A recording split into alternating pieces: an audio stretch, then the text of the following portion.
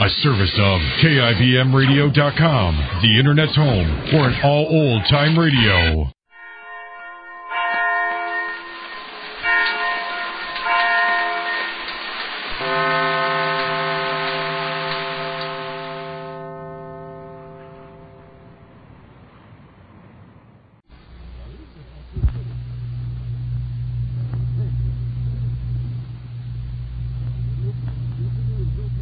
Now, the life of Mary Sothern.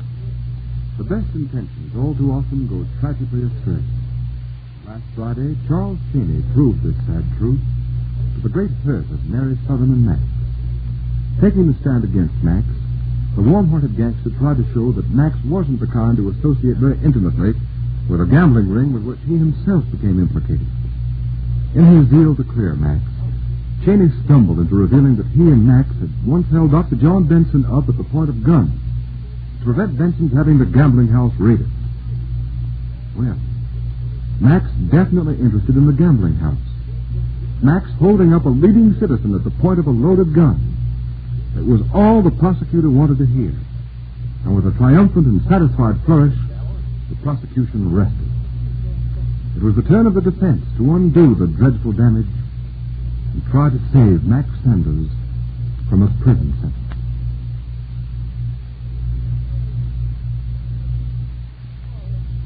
Recess has been called, and the courtroom is empty, except for Mary, Max, and defense attorney Vienna, huddled in conversation about the trial table. Max, Mr. Vienna, I'm sorry I spoke when I did, but I just couldn't help it.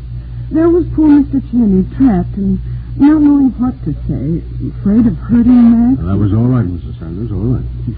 You know, I sure was surprised when you jumped up and yelled at Cheney to tell the truth, though. It was just like in a movie. Well, the district attorney was pressing him so hard about who it was that pointed guns at John. I knew Cheney'd have to blurt it all out sooner or later. And that's why I say you did exactly the right thing, Mrs. Sanders.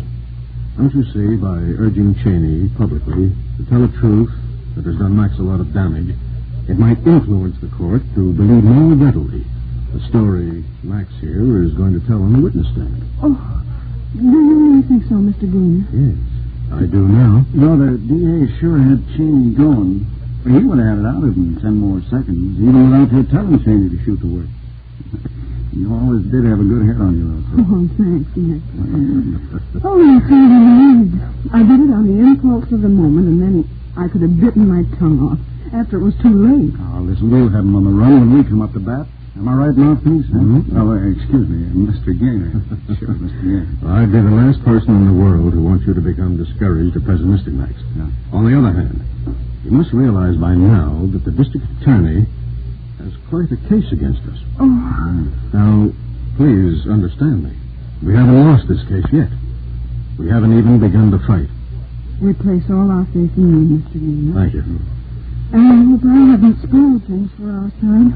Don't let that bother you, Mary. It's nothing to worry about. You played it smart. Perhaps you've noticed I haven't done a lot of cross-examining of the district attorney's witnesses. Except, of course, to attack their credibility. Well, yeah, I noticed that, Mr. Gaynor, but I'm leaving it all up to you. And for which I'm very grateful. That's all right. There was no use in cross-examining Cheney immediately. To begin with, the prosecutor strictly avoided asking him certain questions because he knew that Cheney had an unsavory record himself. Mm-hmm. Now, if he didn't examine Cheney in that respect, I couldn't cross-examine there. Mm-hmm. You notice that he closed his case immediately after he got the incriminating testimony out of Cheney? Yeah, boy, he pounced on him like a wolf and then shut up like a clam.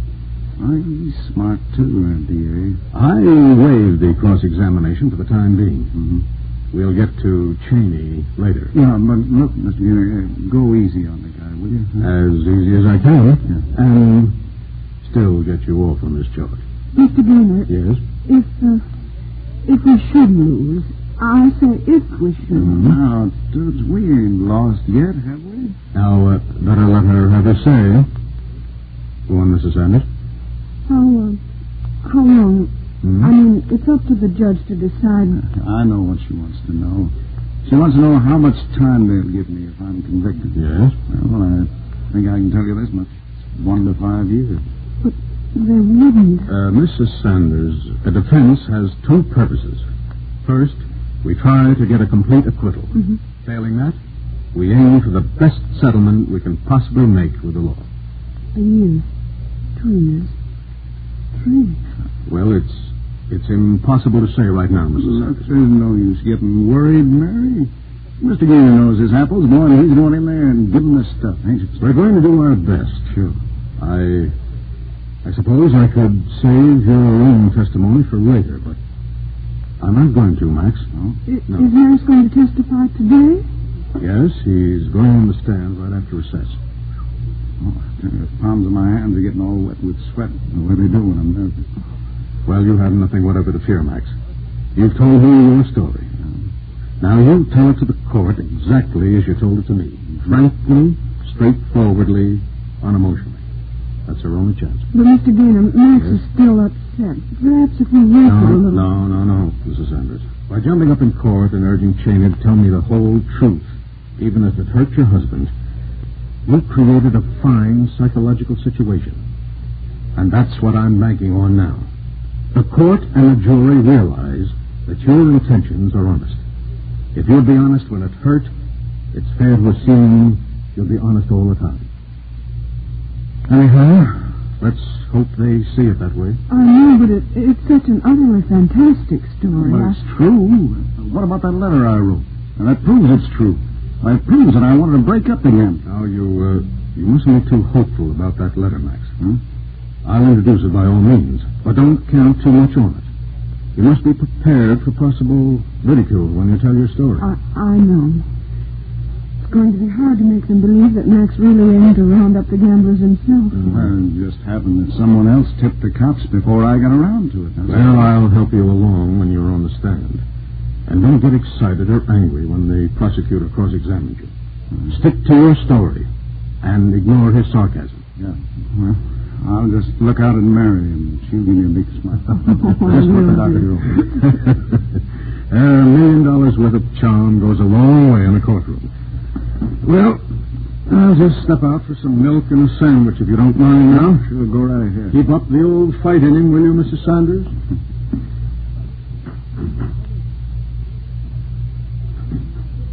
Max, Yeah, he is a good lawyer. Mm-hmm. So they say. He's one of the top notchers in these parts.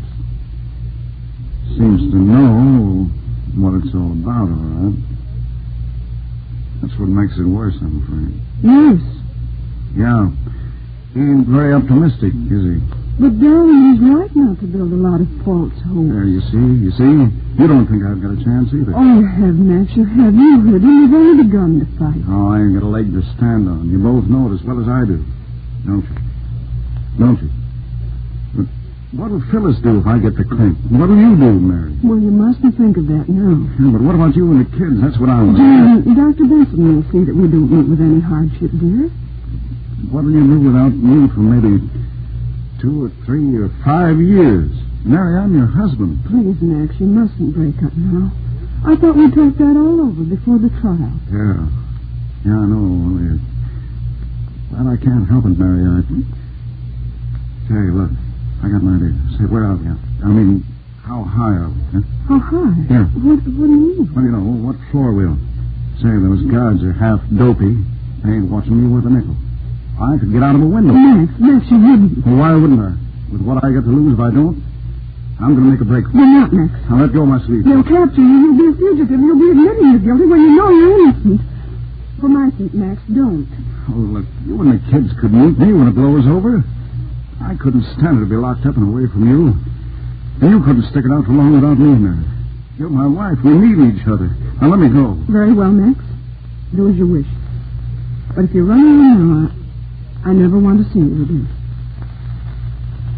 Toots. You mean you... I mean it, Max. I don't want to be ashamed of the man I love. I'd rather not have him. Okay, Toots. Okay. You win. Well, let's just sit and wait. Holding hands, huh? Like a couple of lovers in the park. Or anyhow, Max, like a couple of lovers.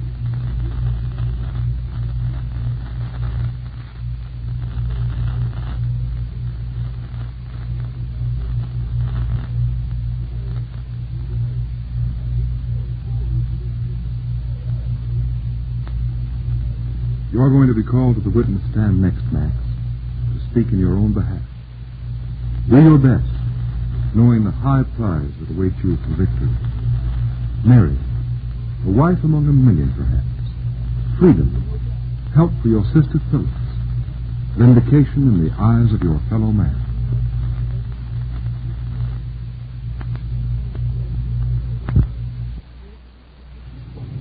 $2.21.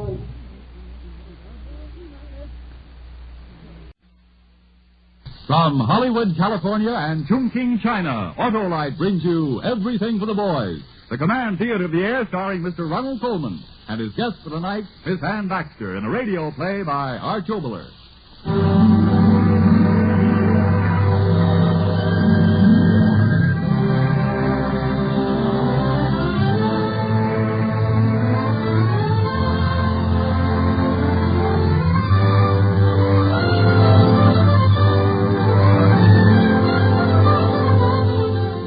Everything for the Boys is presented by the Electric Autolite Company and its 22 great manufacturing plants. Builders of precision equipment for 35 years. World famous for Autolite spark plugs, batteries, wire, cables, and electrical systems for automotive, aviation, and marine use. Your host, Mr. Ronald Colman.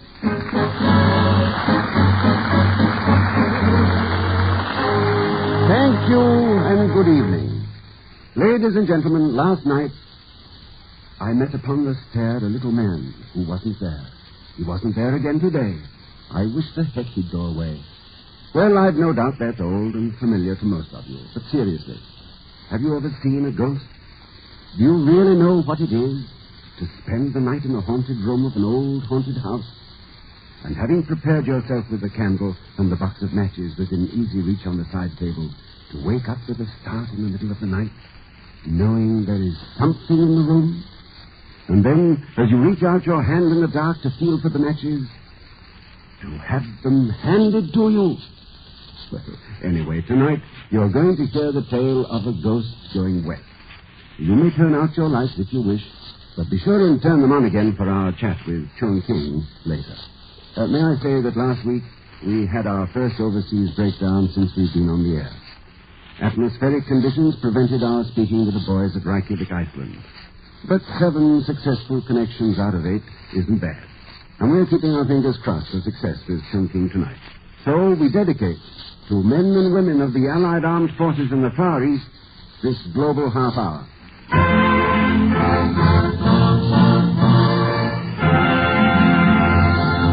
First, a word about a bomber. From a base in Italy, the plane Marjorie Carling is taking off to bomb Hitler's Germany. Who is Marjorie Carling? Well, she's an inspector in the Autolite Aviation Products plant in Toledo, Ohio.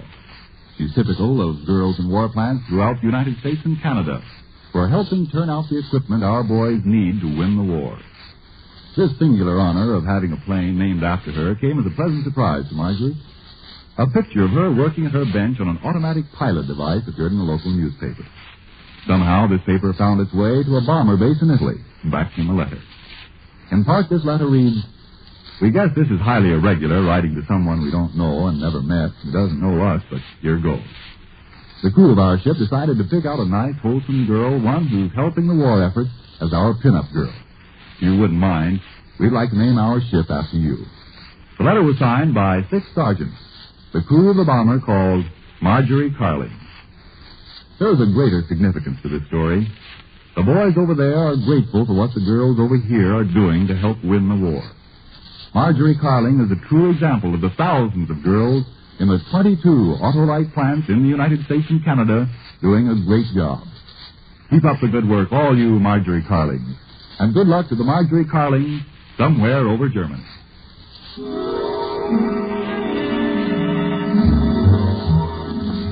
I am a ghost.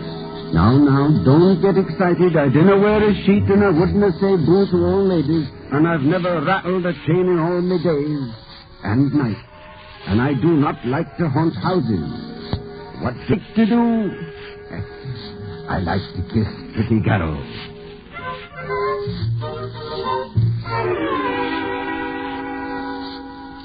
We bring you the story of The Ghost Goes West, a radio play written and directed by Arch Oboler, based on the story by Erie Cowan and Robert Sherwood. The original musical score is by Gordon Jenkins. The players, Ronald Coleman and Ann Baxter. Folks with bad sense call me the Glowry Ghost, but my real name was Murdoch Glowry. The reason I'm a ghost is that I made a wee mistake. What do you mean? A wee mistake is comp? That was my father. He's way up in heaven. I'm in limbo, which is halfway between heaven and earth. It's all because of that wee mistake I made. The hated enemy of our family was the clan of McLagan. I was the last of the clan of Glowry. There was a fight, and I lost. Tell them why you lost. I didn't have my sword with me. Tell them why you lost. I was busy kissing a girl.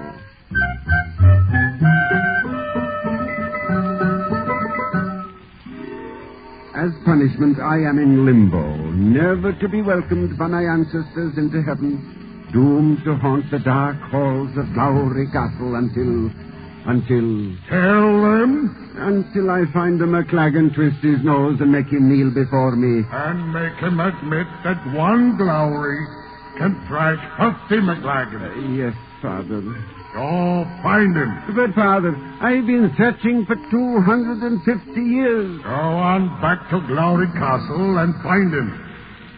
And stay away from the gallows. Aye, Father.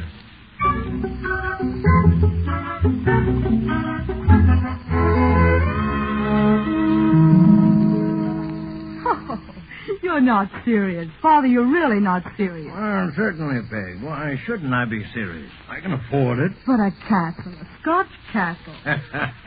Picture my competitors, particularly a certain Mr. Biglow, when I come back home with a genuine antique castle, no less. Well, I'm a self-made man. Why shouldn't I... Uh-oh. Here comes the owner. What was his name? I can't remember. Donald Glowry. Oh, yeah. Hello there, Mr. Glowry. Well, here we are back again. How do you do, Mr. Porgy? Miss Porgy. I was hoping you'd come back. And here we are, already with an offer. Mr. Glowry, I'm willing to buy this castle of yours, lock, stock, and portcullis. Buy it? Oh, certainly. You're broke. Father. Well, it's true. When you run 500 chain stores the way I do, you got to face facts. Well, come on, speak up. 25,000 cash for Glowry Castle. Take it or leave it. Oh, you're right. I am deeply in debt. I have no choice but to take it. Oh, great. Now, one thing. Is this castle by any chance haunted? Haunted? Father means you have a family ghost. Yes, Mrs. Porgy, she's back in New York. She'd never consent to a haunted castle. Well, how about a young man? Any ghosts or any such tommy rot?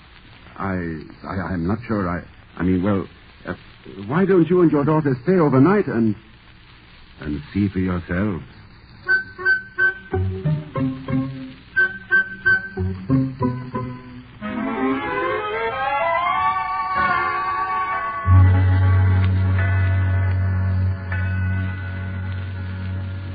Is that midnight? Yes, I think it is. Well, I ought to be going in. Oh, no, please. I mean, won't you stay out here and talk to me just a little while longer? Why? Well, you're very interesting. Thank you, Mr. Glowry. But this hallway is drafty, and I am tired, so... Good night. Good night. Miss Porgy. Yes, Mr. Glowry? I just want to say that I hope you sleep well. Thank you. Good night. I didn't know there was that shy man left in the world, Mr. Glowry. Yes? Yes, Mr. Glowry, what? Oh, Donald, you're in tilt. How in the world did you change over so fast? I am not Donald. I am a ghost. What did you say? I am the famous ghost of Glowry Castle. Now, girl, you're supposed to be frightened. You're crazy. Only about one thing. And what's that? A bony lassie with a wee bit button of a nose. Well, no. I thought you were shy. Shy? And what does that mean? Asking riddles, Mr. Glowry? Aye, that's a thought. Now, I've a riddle you must answer before I spell out the word killy-cranky. And if I don't? You pay a forfeit. Oh. Here we go. What is the difference between a thistle in the heather and a kiss in the dark? K-I-L-L-I... I give up. Give up? You do? Yes. What's the forfeit? A kiss. Oh? And what's the answer to the riddle? Lassie, the forfeit always comes first. Does it? Aye. Oh, lass. Murdoch! Oh. Murdoch Lowry! Oh, lass, did you hear that? Hear what? Murdoch, my son, find the McLagan. On your way. Donald, what's the matter? Donald, where are you going? Donald! Why, he ran away.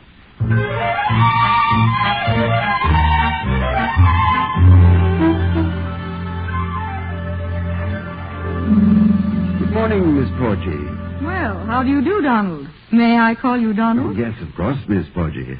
You are crazy. Crazy? But you look wonderful in kilts. Kilts? When was I in kilts? Last night. Was he... you mean after you went to bed?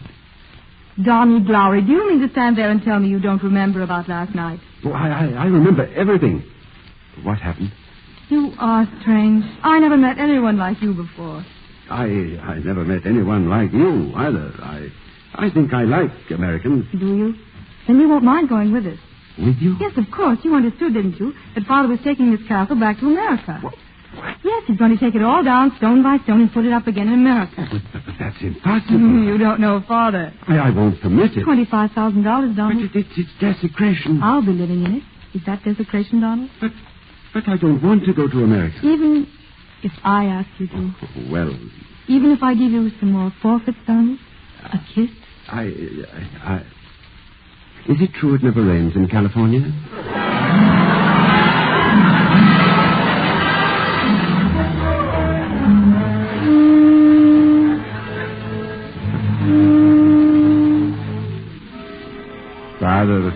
Father, this is Murdoch. What is this strange place? Where am I? Murdoch, my son, you're on board ship on your way to America. But I didn't want to go to America. I didn't want to become a confounded colonist. You must go, my son. You must go with the old Glowry Castle, which you dishonored. You must walk the castle halls, my son, even in America. Oh, Father.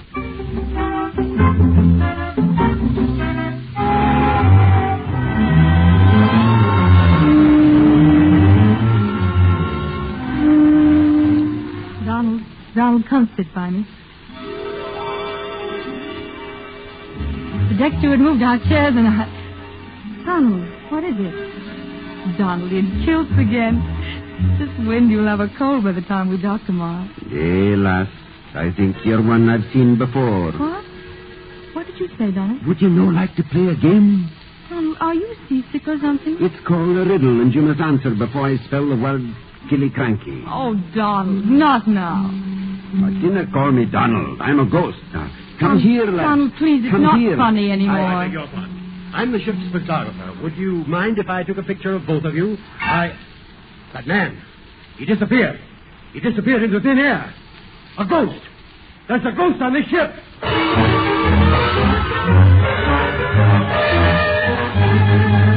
A ghost, I tell you. I saw him myself. He was in the ballroom. On the boat deck. The captain's table. A ghost.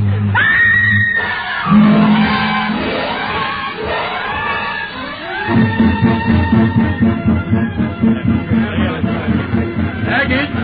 Don't forget to check your room baggage before you leave the ship. I tell you, I won't have your blasted castle. Ghosts are something I don't want to have any part of. All right, Mr. Porgy. Ship it all back, every cussed stone, and you can go back with them. I won't give you 1 cent. Oh, but I can't go back. There's Peggy. You heard me. Back you go, right away. Oh, Donald, I've been looking for you. New York. Isn't the skyline wonderful? Donald, it's a whole new world and a whole new life for you. Isn't it wonderful? Wonderful.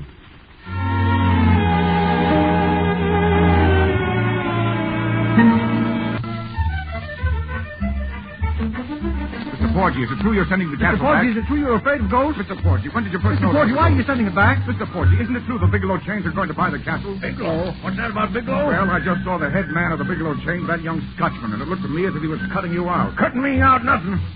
Put this in your printing press. The Glowery Ghost is going to work for the Georgie Porgy Grocers exclusive.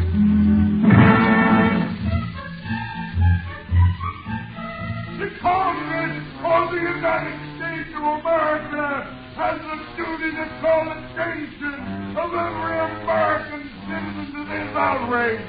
The import of ghosts into our progressive country to allow spirits to pervade the free air of the United States.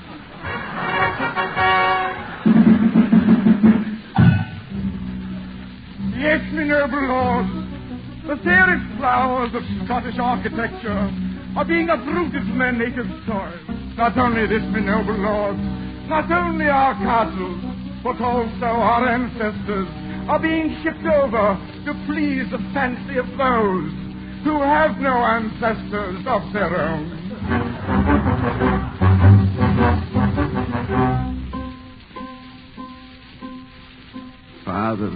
Father, it's Murdoch.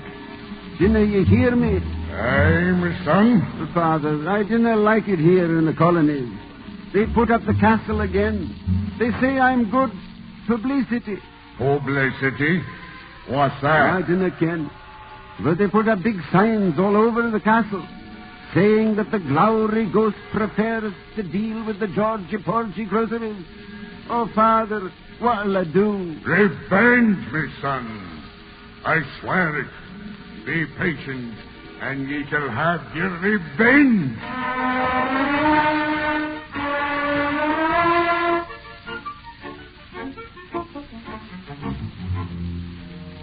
Now then, Donald, are you sure you have it all right? Oh, Mr. Porgy, I don't like this at all. Oh, please, Donald, if not for my sake, do it for Peggy. You see, she thinks you left town, so tonight at that dinner with all those reporters and Bigelow there, if you appear in your skirts...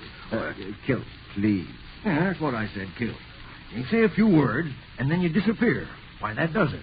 Huh. Bigelow will have to stop his lying campaign against me, saying there is no ghost. Oh, please, Donald, please. This isn't just me, Peggy's father, talking. It's the Georgie Porgy Grocery. 10,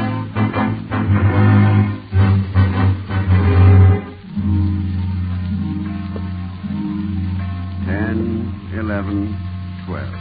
Well, I promised, so I might as well go down and do my ghosting.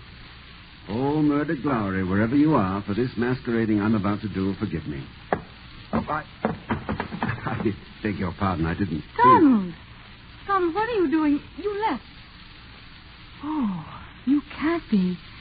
You're the other Murdoch. Oh. Lassie, aren't you afraid of me? Oh, why should I be? We've met before, remember? Yes, Peggy, I remember. That's the first time you called me by my name. It sounded almost like Donald. Would you rather Donald was here? He's gone.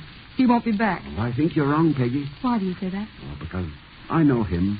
He's one of those stupid men who loves a girl and doesn't know how to tell her. If he loved me, he wouldn't have gone away without talking to me. If he were here, what would you say to him? I'd say it for him. That I love him. Oh, you'll be back, Peggy. I promise it. When? When, Murdoch? Later. Just a wee bit later. Goodbye. I've an important engagement below.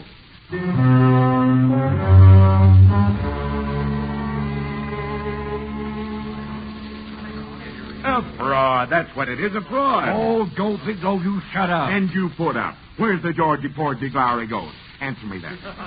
Now, wait. The ghost will be here. He just... Look. There he comes now. Is it a ghost? No, I'm no ghost. It's Donald Glowery. Donald, I thought you promised me that you... Hurry, Mr. Porgy. I think the clan of Glowerys have just about enough. Oh, Donald. Ladies and gentlemen, please listen to me. As the ghost's only living descendant, I think I might as well tell you the farce is over. There'll be no Phantom tonight. I knew it. Georgie Porter, you might as well take off that glowery tartan costume you're wearing. By the time these reporters get through with you, you'll wish you'd never even seen Scotland. Mr. Bigelow, wait. Well, what is it, young man? That tartan you're wearing. I've a right to it. I'm a real Scotchman. In fact, I belong to a better clan than you do. But Bigelow, there's no clan called Bigelow. Who said there was? This tartan belongs to the clan of my mother's ancestors, of which I am the last representative. It's the tartan of the distinguished clan of McLagan. Did you say McLagan? Aye, McLagan. And what of it? What of it? Murdoch. Ancestor Murdoch, did you hear the man? He's from the clan McLagan. What is this? What's this all about? Oh, Murdoch, you've come. The ghost! It's the ghost! Let go of me! Let go of me! Murdoch, I've got him for you. Here he is. Oh, let go of me! Thank you, relative. Down on your knees, McLagan. Oh, don't hurt me. Don't hurt me. Ow! My nose. Stop twisting my nose. I will. When you say that one Lowry can thrash 50 McLagan. What did you say, sir? Say it. Repeat after me. One Lowry. One Lowry. Can thrash 50 McLagan. Can thrash 50 McLagan. Now, touch your nose to the floor. No. Father, look. He's doing it. Father, look. Aye, my son. I see it. Come to heaven. All is forgiven.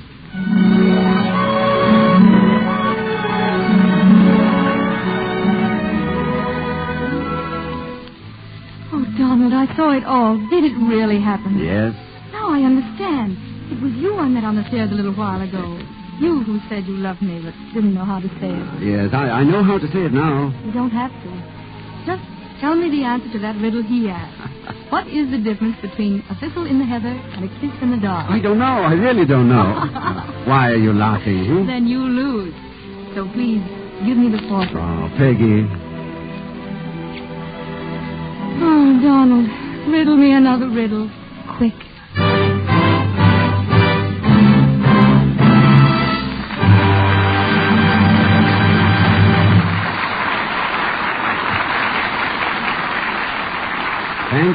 Thank you, ladies and gentlemen.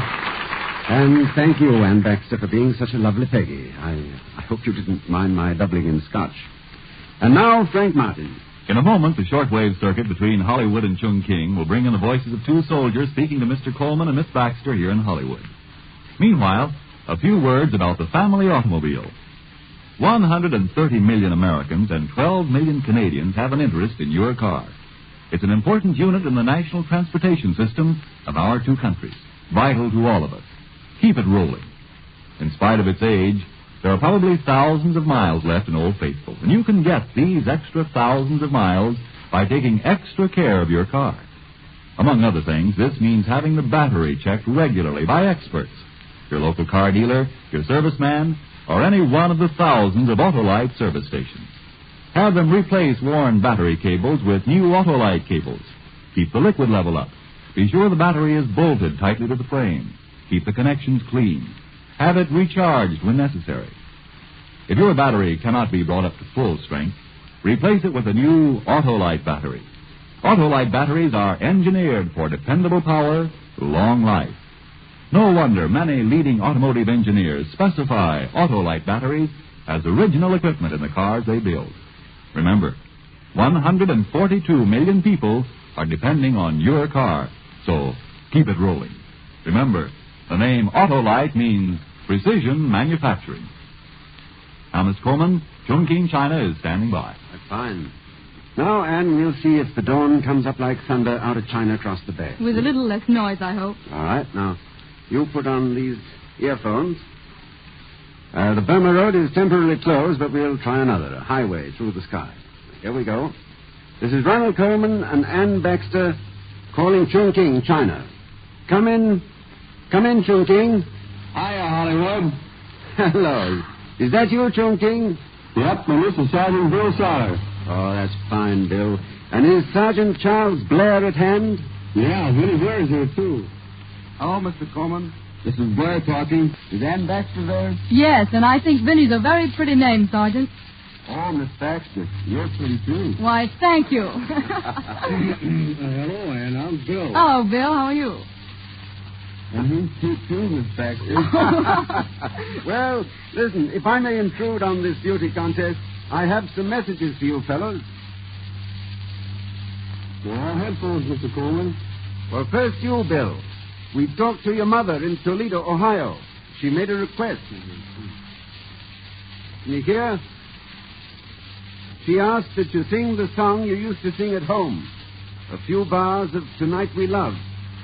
Oh, gosh. Oh, no. Now, go ahead, Bill. This will make history. Ladies and gentlemen, for the first time in the record of man, an American sergeant in Chongqing, China, will sing Tonight We Love to his mother in Toledo, Ohio, accompanied by Gordon Jenkins in Hollywood. Well, since you put it that way. Go ahead, Bill. We're all listening. Okay, you answer.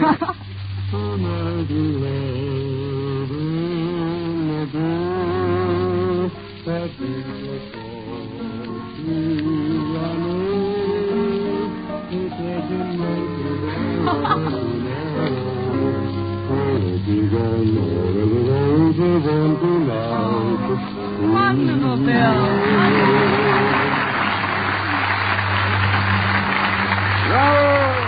Wonderful. Oh, it's wonderful, Bill. Bill, I suppose you know your mother is working as a Navy Inspector of Engineering Materials. Well, your sister has just taken up nurse's training. I know about Mom, but that's swell news about Lucille. It certainly is. You know, we all know the need for nurses grows larger every day, and we're all proud of Lucille for taking up nurse's training. And you, Vinny, your mother, sister, and younger brothers are in good health. And your brother Ralph is with the Army in the Aleutians. Great. With me in China and him up there, the brothers Blair will put on the old squeeze play and meet in Tokyo. That's a date. The Blair brothers in Tokyo. Vinny, you're a radio operator now, but weren't you a short order cook in Janesville, Wisconsin before the war? Gosh, did you have to tell the world? Well, just to recapture a little of the unrationed part, I thought I might order a meal from you. Anne, will you be the waitress? Okay. What are you having, sir? The theme is a gastronomic emporium, or, if you will, a beanery. Waitress, I think I'll have 2 scrambled eggs on toast. Adam and Eve on a raft. Wreck 'em.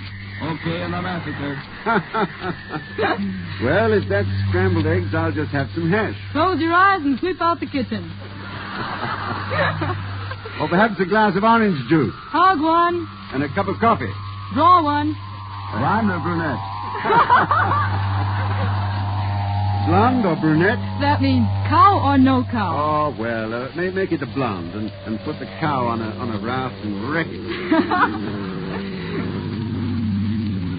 Well, I must admit, as an amateur student of languages, this offers me a subject for further research.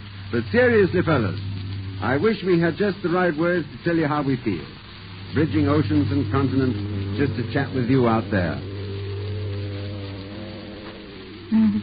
Well, you can imagine how we feel. Everything from home is mighty important to us. Yeah. Like the letters. You have no idea, Mr. Coleman. Oh, yes, I have some idea, Bill. I know what all the boys say everywhere. Write letters.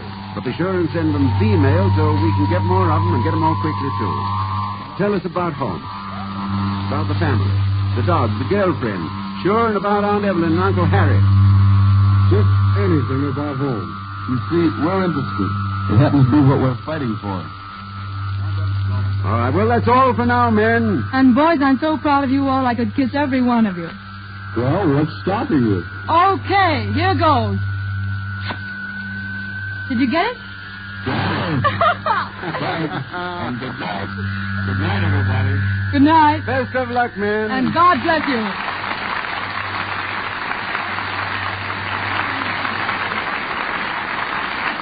Ladies and gentlemen, the circuit between Hollywood and Chongqing is broken.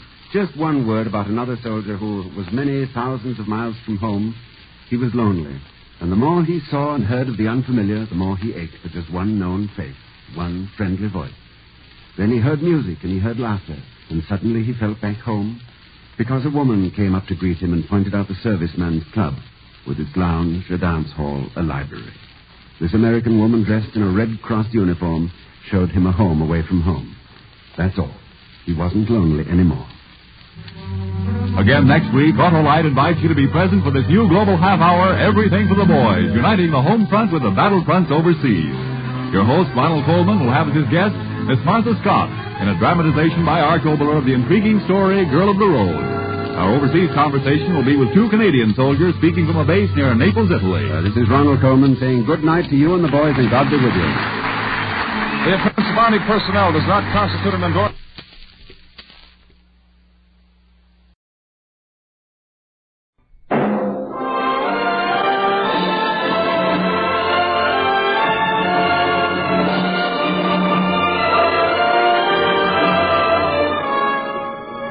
I have flown. I have sailed. I have moved about this world of ours, and ever in search of the finest of its kind, we bring you the tops in spine chillers.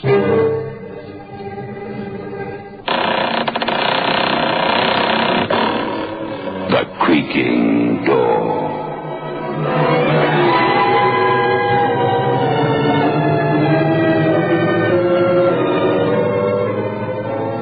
The manufacturers of State Express 3-5 Filter King cigarettes take pleasure in presenting The Creaking Door.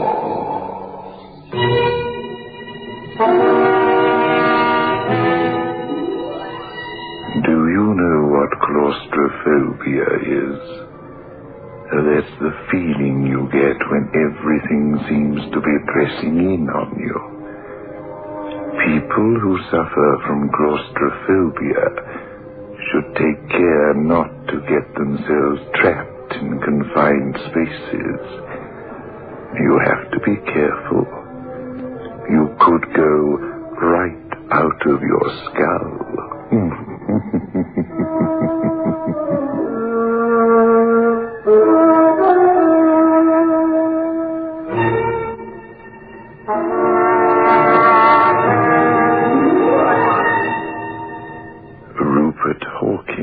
Suffered from claustrophobia.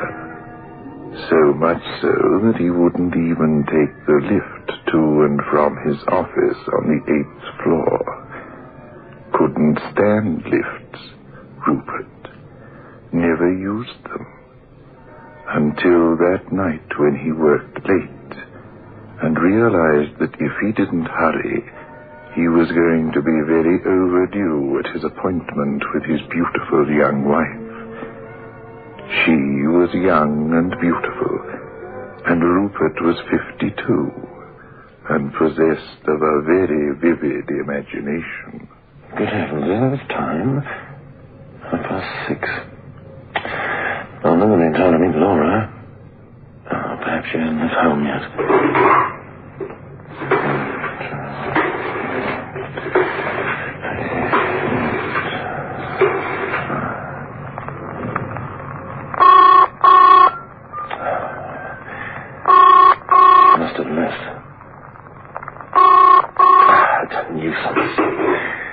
I'd better rush. He doesn't like to be kept waiting.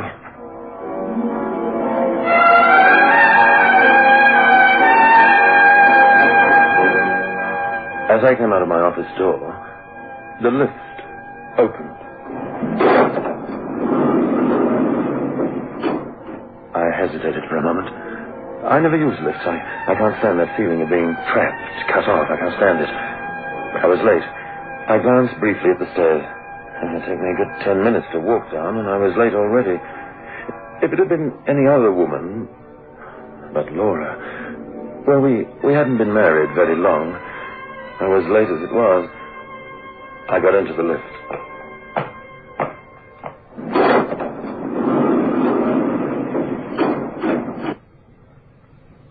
As the doors closed, I experienced that sickening, trapped feeling which I knew so well. I put it down. I swallowed a couple of times.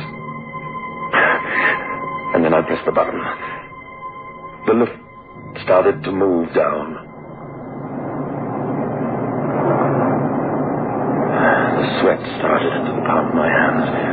I know that I was licking my lips nervously, and I watched the little light flicker on and off, ticking off the floors as the lift descended.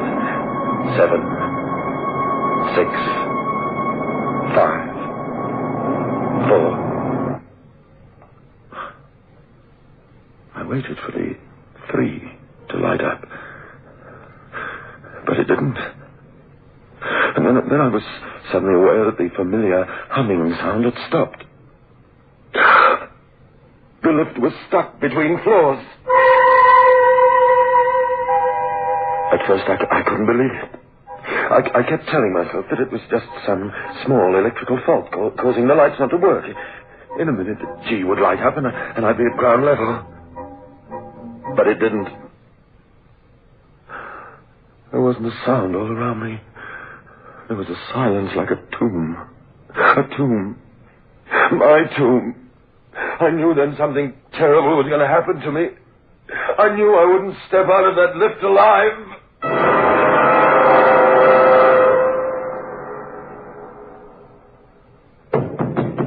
Hello? Hello, can you hear me? Can anybody hear me? I'm stuck in the lift. Help me! Please help me! No good. Have I gone home? I'm alone here. There won't be anyone here till morning. 12 hours. I can't stay here for 12 hours. I'm not there. Help me! Help me! For heaven's sake, somebody! Help me! Please help me!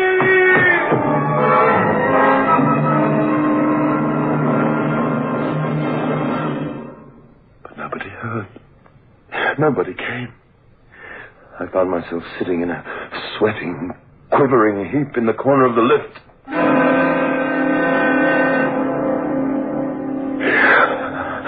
can't. I'll die. I'll die. The button. The alarm button. Yes, there's a button. These things have a button to press. It rings a bell in the caretaker's flat. Try it. All I have to do is to press the button. Here we are. Alarm button.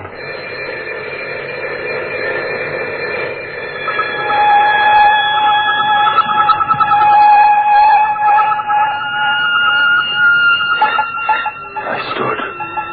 I forced myself to stand shaking like a jelly and waiting for somebody to answer. I don't know if I expected somebody to answer immediately, but they didn't. Nothing happened. Nobody had heard me.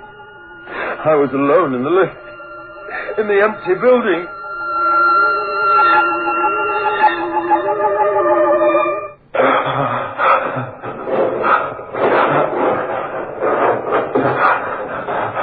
A trapdoor. There must be a trapdoor somewhere. There must be a way to get out of this thing. It must be in the roof.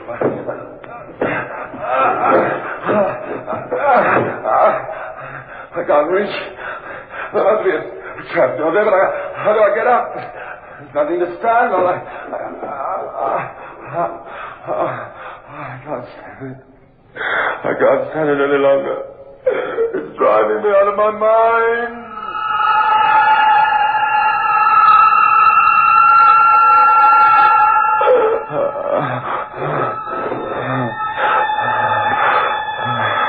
I sank back onto the floor of the lift again. I was bathed in perspiration. The sweat ran down into my eyes. It was terrifying. And that's when I started to hear things. My mind must have given up the unequal struggle. It must have cracked. I started to hear things. Hurry up, darling. We're going to be awfully late. Laura. It's Laura. Of course it's me, darling. Who else did you expect in your mind? I am in your mind, aren't you? I think about you all the time, Laura. You know that. I love you. Well, hurry up. I'm waiting for you. I've been here since 6:15. Well, I'm sorry. I'm sorry, but you can see I'm stuck in the lift. Oh, do something, Laura. Get help. How can I? I'm here with you, aren't I? What? In your mind, inside your head. I'm here. I can't get help. I'm imagining things. I must be imagining things. How can I hear her voice? Well, if you're not coming, I'll go and meet Arthur. He's always pleased to see me. He wouldn't keep me waiting. But it's not my fault. I didn't mean to keep you waiting. I worked late, and then the lift stuck. Hello, Arthur, darling. Listen. Hello, Laura. You're looking beautiful. I'm glad you think so. My husband doesn't seem to know. I do, Laura. I do notice. Well, there's no fool like an old fool. And he is old, isn't he? Old? Much too old for you. Age doesn't matter. I should never have married him. But I did, and now I'm trapped, just like he is, in that lift. Is he trapped in a lift? Yes. Hello, Rupert, old boy. Considerate of you to keep out of the way while I make love to your wife. Oh, Arthur, darling. Stop it. What are you doing? Stop it. Leave her alone. She's my wife. She loves me.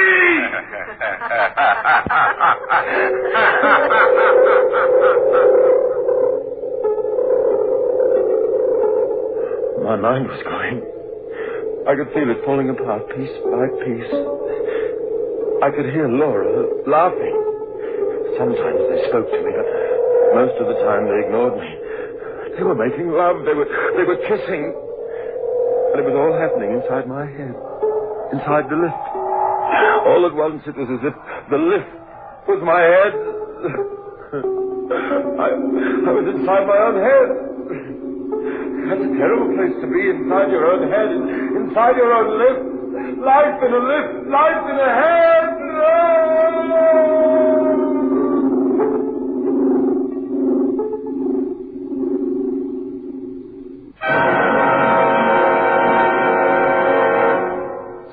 So you see, Arthur, if we keep him in the lift long enough, he'll die. He can't stand to be cooped up, you know. He'll die. Who believed that he died? Right. I wouldn't. But the police will. They're stupid. I won't die. Do you hear? You can't kill me as easily as that. I'm frightened, but I won't die. Does go on, doesn't he? How on earth did you manage to stay married to him for so long? It wasn't really so long. It just seemed that way. It was only 6 long, weary months. Well, now, we're just about rid of him. There's nothing to stop him. He'll die. Then there'll be nothing to stop us from getting married. Yes, and we'll have all his money. You and I are just the two of us. You won't get away with this. You can't kill me. I'm not frightened of this anymore. I'll see you two in jail for attempted murder. You did it, you two. I'll see you in jail for it. Don't be silly. We can't go inside jail because we're inside your head. My head? And we're here to stay as long as you live, which won't be very long. No, it won't be long at all. Because any moment now, you'll just drop dead of fright. I won't. I won't. I won't.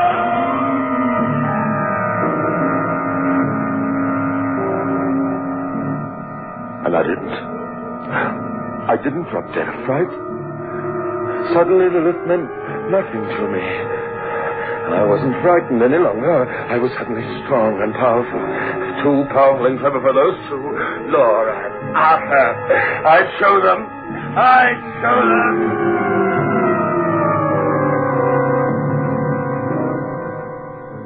I won't be the one to drop dead of fright. It'll be you who drop dead, Laura. I'll kill you. I'm not here. Look around you. I'm not here. I'm in your silly head. If I don't make sense, that means that you're going mad because you're putting the words into my mouth. You're imprisoning me. That won't work, Laura. I know now. I've always been frightened of lifts. I knew that I was frightened, but I never knew why. But now I know. I knew subconsciously. I knew that something strange was going to happen to me one day in the lift. And it has. Oh, I'm not scared anymore. I'm not frightened. Because I know that being shut in this lift has done something to me. It's elevated me. It's like a saint, a monk in his little cell.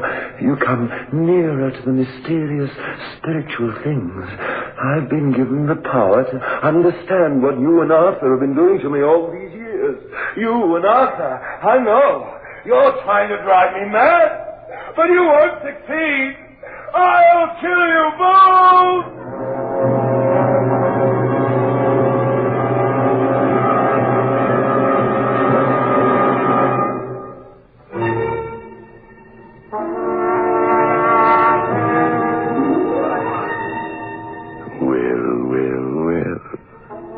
That's one for the book, isn't it? Poor Rupert, trapped in a lift with no one there. And he's going to kill them both. Both the nobodies who are only in his mind, I mean. Fascinating, isn't it? I can't wait to find out who is going to kill who. I'm gonna kill you! Do you hear? Do you hear? They're gone. I scared them away. They're cowards, both of them. They can't stand up to a determined man. Laura, Arthur, they've gone, they've gone.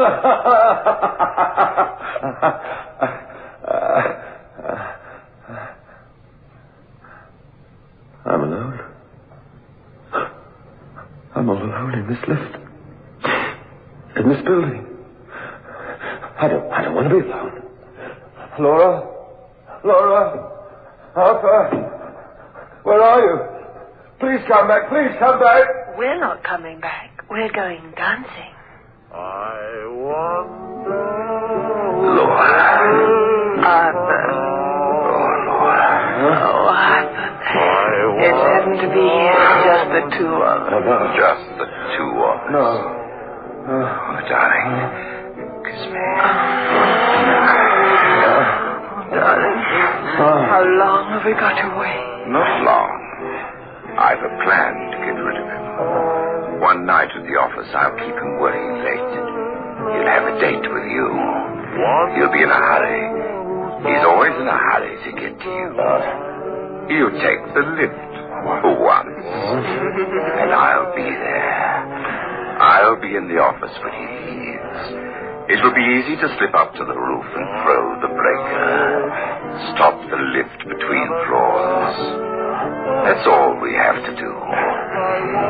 You know what he's like. What a marvelous idea, darling. He wouldn't be able to stand it. He'd go quite out of his mind. If the shock doesn't kill him altogether. And even if it doesn't kill him, it doesn't matter very much. A mad husband is in many ways better than a dead husband, isn't he? I can hear you. You two, I can hear. You won't get away with it, you won't. I've got noises in my head, Arthur. So have I.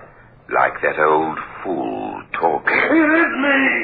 I know everything, you fool. I know everything. I've heard your silly plans. They won't work. I won't get into the lift.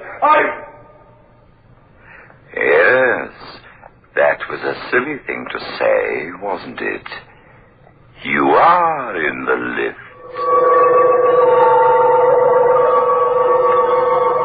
I was mad. I must be. I was losing all sense of time. I didn't know whether I was alone in the lift or if those two were... Arthur. I never suspected him. Yes, I had. I remembered all the times I'd seen him looking at Laura with that look in his eyes. They had been lovers for a long time, since long before we got married, those two had been making a fool of me.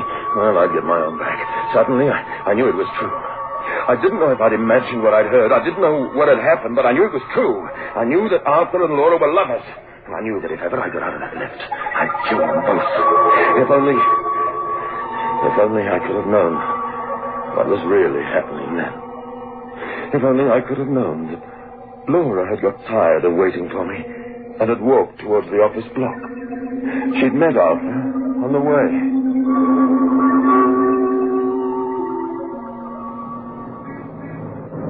Arthur! Oh, hello, Laura. Have you seen Rupert? He was supposed to meet me half an hour ago. Well, he was still there when I left the office. I thought he was going to work late. Well, he must have forgotten that he was supposed to meet me. He's not at the office, so I phoned. There was no answer. Funny. What could have happened to him? The lift. Perhaps he got stuck in the lift. But he never takes the lift, does he? If you're right, if that has happened, he'll go out of his mind. Oh, quick, Arthur, let's hurry. I couldn't stand it if anything happened to him.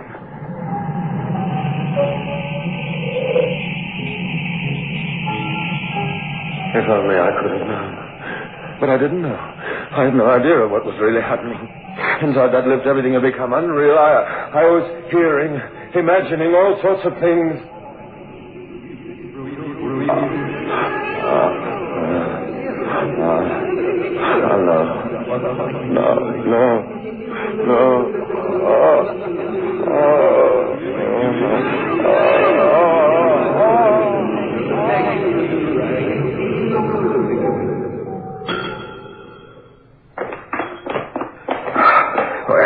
Yes, it must be stuck between the third and fourth floors. It's not here, you see. What could it be? I don't know, but if you like, I'll go up to the roof and have a look. Perhaps it's just a fuse or something. All right.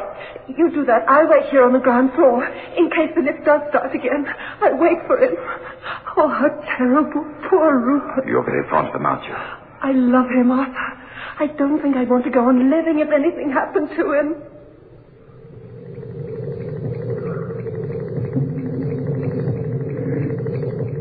But I didn't know. I didn't know anything of what was really going on. I was locked in my own little world. My own little world of madness. Inside that lift. Inside that lift. Inside my head. All around me was madness and horror and shivering unreality.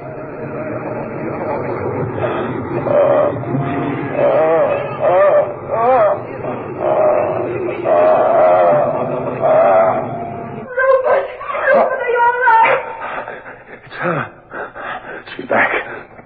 But she's outside this time. She's outside. And she and that fancy man of hers have come to laugh. But I'll beat them yet. I left Laura on the ground floor and went racing up to the caretaker's flat. He was in. Stuck in the lift? What are you talking about? Oh, don't just stand there, man. I tell you the lift is stuck between the third and fourth floors.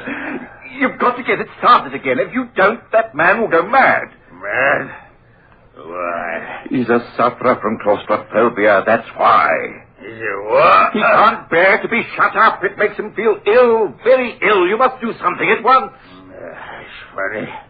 I never heard the alarm bell. I'll have a look right away.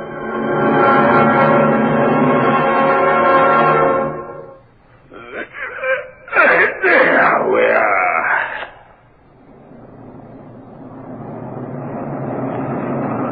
They say the bloke gets ill. Well, will he be all right when the lift gets to the ground floor?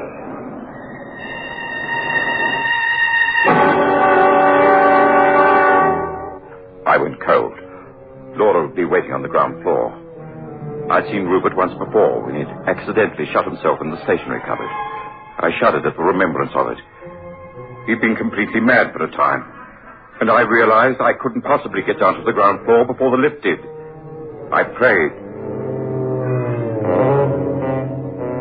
I prayed. I begged. I pleaded. I huddled on the floor of the lift in a cringing, blubbering, shivering mass.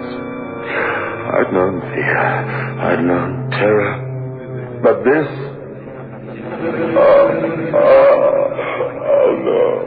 Oh, no. Help me.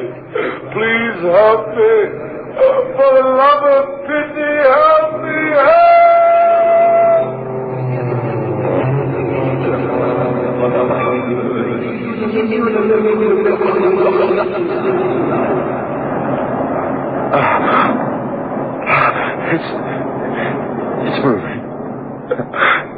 moving. It started again.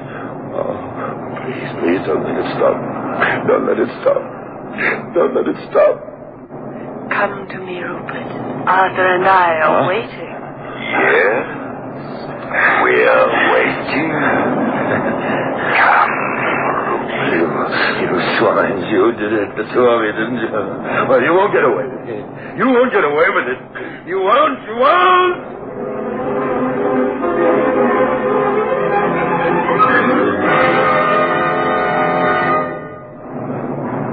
Thank heaven, here he comes. Oh, poor Rupert. Poor Rupert. You little. You did it. You and Arthur. Darling, my poor darling. You murderous swine. You and that boyfriend. For you won't live to enjoy it. I'll kill you. What's the matter? What?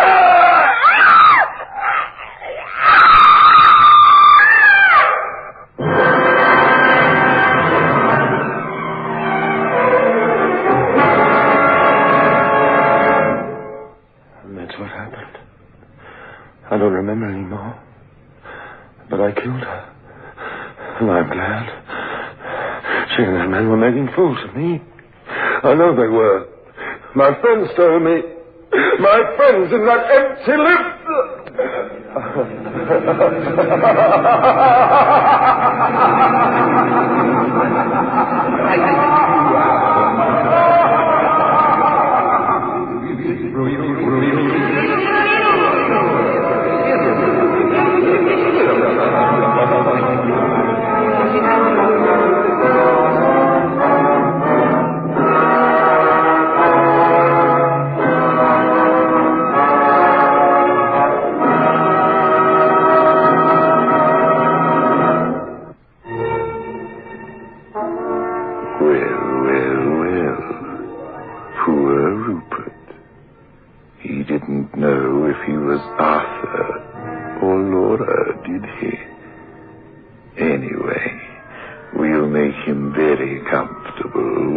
finally takes the lift down here. Right down. Behind the creaking door.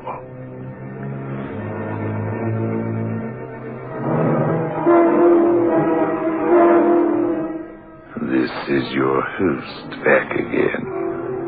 Just a reminder of our rendezvous next week. Where are we going? Through the creaking door, of course.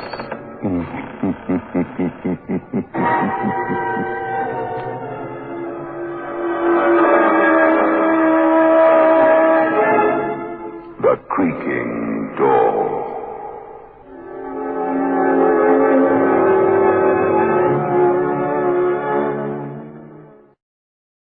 The Signal Oil Program, The Whistler.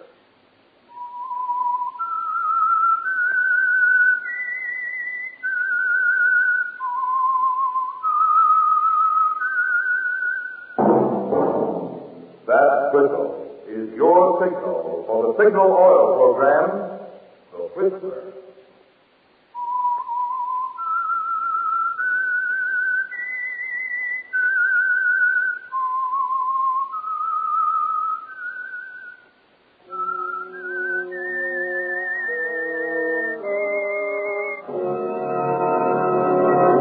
I am the Whistler, and I know many things, for I walk by night. I know many strange tales hidden in the hearts of men and women who have stepped into the shadows. Yes, I know the nameless terrors of which they dare not speak. Yes, friends, it's time for the Signal Oil Program, The Whistler. Rated tops in popularity for a longer period of time than any other West Coast program in radio history. And Signal gasoline is tops, too, tops in quality. It takes extra quality, you know, to give you extra mileage. And Signal is the famous Go Farther gasoline. So look for the Signal circle sign in yellow and black that identifies friendly dealer-owned Signal stations from Canada to Mexico. And now the Whistler's strange story. The Lovely Look.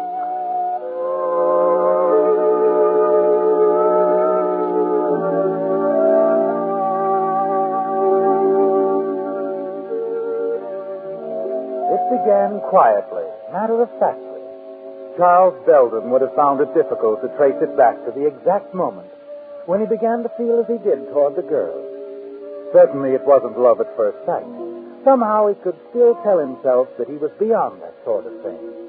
That as a respectable married man and the competent manager of the London importing firm, founded by his wife's father, he'd accomplished a certain reputation. But he did remember the first time they met, some of the words they spoke, the way she looked at him. It was a Sunday morning, cold, unpleasant, the familiar half fog shrouding the house. He'd gone outside, he didn't know why, to sniff the damp sea air and speculate on the weather. Or perhaps because there was as much companionship in loneliness as in listening to Helen. After 9 years, Helen was so very predictable. Near the front gate, the fog parted momentarily, drew back like a soft gray curtain, and there she was.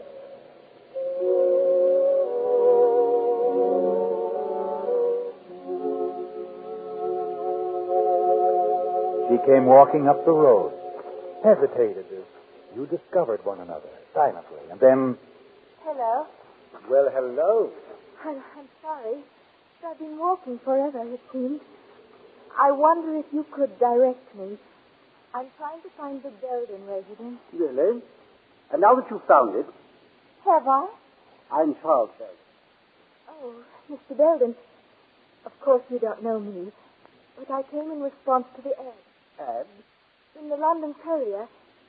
Perhaps Mrs. Belden placed it. Regarding a housekeeper. Oh, yes. You didn't write her, talk to her on the telephone? No. No, I thought it best to meet her, talk to her in person. I understand you've a problem because of the distance. Quite a problem, yes. Matter of fact, we haven't been able to persuade anyone to stay very long. However, I think it's best that I talk to Mrs. Belden? Yes, that's it. More in her province, you know. Come along. I believe she's back from her morning stroll. A daily ritual with her, you know. Here, I'll take your cake. Oh, you're very kind, Mr. Belden. Not at all.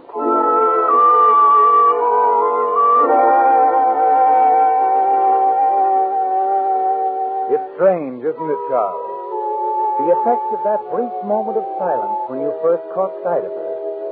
And going toward the house, taking her to see your wife, Helen, there's a vague awakening. A stirring of something inside of you that suggests the beginning and the end of monotony. And a few minutes later, you find yourself oddly interested in the outcome of Helen's questioning. The interview with... I read of your need in the Courier. I'd rather you had written it, Laurie, or called. Does it matter, Helen? It was thoughtless of me, I know. And I should have thought of references, but if you've no one else in mind, I'd be very happy to work for you. We haven't, have we, Helen? No. However, I'd appreciate a few days' trial, Mrs. Belden. And if you didn't think me efficient... What do you say, Helen? I think Laurie's trying to be fair. Of course, it's up to you. Yes. Very well, we'll try it for a week. Oh, thank you, ma'am. And you, Mr. Belden. Not at all. We've waited some time now. A week can't make much difference. Except that you might not like us. Oh, I don't think that's fair. We'll discuss it later, Laurie. Come along, I'll show you where you'll stay. Yes, ma'am.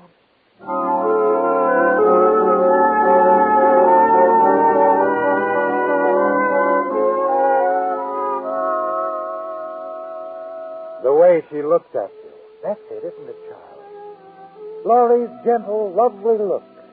It lingers in your mind, fading in and out of focus as you think about it and consider its meaning. Somehow it's more than a grateful glance, Charles. You're certain of it. And it remains with you in the days that follow, in the long drive to London and the dull hours at the office. What have we decided on the shipment of Cloy's name, Mr. Belden? Being held at the Southampton warehouse, you know. Mr. Belden. Yes, Laurie? What's that, Mr. Belden? Oh, sorry, Jameson. What was it now? It's Cloy's that shipment. Oh, yes. Why, I see no reason why we shouldn't accept it. Take care of it, will you, Jameson? I'm going home early today. Oh? Feeling badly, Mr. Belden? Not at all. I feel fine.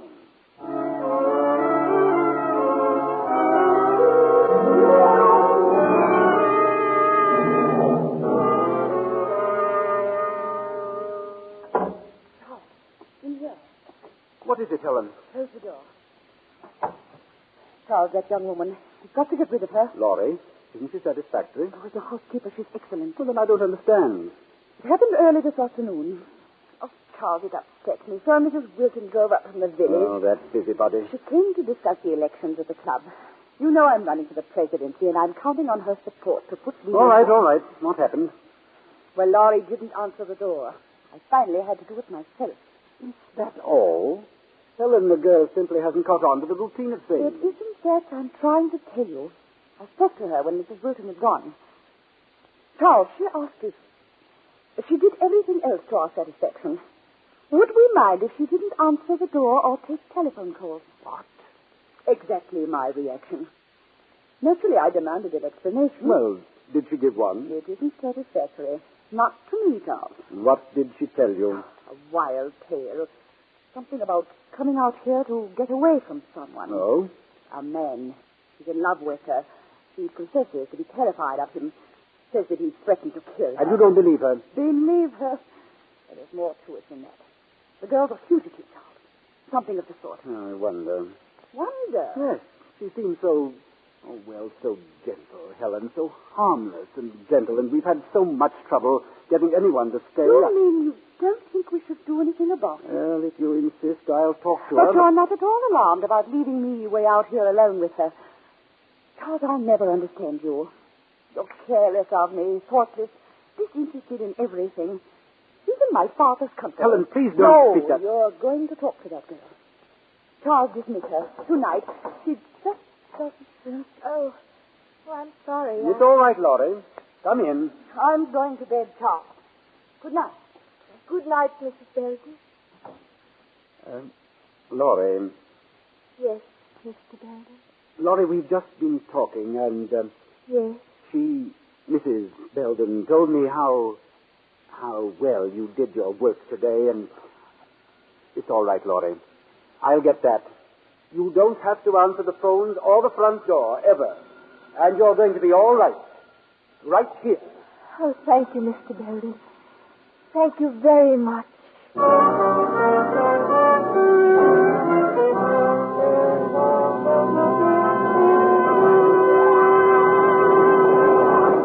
With the prologue of The Lovely Look, the Signal Oil Company brings you another strange tale by The Whistler.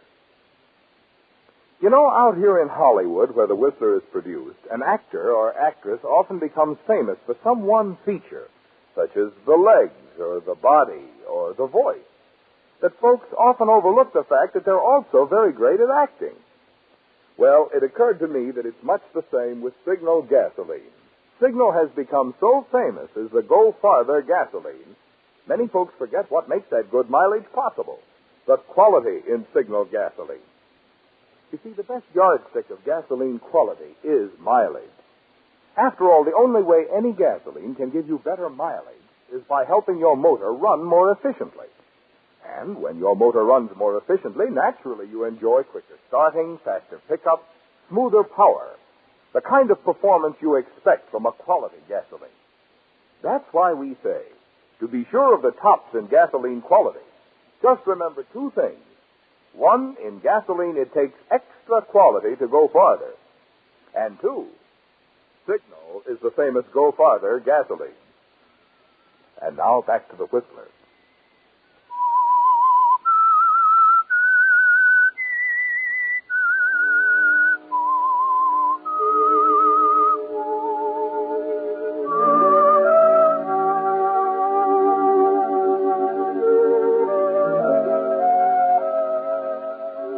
You couldn't dismiss her, could you, Charles? Couldn't carry out Helen's demand. No. Because everything she'd said, all her complaints, demands, were swept away when Laurie looked at you. Her soft eyes wide and pleading, and somehow you found the strength to stand up for her, and later to stand up to Helen, as you knew you must. You said a week, Helen. Surely you can give the girl that much time. I can't understand why you're so interested in a servant, Charles. She's not exactly a servant. She needs help, I tell you. Something or someone to cling to. And since we need her, why not give her a chance? You managed to convince Helen, didn't you? temporarily win her over to your way of thinking, and Laurie stays on. But week after week, the contest between you and Helen is renewed, and her patience is reaching the breaking point. But it doesn't seem to matter, does it? Because you know that Laurie understands. And all the time, the strange, unspoken bond between you is increased. As she attends to your every wish, hangs on every word you say, you wonder how long it will go on, where it will lead. Then the answer finally comes in a phone call to your office. Mrs. Belden calling, sir. Go ahead. Yes, Helen? Charles, I want you to drop around to the employment agency sometime today and see about another housekeeper. Another... Helen, what do you mean? What's the matter with Laurie? I can't stand it any longer. Won't have Laurie around another minute. I've discharged her. What? I'm just not satisfied with this arrangement at all. But, Helen... Really, Charles, I don't care to discuss it any further, nor have I the time. I'm due at the club in half an hour. The elections, you know. Helen, will you listen to me? It's no use, Charles. I've made up my mind. I've told Laurie she can stay just one more week, and that's all. For a moment, you sit there, stunned, and then slowly replace the receiver. And as you sit back, trying to think it out, something Helen has said many times passes through your mind. Can't understand why you're so interested in a servant, Charles. Helen called her a servant. You know now, you've known for many, many weeks that she's far more than that, isn't she? She's everything to you, Charles. And just as she has tried to tell you with every action, every look, you suddenly feel the urge to tell her.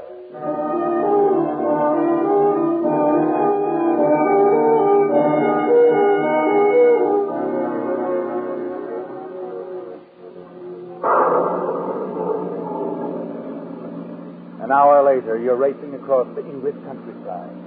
The rain driving against you as the car swerves perilously along the narrow cliff road. Finally, you swing into the driveway, hurry up the steps into the house. Laurie! Laurie! Then you hear it. The movement in the kitchen. You hurry down the hall and catch sight of her. The thunder drowns your voice. She doesn't hear. You move across the kitchen and touch her arm. Gently. Oh, Laurie, I'm sorry. I didn't mean to startle you. Mr. Belden. No, that's quite all right. But still, you helped me to. I always think it might be him. I know. Whatever are you doing home at this hour, Mr. Belden? I didn't expect... Well, I left some important papers in my desk. I had to come back from the office. Oh, in this storm, too. What a shame. Oh, here, let me do that. You'll cut yourself. May I fix some tea for you, Mr. Belden, before I go? Go. You're going out in this weather. Oh, it'll be clearing soon. And this is my day off, you know. Oh, of course. I thought I'd go down to the village. I have some things to buy. Laurie, don't go. What?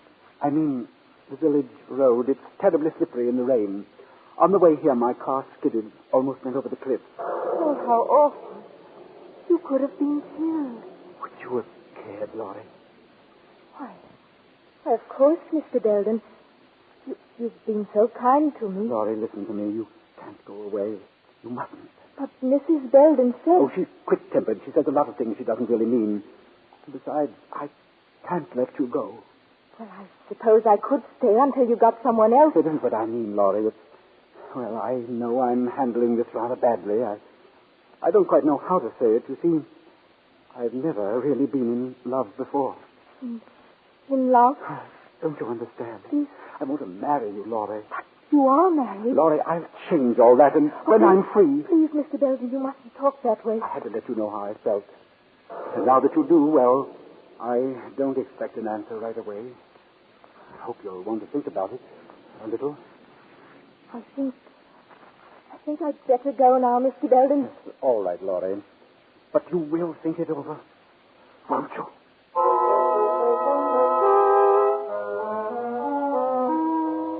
You watch Laurie as she hurries out. Somehow you feel confident that she'll want you to find a way to rid yourself of Helen. But that isn't going to be easy. Divorce is out of the question. Helen would certainly oppose it. And even if she didn't, a divorce would leave you penniless. The importing business, the house, everything belongs to Helen.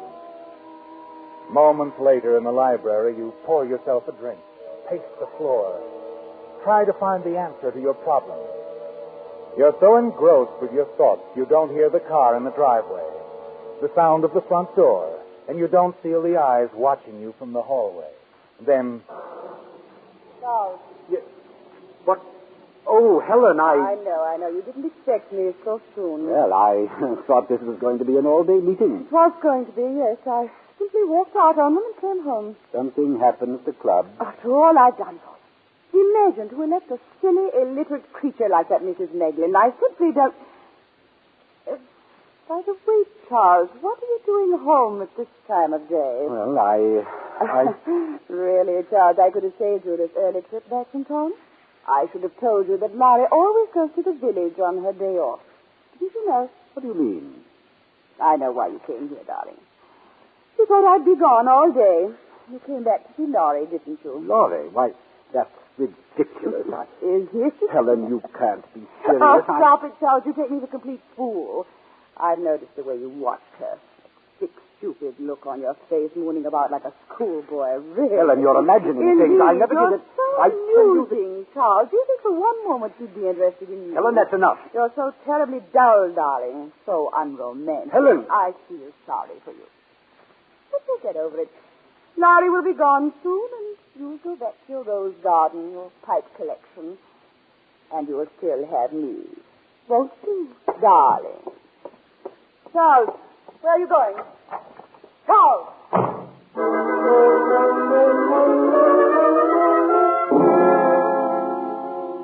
As you hurry out of the house to your car, the rage within you gradually subsides. For an instant back there in the library, you thought you could have killed her, and you wonder why you didn't. That would have solved everything. Yes, with Helen dead, you'd be free to marry Laurie. Suddenly, as you drive toward the village, the answer to your problem becomes quite clear. And you find yourself thinking of murder, Helen's murder. And you're still thinking minutes later as you stop in the village and enter the tobacco shop. Good morning, Mr. Belden. Good morning, Matthew. Seems like it's clearing up a bit, eh? Quite a storm we had last night. Yes, it was. What's going on over at the constable's office? I noticed quite a few people. Oh, that bit of excitement we had. Constable and some of the lads brought a man down from the cliff. No? The cliff? Tourist chap, staying over at the inn. Decided he'd take a bit of a stroll early this morning. Lost his footing. Good thing for him he wasn't killed. I see. What'll it be, Mr. Belden? Same as usual, Matthew. Small tin. Right, sir. Lucky chap, that one. Dropped some 15, 20 feet down to a ledge, he did. The only thing stopped him from going all the way. Bruised him up a bit, hurt his leg, about all. He was lucky, all right. There you are, Mr. Belden. Thank you. Might be wise to caution Mrs. Belden about what happened this morning. She still goes for her walk along the cliffs every morning, doesn't she? Oh, yes. Yes, she does. The cliffs are dangerous in this kind of weather. Yes, you're quite right. Never can tell what might happen, you know. No, you never can tell.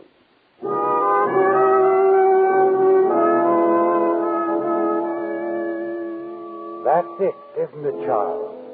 An accident on the cliffs, and you'll be free. The villagers all know of Helen's daily walks along the cliffs. Know how dangerous the cliffs can be during the rainy season. It's perfect, isn't it? Yes. And you have the rest of the day to think it over, to make your plans. Late that evening, when you return to the house, Helen is already retired, and you hurry to find Laurie. You've got to know what her answer is before you make your next move. You can't wait, can you? You want to get it over with as quickly as possible. As you step into the half-darkened library, you see Laurie standing by the window, staring out into the garden, her back toward you. You approach within a few feet of her. Laurie, don't turn round.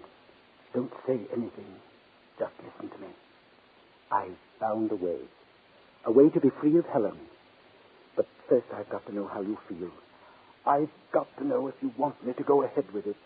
Now, listen, Laurie. This is very important. You'll not be implicated. You don't have to answer me. You don't have to say a thing, Laurie, unless you want to stop me. Shall I go ahead with it? All right, darling. I'll do it.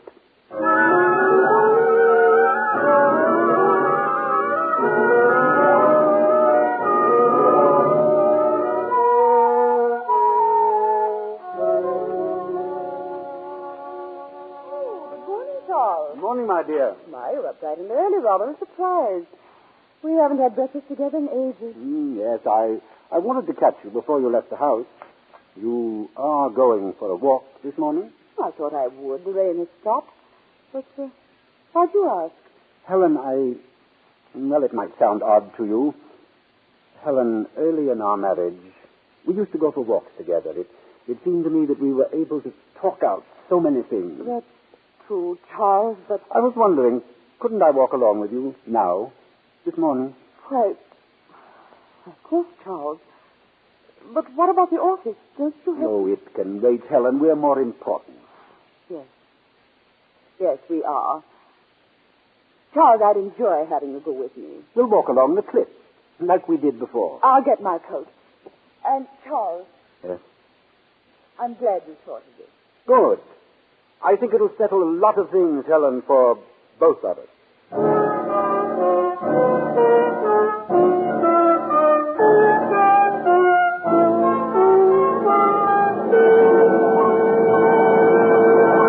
The Whistler will return in just a moment with the strange ending to tonight's story.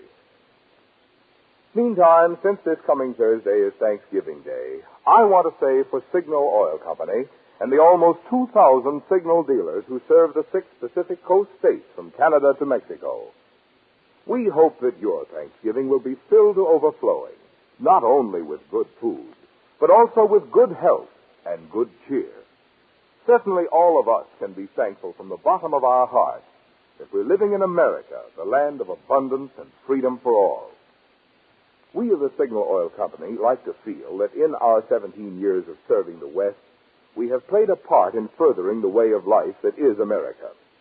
Because Signal dealers are in business for themselves, they are carrying on the tradition of the independent businessman who has played such an important role in building America. And Signal Oil Company, by supplying its dealers with constantly finer products, is helping them keep ahead of that ever-present healthy competition, which is the key to America's continuing progress. Competition which helps all of us here in America enjoy the highest in the world standard of living. And now back to the Whistler.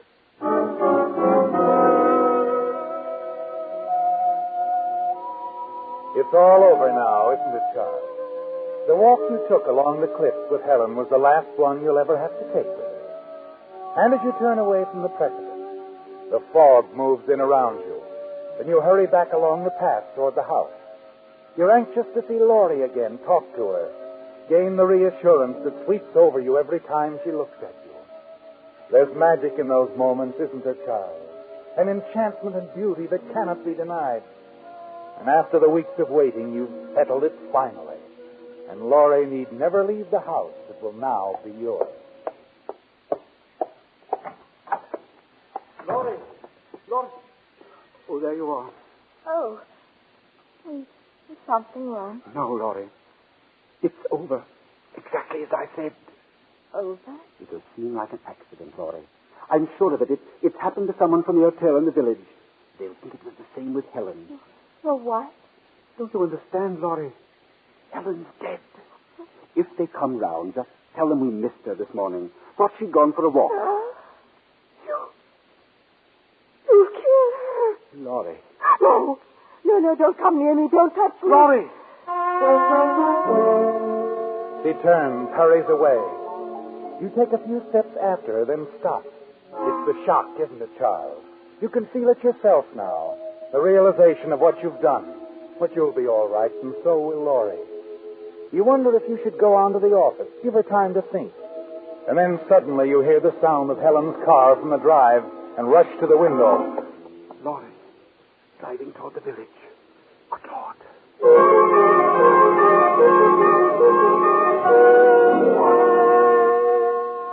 Racing after her in your own car, a dozen thoughts pound in your mind as you wonder what you've done wrong. Perhaps it was the way you told her, the suddenness of it, the cold shock. And then you see Helen's car parked at the curb. You stop, step out, and realize too late that you followed Laurie right to the constable's office, where he's talking to her. And then, as you turn to hurry away... Just a moment, Belden. I wouldn't try to get back in that car if I were you. What's the matter, Constable? I have a few questions to ask you. Laurie here tells me you've killed your wife. Told you? Yes, just now. But she was in on it herself. She knew I was going to do it. I told her and she didn't stop me. No, that's not true. But, Laurie, last night in the library, you were standing by the window, looking out into the garden. The library? Last night? Why, I didn't even see you. But you heard me, Laurie. You must have. Just a moment, Belden. If Laurie says she didn't see you, she couldn't have heard you. What? Don't you understand? That's why I couldn't answer the doorbell, the telephone. That's why I made up that story of the man who's supposed to be threatening me.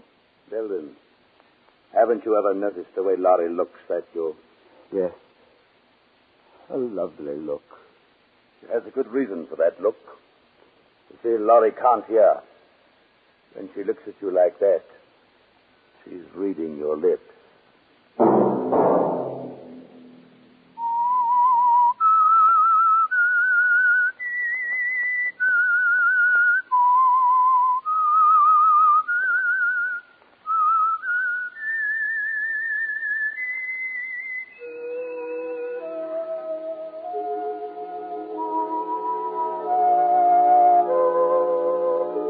Let that whistle be your signal for the Signal Oil program, The Whistler, each Sunday night at this same time.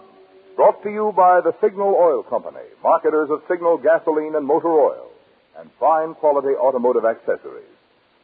Signal has asked me to remind you, to get the most driving pleasure, drive at sensible speeds, be courteous, and obey traffic regulations. It may save a life, possibly your own.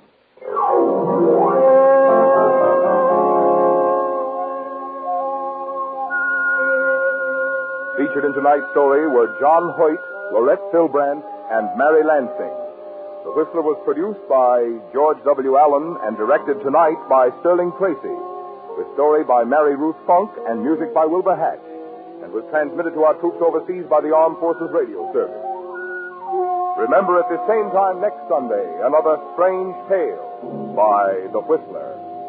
Marvin Miller speaking. This is CBS, the Columbia Broadcasting System.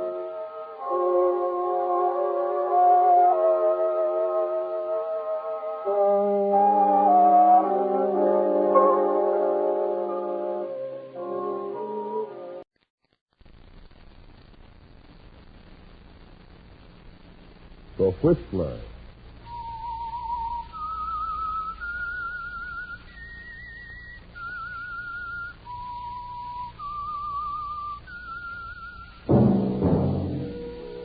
And now the Whistler's strange story. Murder in Paradise.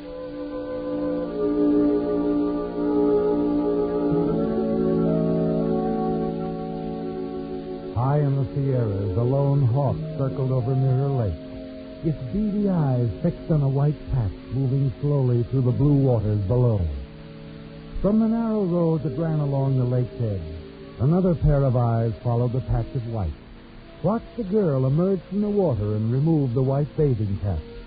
Saw the mass of red hair fall on tanned shoulders, now glistening in the bright sunlight. The eyes belonged to Danny Williams, who stood there looking at the girl in the yellow bathing suit. Then, as she sat down at the edge of the long wooden pier, he shifted the heavy suitcase from one hand to the other and started through the trees toward her. As he emerged at the edge of the lake, he walked into the range of another pair of eyes, looking through field glasses, trained on the scene from a point a quarter of a mile away. Hello. I'm looking for Paradise Inn. You know where it is? Huh? You a salesman? Do I look like one? Oh, in a way. Are you? In a way. I don't think they'll be interested in buying any brushes. Thanks for the tip, but I'm still looking for the inn. Got a cigarette? Sure. I'm smoking it. How'd you ever get to be so charming? Look, Red, they told me in the village the inn was a mile up the road. So you know. Why come to the lake to ask me? It was a bathing suit. From the road, I couldn't believe it. Like it? I'd seen more material and a pen like it. The inn's over there. Take the side road. Thanks. See it? Nothing wrong with my eyes. From the way you've been staring at me, I thought you might have sprained them.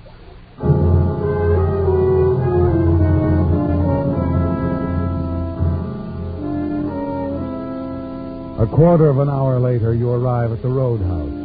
A low white frame building sitting back silently in the shadows of the giant redwoods. This is it, isn't it, Danny? The Paradise Inn, where you're going to spend the next 3 months pounding the piano for Johnny Hedges. Your first job, Danny, since the prison gates closed behind you. Gave you back your freedom. And you've made up your mind that it will never happen again. You're going to stay out of trouble. That's all you can think about as you cross the parking area, mount the wooden stairs, and walk along the veranda. There's a musty odor in the air. You set your suitcase down by the front door.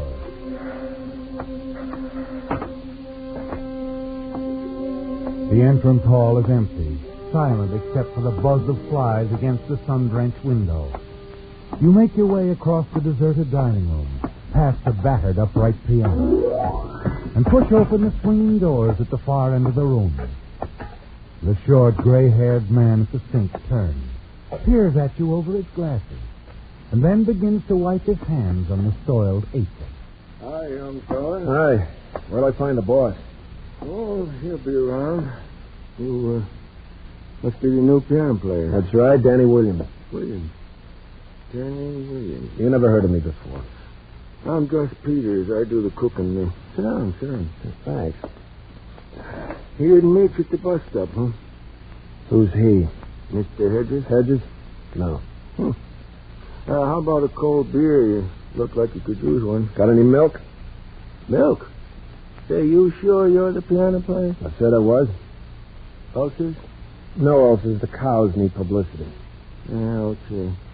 If that's what you want. Why didn't somebody meet me at the bus stop? It's a long hike out in this heat. Well, I can't drive for one thing.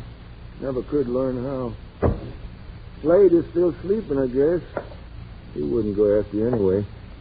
And the boss had other things to do. Must have outside interest.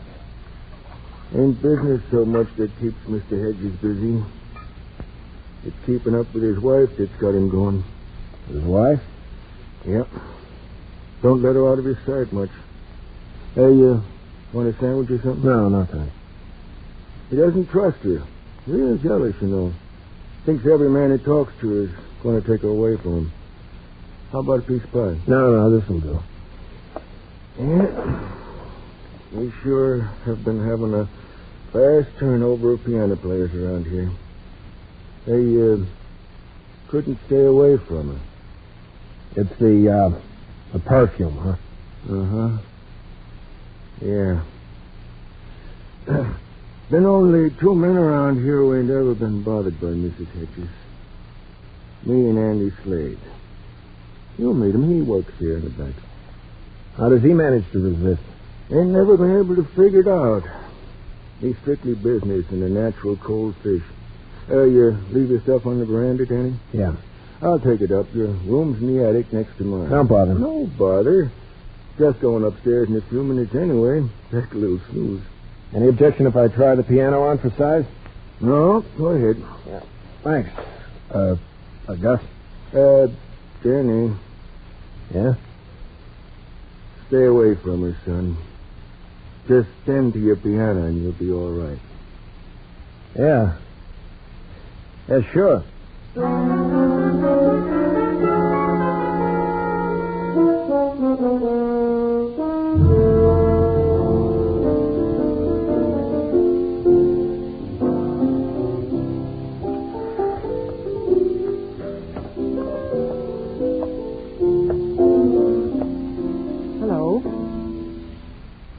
So this is what you sell.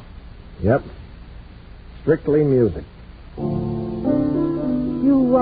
play very well. Much better than the others. Thanks. I knew you would. I could tell by your hands. They're different. I bet you were a child prodigy. I was born a poor but honest peasant from the Bronx. My mother scrubbed floors so I could have piano lessons. She thought I'd become a concert pianist. It didn't work out. Don't cry. I just made that up. Who kicked you while you were down, music man? Luck, Red. Story of Danny Williams is sort of dull. You wouldn't be interested. Now, why don't you go back to the lake? You're very rude. Business is business, Mrs. Hedges. Oh. You know who I am? Yeah, the boss's wife. Period. What does that mean? It means I need the job and I don't like wives that are on the prowl. Sort of fast with your mitts, aren't you, baby?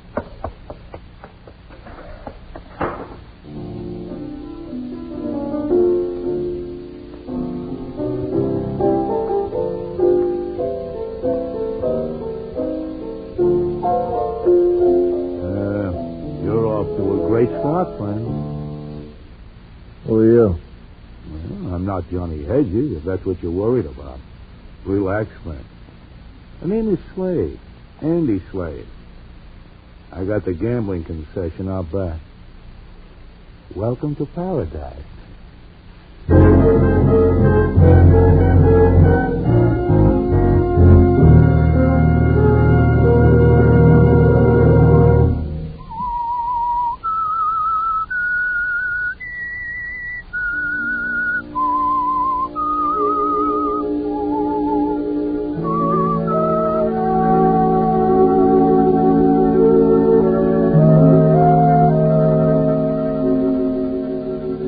It's an unusual job, isn't it, Danny? One of the strangest you've ever had. You never bargained for this sort of thing when you first accepted it. Johnny Hedges' roadhouse at Mirror Lake didn't seem to suggest the danger and intrigue that suddenly presents themselves. Lucille and the way you met her on the boat dock. The warning from Gus. And now the coldly calculating gambler, Andy Slade, stands at your side with the strangest greeting you've ever received. Like I said, Williams, you're off to a great start. But here only an hour, and the boss's wife slaps your face. Political discussion, wasn't it? Yeah, you might call it that. Now, some dames get mad if you don't whistle at them. Anything else on your mind? No, nothing. Except the boss wants to see you.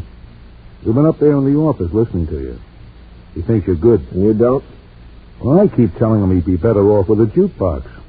Nobody ever heard of a jukebox making a play for a dame. You, know what I mean? I know what you mean. Just let me give you a tip. Save it. That's all I've been getting ever since I come here. Okay. It's your funeral. But, Hedges is getting a little sick and tired of hearing the wolf call. You said he wanted to see me. Yeah. Up the stairs there on your right. Thanks. Oh, William. Yeah?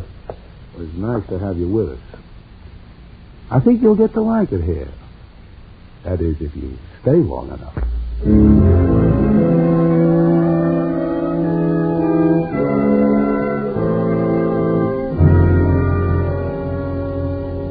Come in, William. Come in. Your gambling concession said you wanted words. That's right. I just want to iron out a few things before you start. Now, you're an ex-con on parole. That's been ironed out. The past 3 years took care of it. I'm here to play the piano, and that's all. Yeah. Yeah, that's all you're here for. Just remember that. Some of the others didn't. So I love music. Well, I'm glad to hear it, Williams. I'm glad to hear it. It'll save us both a lot of headaches. All right. Now, you'll play in the dining room from 8 till closing time. You take the breaks to suit yourself. Won't be a lot of people in the dining room. Sometimes there may not be any at all. I'm not fussy. And another thing, you might as well know from the start. I don't make my money from the dining room. Not much on the bar either. I didn't think you did. I got a place fixed up in the back. Dice table, roulette wheel. Andy Slade runs that end of it. It's not going to affect you one way or the other. Sure. Well, that all? Yeah. Yeah, you met everyone, have you? Yeah, Slade and Gus the cook. And my wife. You were talking to her down there on the pier a couple hours ago. Yeah. No one picked me up at the bus stop, so I had to walk. I was asking directions. All right, Williams, just remember what I said. You stick to your piano playing, we're going to get along fine. If you get bored, let me know. I'll buy you a book.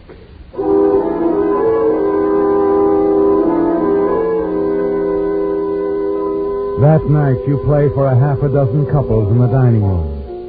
And more than once during the evening, your thoughts turn to Lucille. She means trouble, doesn't she, Danny? And you don't intend to have any. You're going to stay clear of her. You're going to play it safe with Johnny Hedges, her husband. You have no intention of winding up in the lake with a bullet in your head or back in a prison cell. In the nights that follow, you become accustomed to the habits of the Paradise customers. Learn when to be on hand, when you can slip away for a quiet smoke or a chat with Gus. And then one night in the middle of the second week, you go out on the veranda and light up a cigarette. Hello, Danny. Oh, hello. You've done a good job these past 10 days. Thanks. Of staying away from me, I mean. I catch on quick. You don't know what it is to feel out of place. To go for drives all by yourself. Aimless walks along the beach. You do that? Almost every night after the customers leave. The cove on the North Shore. Why? Oh, I don't know. Get away, I guess. From your husband? From myself, maybe. I don't know, Danny. I'm just confused sometimes. Yeah, I'd say so, too. Excuse me, William. I gotta go confuse some customers.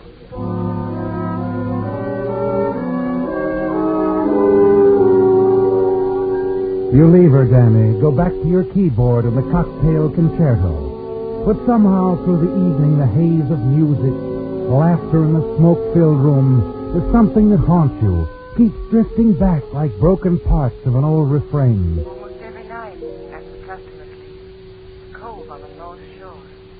It stays with you, Danny, that night, and into the next until after you finish playing, unable to fight down the urge, you find yourself slipping away, taking a rowboat and crossing the lower tip of the lake in the half-darkness.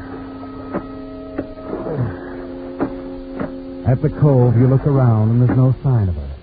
You call yourself a fool and wonder why you came out here, when you promised yourself to stay out of trouble. You're about to turn back when... Oh, yeah.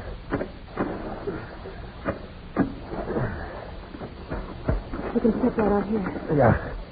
I'll pull the boat up a ways. That's better. I really don't know why I came. I'm glad you did, Danny. Glad to have somebody to talk to. But I don't want to get you into trouble. Any harm in just talking? He wouldn't think we were just talking. Forget about it for a while. Let's see. Let's see. Sounds nice the way you say it. Does it? You know, Danny, you're not as hard as you pretend. No? If you were, you wouldn't have rode way out here to meet me. Danny. Yeah? Don't do it again. You'll lose your job. So it's a job, and with a piano needs time. But it can cause you trouble. Danny, you've got to ignore me, act as if I didn't exist. If it's any other way, you won't last here. Not at all. Is that why Slade lasted? Slade and I hated each other from the first. Johnny knows that. That's why he gives Slade anything he wants. Nice guy, your husband. Charming as a meat axe. Please, Danny, I want you to understand because I'm going to avoid you. You sound like a magazine ad. Oh, Danny. Danny, why did you come here? Why? I don't know. Boy Scout instinct, maybe. But there's nothing we can do. I can't leave him. He'd follow me, bring me back. Not if he doesn't want to come back. You don't know him. He'd kill me, Danny, I know. Believe me, I know. Maybe. Maybe not. Anyway, Lucille, give me a little time to think about it. You're in a tough spot. Maybe I can help you. I got a merit badge once for pathfinding.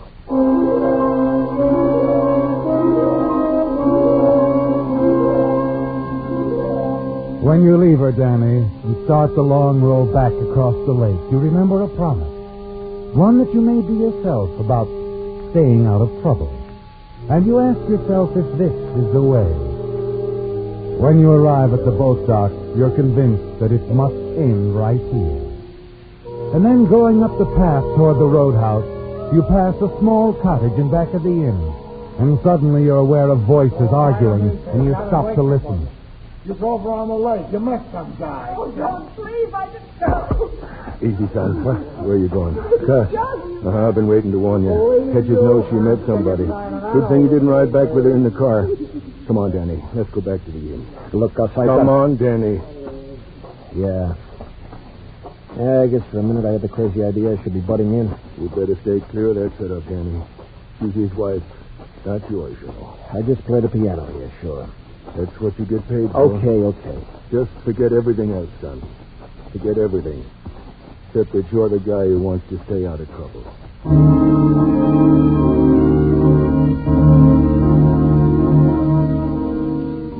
If old Gus expected the passage of hours to make any difference, he was wrong, wasn't he, Danny? Even without seeing Lucille all that next day, you can't get her off your mind. The struggle within you goes on, and the following night, as your hands move across the keyboard when you entertain the late dinner crowd,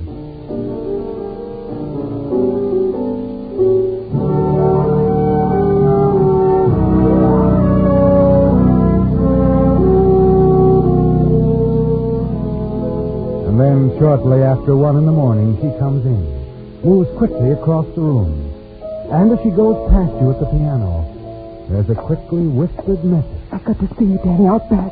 Come as quickly as you can. You continue playing as if nothing happened.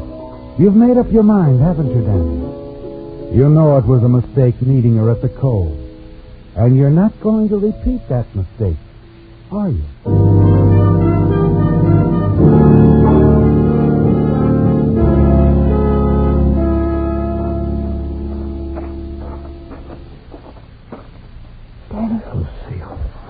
I have to see. Sure. Oh, Danny, I can't stand it any longer. Danny, someone's coming. Hello. Easy. I thought I told you to stick to your piano playing music, man. Leave us alone, Lucille. Go back inside. Oh, Danny, I'm afraid. Go on. Yeah, beat it, Lucille. Because right now I'm going to go to work on him. As Johnny Hedges comes out of the darkness after you, there's a flash of a knife blade. You lunge for it. It's like a nightmare, isn't it, Danny? All out of focus, unreal. A strange, struggling sensation. There's the fleeting memory of the knife falling on the path, and then movement over which you have no control. Blows falling, exchanging, a dull thud, and then... Jenny, you all right? I hit him, Gus. He met me and I hit him. With this? I know. Drop it, Danny. Drop it. Come on, son. You've got to get out of here. No, wait. He's still alive, Danny. You've got to get away before... No, it was self-defense. I can tell him that. They won't believe you. You're an ex-con. Doesn't make any difference. I can't leave him like this, no matter what happens to me. I'm going to get him to a hospital. Come on, help me get him to his car. Still alive. And I've got to try to keep him that way.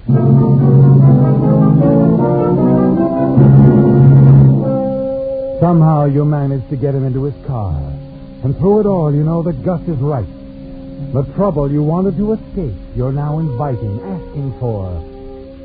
But as you back the car onto the road with Hedges in the seat beside you, all you can think of is saving him. And then suddenly you're aware of Lucille at the window of the car. Danny, what are you doing? Got to get him to a hospital. He'll die if I don't. Danny, they'll arrest you. They'll say you killed him. It was self-defense. They won't believe you. I can't let you do it. Please, Danny, if you love me, you'll leave him here and get away. You do love me, don't you, Danny? I'm taking him to the hospital, Lucille. Danny, no!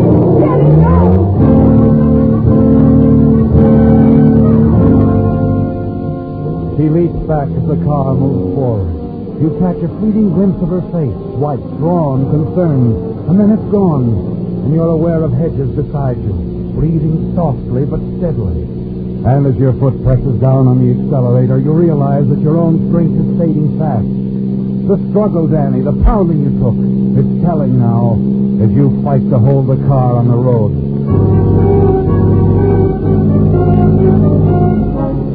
Moments later, a flash of light caught in the rearview mirror. It blurs your vision. In the haze, the fog that envelops your brain, you think you hear Lucille's voice. Her face seems to float close to you out of the darkness. Danny! Danny, next to me! Stop the car! No, Lucille. Danny, the curve! Look out!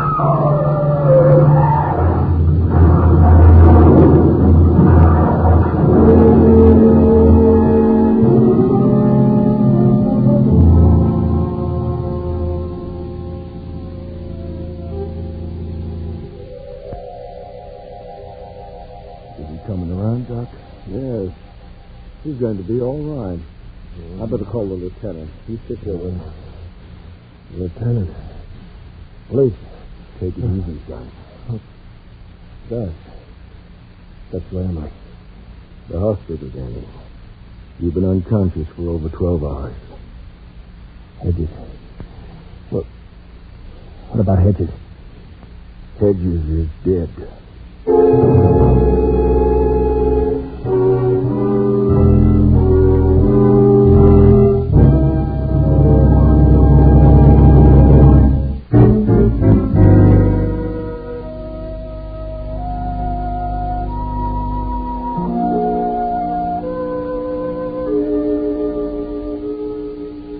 Trouble, Danny. You were headed for it the day you walked up the road to Paradise Inn. No matter how hard you struggled and tried to avoid it, it was there all around you, closing in. Because you couldn't stay with your music and leave Lucille alone. She couldn't help it either, could she, Danny? You're sure of that.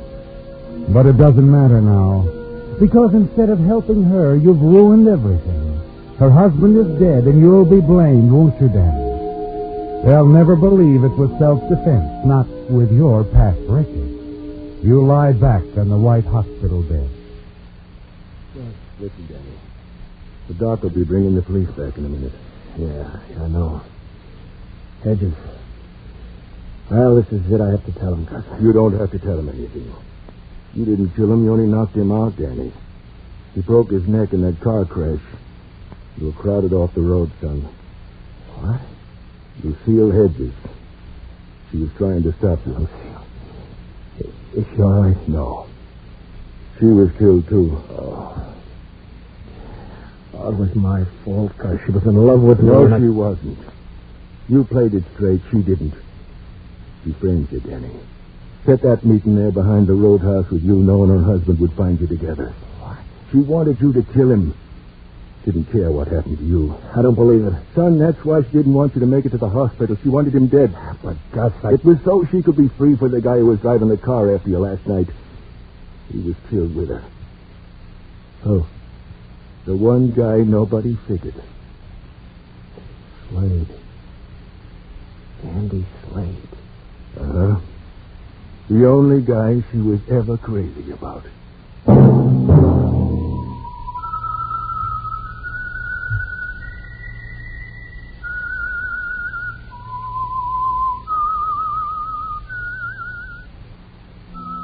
The Whistler has been a presentation of the United States Armed Forces Radio Service, the voice of information and education.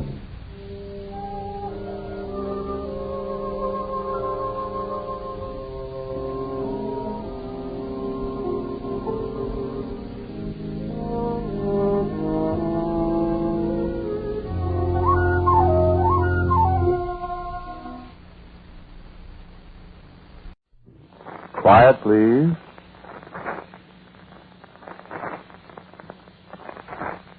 Quiet, please.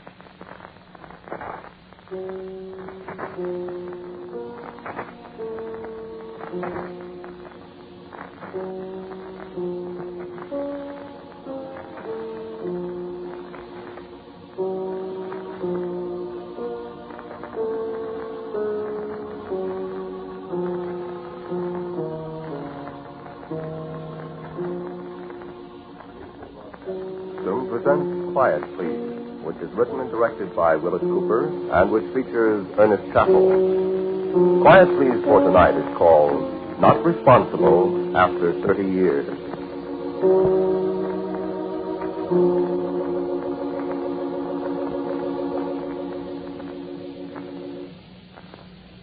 I suppose I'm glad to be out again. It's close to Midsummer's Eve again. I've got a date for that night. I've been thinking about the date all the time I've been in Dartmoor, planning how to get back to the circle and everything.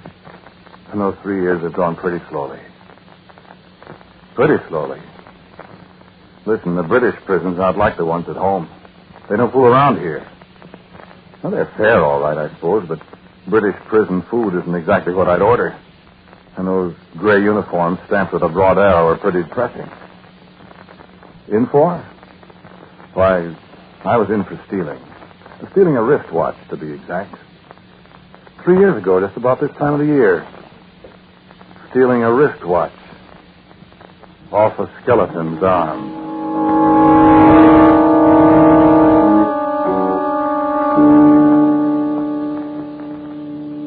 Well, sure, I don't mind telling you.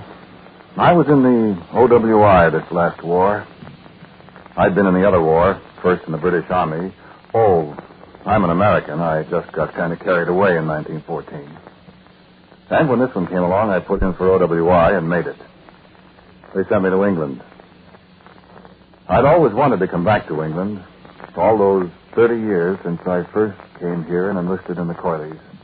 The King's Own Yorkshire Light Infantry, Koyli, Coily.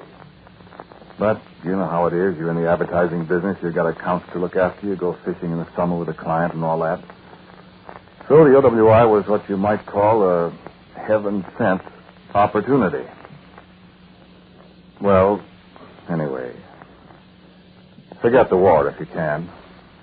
I want to tell you about Midsummer's Day, 1945. This end of the war was over, you see. And so I put in for some leave, as I've been planning to do for the 4 years I've been in Britain. I got it easily enough. And I set out for the circle. The circle? I'll tell you about that in a minute. You wanted to know why I got put in jail. Okay. So, when I got to the circle, it was a morning of Midsummer's Day, the 24th day of June in England, a quarter day. The morning after Midsummer Eve.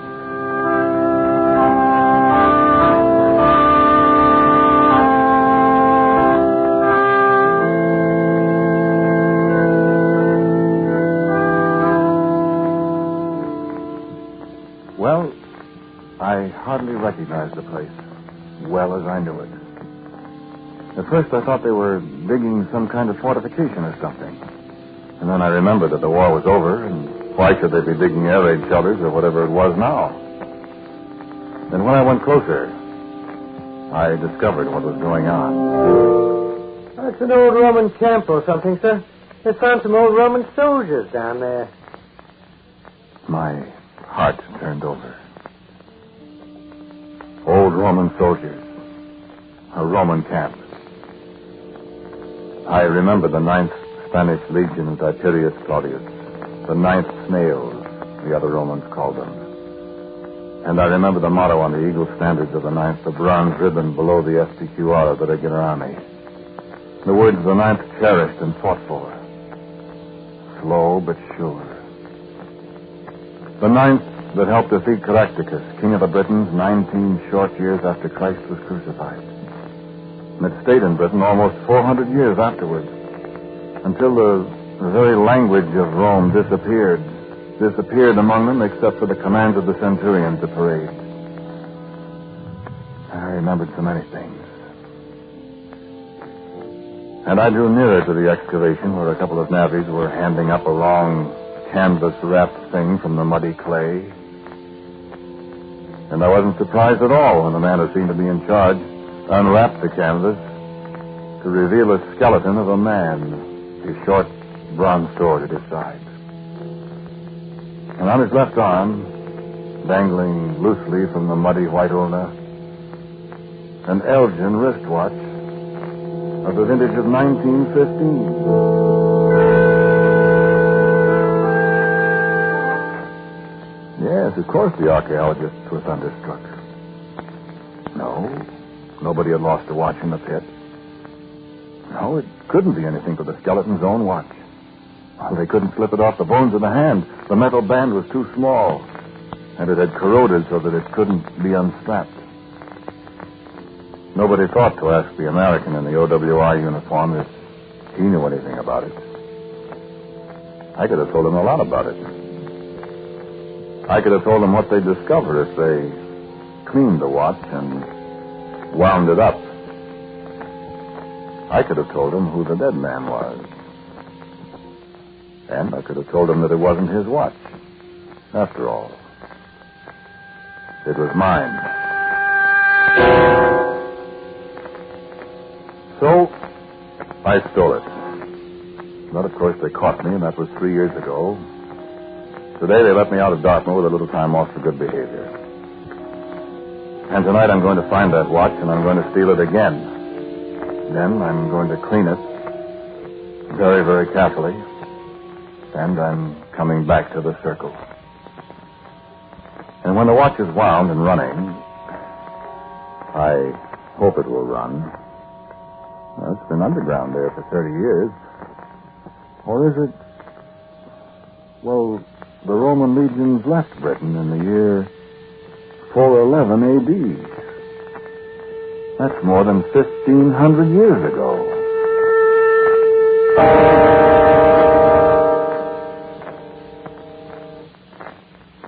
Lance Corporal Edward Mullen was my friend.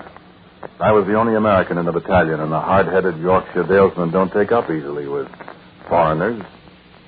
But Mullen, who had been my drill master, took rather a liking to me somehow.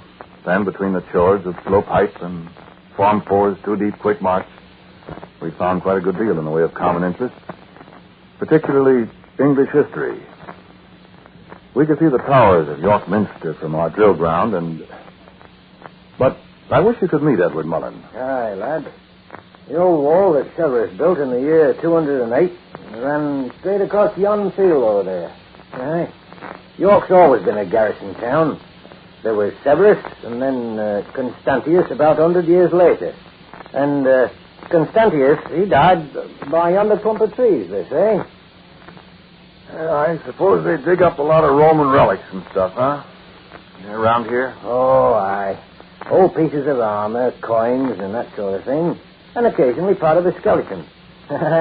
This is a lively place in the old days, Yank. I wish I had a chance to see more of it. Well, perhaps we could wangle a day off and have a deco of things.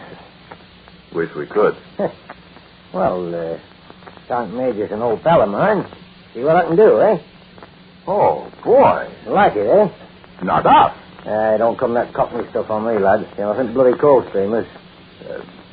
Where could we go, for instance, Corporal? You know some places where we could find some stuff?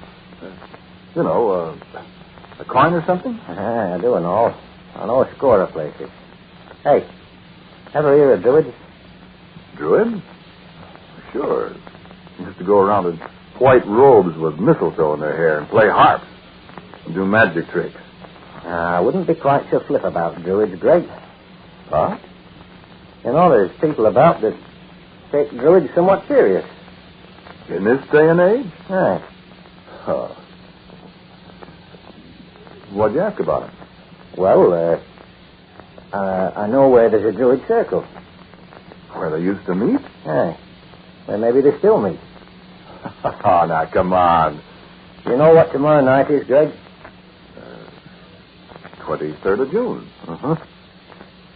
Have you got guts, Yank? Well, I suppose so. Guts enough to go to a Druid circle on Midsummer's Eve? Huh? Well, why not, for Pete's sake?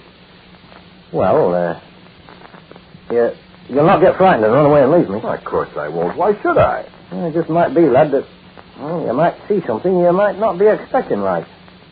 What? Oh, I don't know. But I knew a man from Huddersfield over in the West Riding. He made a wager he'd stay all night alone in Druid Circle on Midsummer's Eve. And did he? They found him there in the morning. Well, what did he see? He couldn't tell. He could only just slobber like a baby. He was raving mad. I don't believe it. Nobby Clark, his name was. From Huddersfield. Well... oh, I don't know.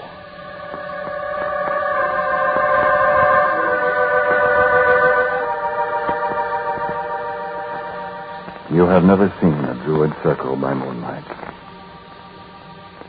I want you to picture tall, wide-spreading oak trees, hundreds of years old. I want you to see a circle of great stones, twice as tall as a man, casting long black shadows across the grass.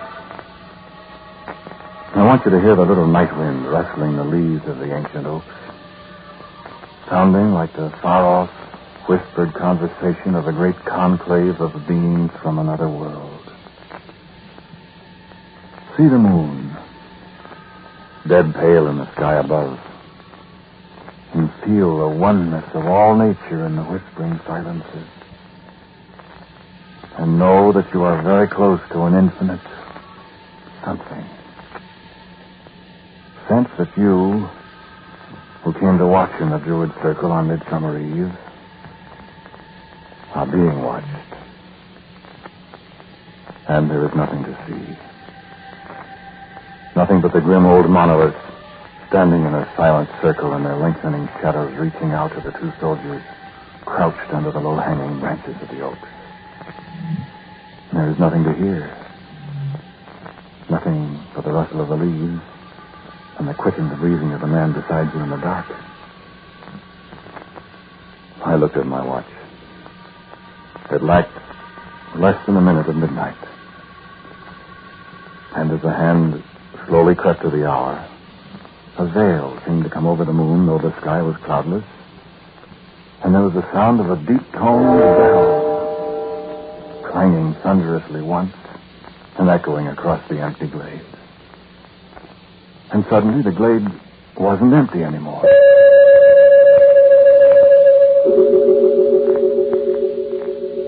In the center of the circle stood an ancient man, a tall, straight man, robed in gleaming white with a wreath of mistletoe about his head and a long silver-white beard that descended to his bosom. And I heard Edward Mullen's sharp intake of breath and his whisper in my ear, "The Druid." And the majestic old man turned, and I could see his eyes gleaming in the moonlight as he gazed straight at us. And then he raised his staff entwined with oak leaves and brandished it. And from somewhere behind us, I heard the tread of marching men.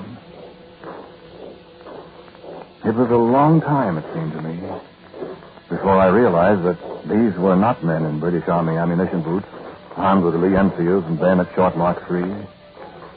It wasn't until they marched out into the moonlight in the circle that I recognized them in their tight leather helmets and kilted battle dress, with their lances aloft and their short bronze swords clanking at their hips.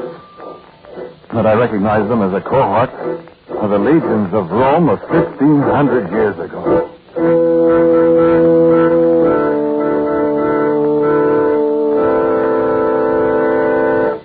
I have not much memory of what happened after that for a while. I remember how the glade seemed to have changed, how the sagging monoliths seemed to have straightened up, how there seemed to be more trees there than there had been at first. The shapes of the hills seemed altered somehow.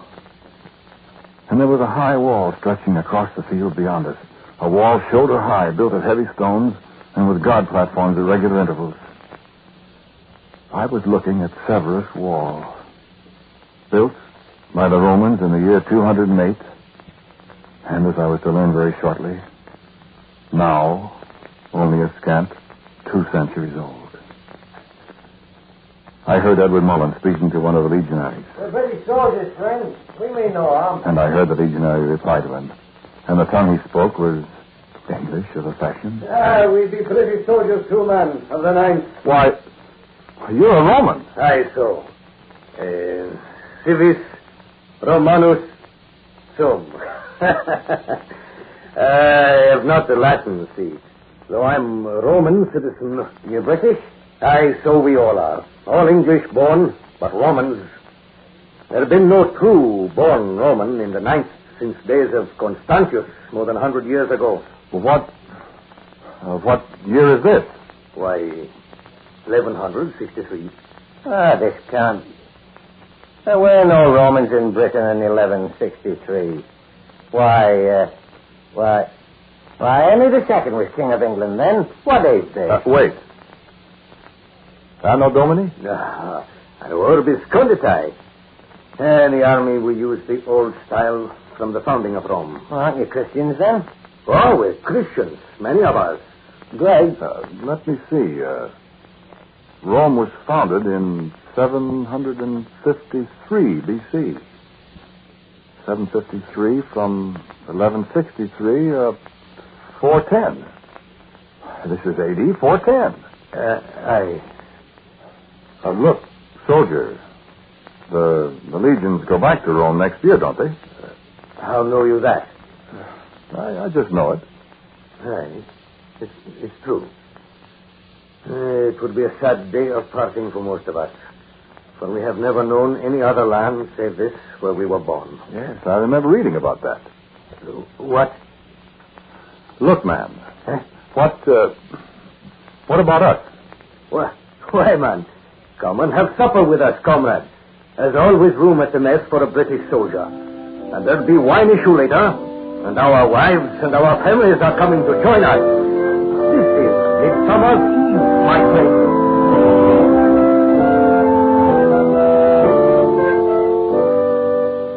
I could tell you about that Midsummer's Eve.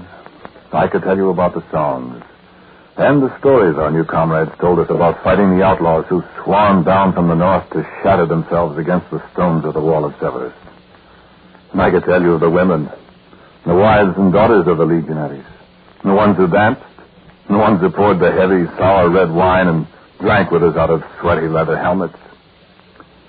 I could tell you of Lance Corporal Edward Mullen brimming with that wine, drilling a squad of Roman soldiers, teaching them the manual of arms with their lances, even to the aloe of the right foot against the heel of the left when they came to present. And me, I was applauded loudly when I stood forth and declaimed, Arma Verumque Cano, and followed right through in my best Lakeview High School elegance until I fell flat on my face at the 6th line. And flat on my face I was when the sun came up on Midsummer's Day in the year of our Lord 410. Flat on my face with 60 Roman legionaries, none of whom had a worse hangover than the one I sported. That was when I discovered a strange thing. My watch was running backward. Perhaps that was an effect, not a cause. Perhaps the druid had laid a spell on it that made it, in time, run backwards. Perhaps the going backward in time had affected the watch. I don't know even today. But I have an idea. And tonight, I'm going to find out. The legionaries accepted us. We accepted them, as soldiers are quite apt to do. In time of war, everything is wrong. We were there. We saw no way of returning, so we refused to bother our heads about it. Well, perhaps we were influenced by Elaine. Elaine, the daughter of our friend, the legionary who had first greeted us. His name was Spurius Decius Athelstan Horgreek. Elaine, and I fell in love with her. And Edward Mullen fell in love with her. I remember how we talked one early fall day beside the wall, Elaine and I. I do hate to go. Well, your father will probably be discharged as soon as he gets back to Rome, and you'll just have to come back here. I'd like the trip. Well, I'd take you to Rome, Elaine. Would you, Greg? And not in a troop ship either. I'd like that. Elaine. Hmm? What if I asked your father? Well, May I? no, Greg, don't. Well, why not? Well, Don't you love me? I love you, Elaine. I like you, Greg. I try to make you very happy. Greg, Well, no. when you come back then? Elaine? When I come back, Greg, Mullen and I are going to be married. And I talked to Edward Mullen, my friend. And he talked to me. I don't know what to say, Greg. I know you love her. Yes. But, Edward, I can't stay here then. Why? Well, I can't stay here and see you and Elaine. I just can't do it. It's not... I can't do it. You'll have to stay, Greg. No. But why? Elaine likes you. Look, old boy. We're friends, aren't we? Of course we're friends. But don't Let's always be friends. Well, where could you go? Maybe I should go back, Edward. How? I'm going to find the druid. You don't know where he is. I'm going to the circle. Greg, now don't be a fool. No. Well, what if you can't find him? The Legion will be gone soon. I'll go over the other side if I can't get back where I belong. You won't do that. Listen, Edward, I can do as I please. Greg, Can't you see that I don't ever want to see you again?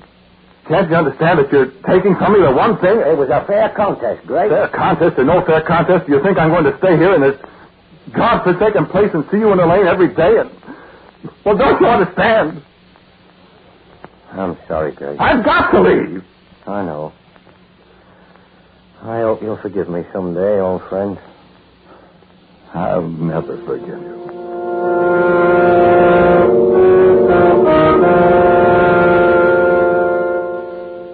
I wish I hadn't said that to Edward Mullen. Because I know now I didn't mean it. I knew I didn't mean it a few short hours after I'd said it. I went to the circle that night. At midnight. I stood and looked around me. I could just make out the distant light from the sentry's god fire alongside the wall. I looked up at the moon and at the shadows of the stones on the greensward. And I listened to the rustling of the leaves of the ancient oaks. And I spoke aloud. Druid, I said. Druid, I need you. Druid, come to me. And I looked down at my wristwatch. And the minute hand slowly moved backward until it touched the figure of 12. It was midnight. And again I heard the solemn tone of the great bell. And from the shadows, the old druid walked slowly toward me. I raised my hand. Druid, I said. Druid, let me go back. Druid, I must go back. And the old man halted by my side. And I saw an infinity of pity in those wise old eyes. And I said again, let me go back. I felt his hand on my arm. And he unfastened my watch and held it up. And from the shadow under the great oak, Edward Mullen and Elaine came toward me. Silently, he fastened the watch on Edward's wrist. And Edward raised his other hand in solemn, final salute. And as the druid lifted his staff and the veil seemed to slip over the moon, There was a sudden scream from the lane. And dimly I saw a crowd of shaggy, howling men pull over the wall and race toward my two friends. And brazen trumpets sounded in the darkness as I screamed, "No! No, let me come back!"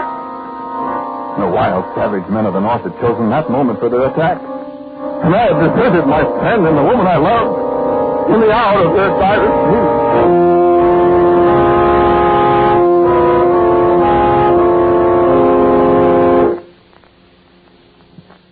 And it was 30 years ago that the red-capped MPs found me and got me back to camp. But they never found Edward Mullen, once Lance Corporal of the King's Own Yorkshire Light Infantry, and late legionary in the 9th Legion of Rome, the slow but sure legion. So now Midsummer's Eve is nearly here, and I must have my watch back. And perhaps the Druid will let me come back to the 9th and start over. Maybe I can help if I can get there in time. Maybe not. That skeleton with the wristwatch, with my wristwatch. Its right arm was lifted in a very military, final British Army salute.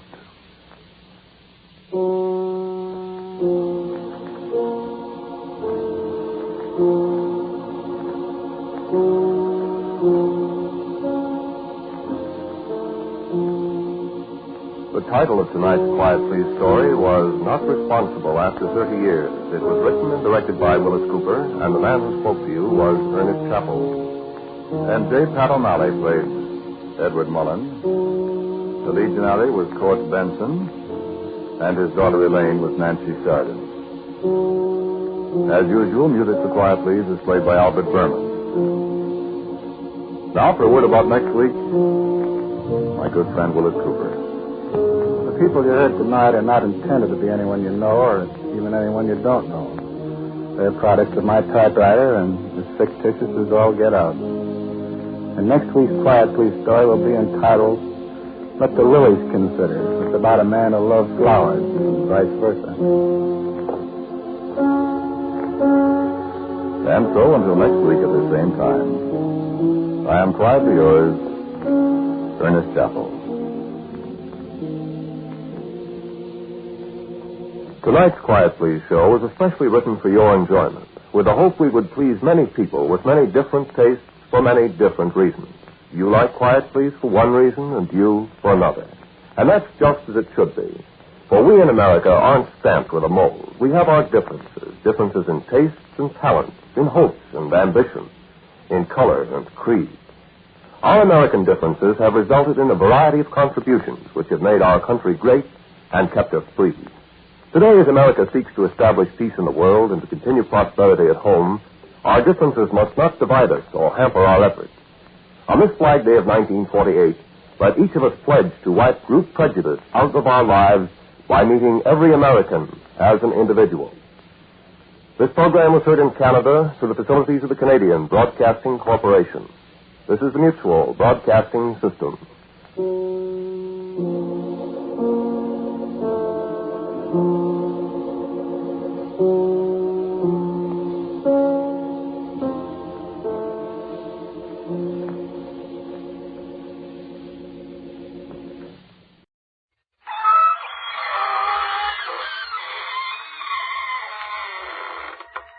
Good evening, friends. This is your host to welcome you through the creaking door into the inner sanctum. Come in. Fell over a word this morning while cleaning the ghosts out of the attic. Longevity. Means living on and on without a stop. Just dug in for keys. A century-old uncle of mine is still around, a regular hearty old perennial. Absolutely wild about outdoor living. Spends all his time haunting the garden. Like a century plant. Yes, we water him twice a day. And I have an aunt who hasn't grown a day older since her 85th birthday. Just as if time had stopped for her. confidentially, it did. Auntie died promptly at the stroke of 85.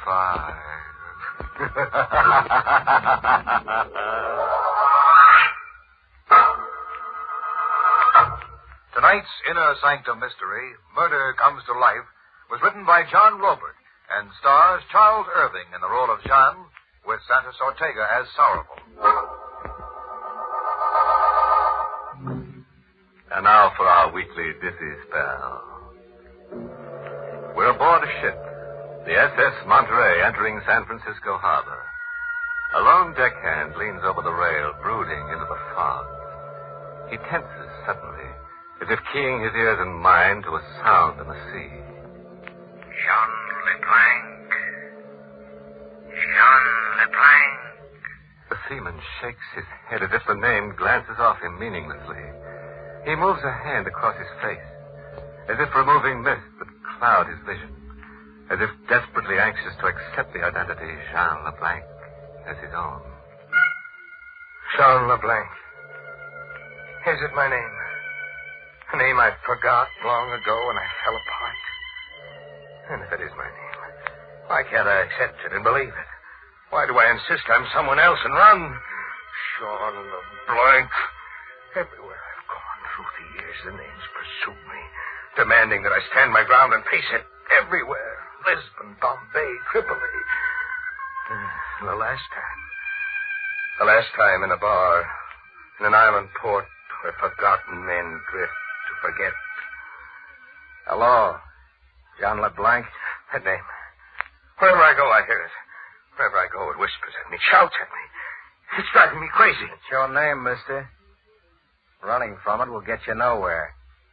You're Jean LeBlanc. But I'm Belmar. My name is Belmar. You're Jean LeBlanc, San Francisco, USA. You've been shuttling from island to island on the bum like a man without a country. But you're Jean LeBlanc, San Francisco, USA. You're as sure as that? I ought to be. We've traveled around the world and back together. You a step ahead, slippery as an eel, and me on your tail. You've been following me, you say? Like grim death. Why? $50,000. That's the price you'll fetch.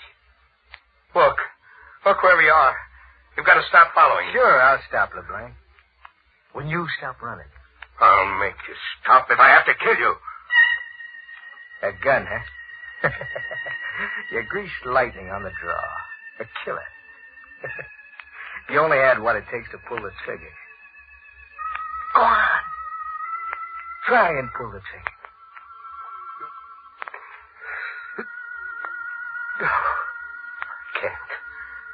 Can't. My fingers are numb. It's as if they were asleep. Yella. When the chips are down, just as you've always been. But my fingers aren't numb. Here's... There was an iron bar crashing against my skull. A hole opened in the earth, and I plunged through it.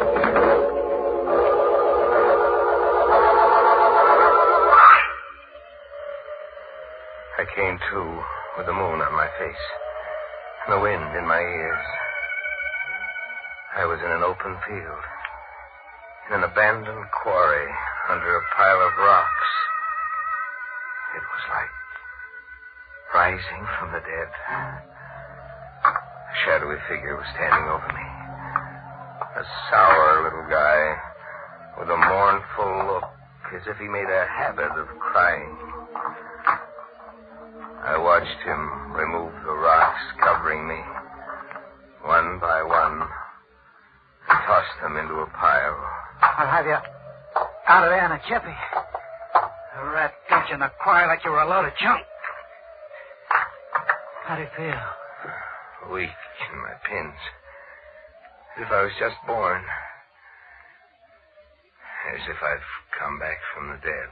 You're not kidding. You're about as dead as any guy could get. Who did it to me? I'll let you in on this much. It was a cop. A retired cop. Cop? Yeah. He said I was worth $50,000 to him. What did he mean? That's how much Jean LeBlanc is worth to a cop. Look, why don't you stop drifting from port to port and face up to yourself? Call yourself by your right name. But I'm Belmar. I'm known as Belmar. I ship as Belmar. Your mind's still in a rut. Well, it's like that we're in a rut. We go together? Like ham and eggs. Maybe you want to know where you picked up the name Belmar? No. I'm going to tell you anyhow. See this tin can? Yes. You landed out of Frisco on a ship that hauled a cargo with these tin cans. Canned fruit. This one held apricots. Read the brand name. Belmar. Yeah. Belmar. Belmar Fruits. Guy with your class has been trying to cram himself into an empty fruit can. I could bust right out crying. I mean so much to you. I just dug you out of that rock pile, didn't I? Well, so long for now. Wait, who are you? You didn't tell me. You used to call me Ben in the old days. When you were the big boss and I was your racket boy. Ben's the name. Sorrowful Ben. He was gone. I was alone with the wind. There was a battered tin can beside me, wearing a label that read Belmar.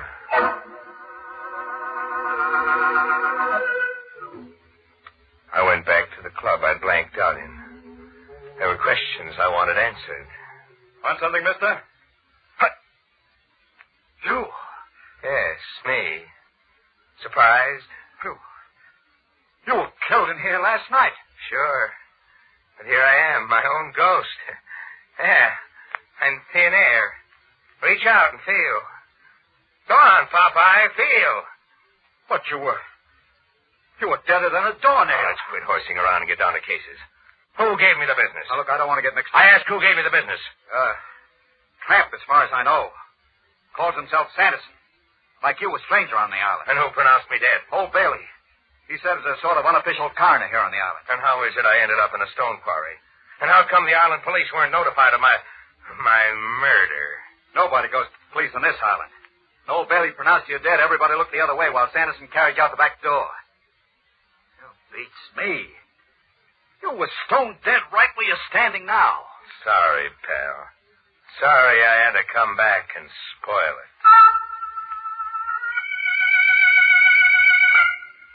I went looking for Old Bailey, the coroner. I wanted to know why an unconscious man qualified with him as a corpse ready for immediate burial. I found him along the edge of the beach, living in a shack built of packing cases and old strips of cardboard. When the tide came in, the ocean soaked through the sides and up through the floor. It was as if Old Bailey wanted the shack to wash out to sea. The tide was in when I got there. Well, you're here, son. What brought you? You better talk fast. The way the waves are coming, we'll be washing out to sea. You want that to happen? Yes, of course. Precisely my idea in building here. What brought you? You're not surprised to see me? Why should I be? You pronounced me dead last night. A mistake. From the looks of you. A mistake that almost buried me for keeps. I'm ashamed of my incompetence, but I promise you the recall of your death certificate. The very next time I live. Look, Mr. Coroner, you know a dead man when you see one. My idea is that somebody hired you to pronounce me dead.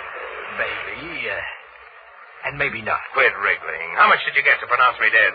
Barely enough to free myself of death. I asked how much. A paltry $50. Who from? Who wanted my death certificate, and why? Now you're asking an old sinner to play informer.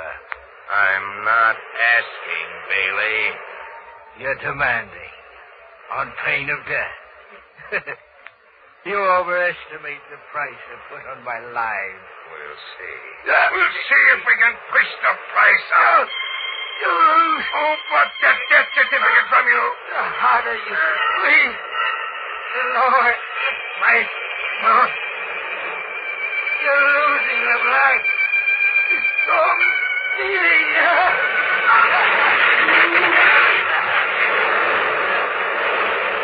The sea tore us with a paper hot and overran us. I felt it pull at me. I was being sucked into the middle of a whirlpool.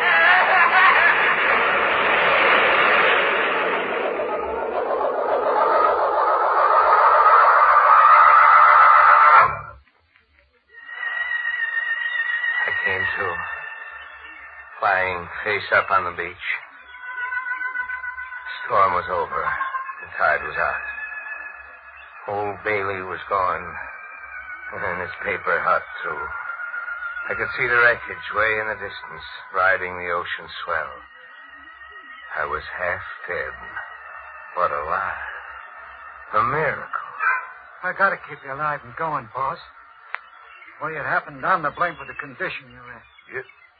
You're to blame. How? It was me who beat you over the head and sent your mind wandering.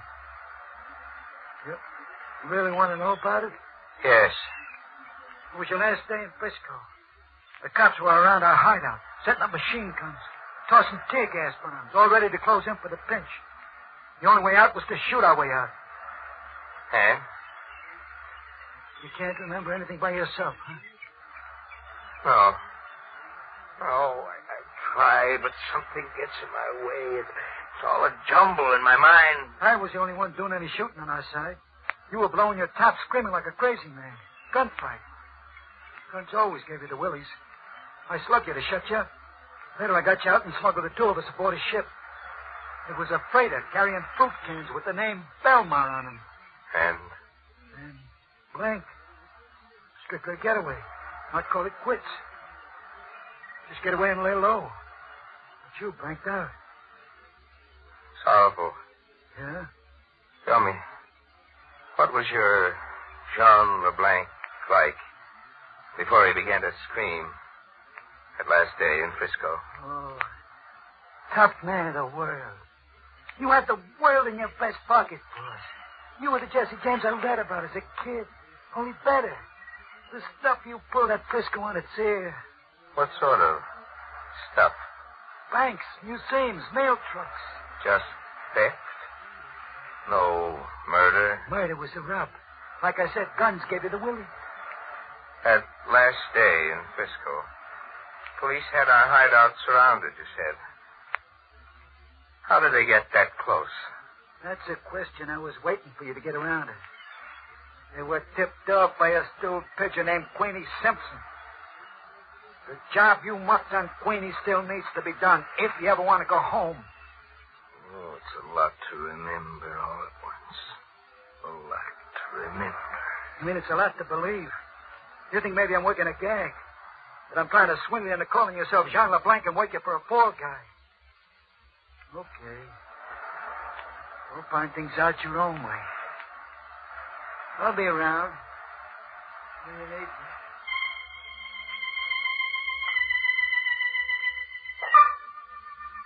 So, I went about finding things out my own way. I went looking for Sanderson to double-check on why he broke my head so that a phony death certificate could be issued in the name of Jean LeBlanc. I found him camped in a hobo jungle 50 yards away from a railroad embankment. LeBlanc. Back from the dead. Can it? You never killed me. I didn't. No, you just thought you did. I only passed out and you buried me alive. Disappointed? Not too much, maybe. You're worth $50,000 in reward money. Dead or alive. Here, this will restore your memory. It was a police notice offering a $50,000 reward for the capture of Jean LeBlanc, dead or alive. I get your death certificate angle, Sanderson. With me dead, it would have been easier for you. No carting me back. Just show that death certificate old Bailey issued and collect. I'll collect anyhow. If you live. That wouldn't be a threat, would it? A death notice. Who's going to die now? You. Of strangulation. I don't worry you, huh? Not a bit. I told you last night you weren't the killer type. You threatened. Then you run. Yeah, but I've changed, Sanderson. I've stopped running, thanks to you. Thanks to me. Yeah, you opened my head last night and the fears ran out. I face up to myself now. I don't cry baby anymore. I'm not the killer type, but I ain't going to kill you and laugh until I blow a fuse. Let go.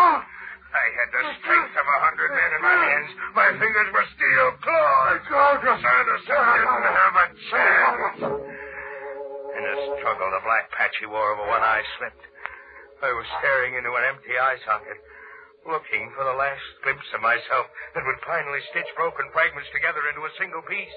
Who was I really, and what was I all about? I saw nothing in that empty eye socket.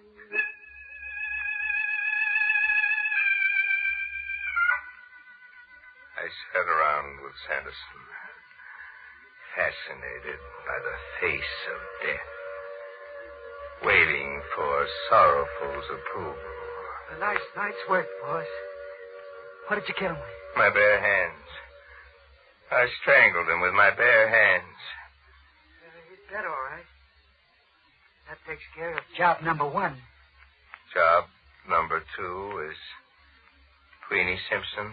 Nobody else. This time, with a gun. Sure, with a gun. This time. Where do I find Queenie Simpson? Where she's always been. The Wonderland Arcade. She works a shooting gallery there, the way she always has. Kill her and you've got the cops up a tree. She's her only witness against you. Kill her and you're the racket king of Frisco again, with the town eating out of your hand. San Francisco. It's been a long way around getting home, Sorrowful.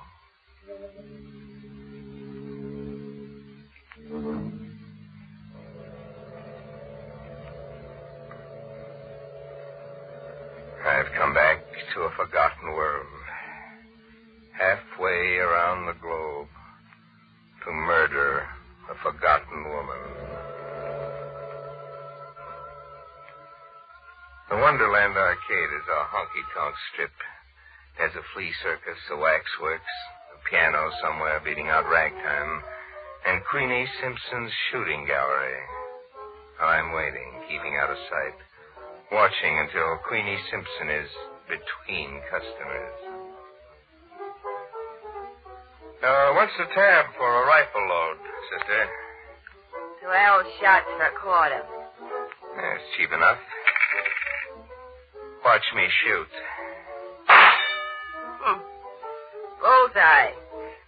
You're pretty good. Thanks. I'm even better with a revolver. What would it take to coax you to get up against that target? I'd say you got the coaxer right in your hand. Jean? Jean who? Jean LeBlanc. I've been expecting you to call sometime. You're sure I'm Jean LeBlanc? Must be Jean LeBlanc. Only Jean LeBlanc would come to kill me. Why? Hyde tipped off the cops. Tell them all about you. Why? What game are we playing now? I double-crossed you and you're here to kill me. Now let's get it over with. You've got 11 shots left, mister. She's up against the target, indifferent to her fate. I stare at her, and then I lose her. My gun drops to my side. I can't shoot. My fears are back. I'm choked up with fear. The fear that drove me across the world. Pull the trigger, LeBlanc. Sorrowful. Yeah, me. Still Johnny on the spot. Go ahead, pull that trigger. You killed double-crosses. I can't pull the trigger, Sorrowful. Don't turn yellow now. You come back a long way. Pull that trigger and you're the big boss again. I can't. My fingers are numb. My hands feel dead. I stuck along with you. Crawled after you from Island Island. I watched over you, worried about you, waiting for you to come out of a brainstorm. But now it's over. Once and for all. Are you going to make like Jean LeBlanc and pull that trigger?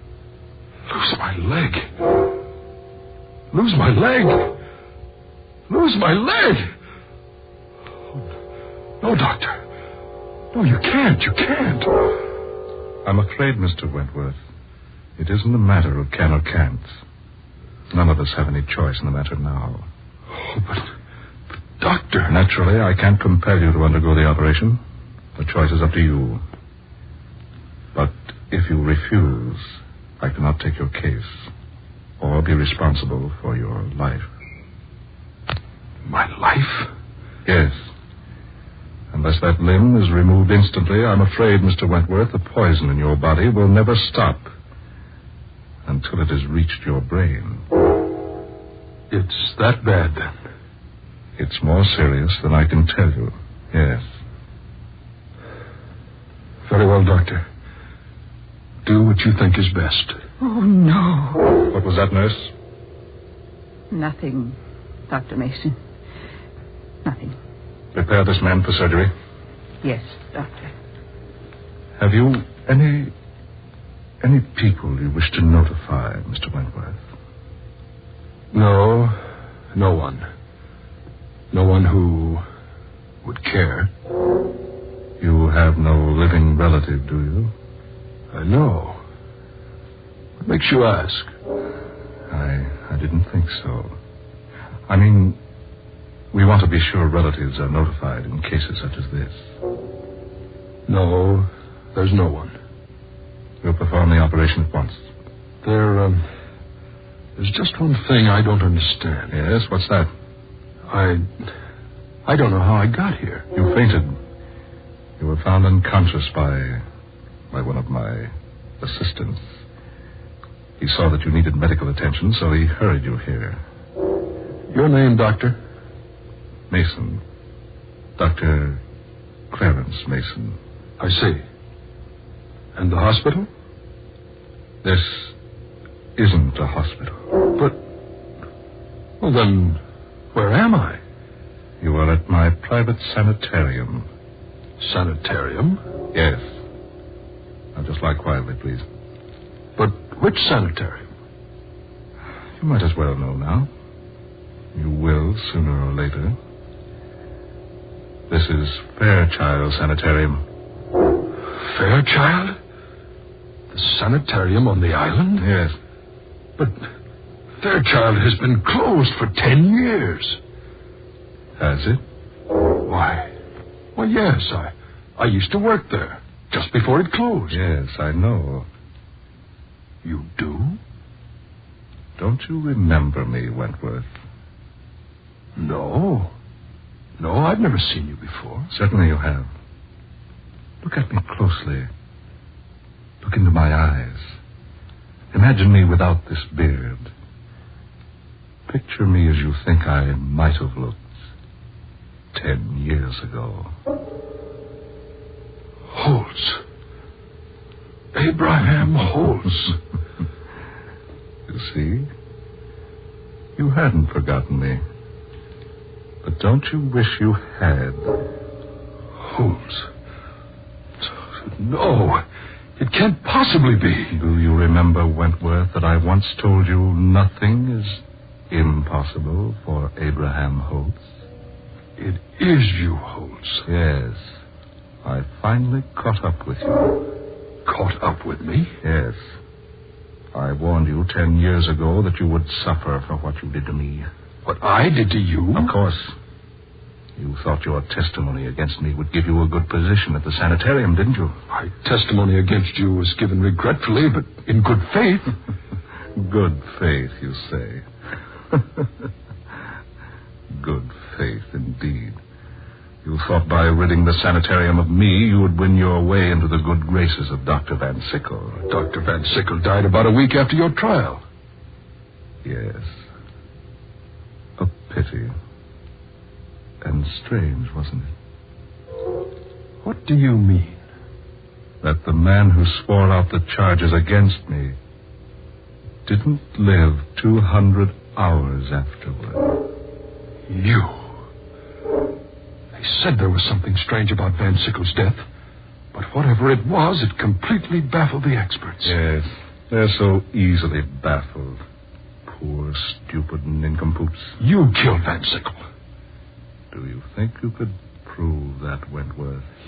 You were supposed to be in the penitentiary at the time. Yes, and so I was. What? I was in the penitentiary. I am now. Now? Now, you say? Yes. Yes, indeed. Did you forget? My sentence was for life. I could hardly serve a sentence like that in 10 years. You escaped? In a sense.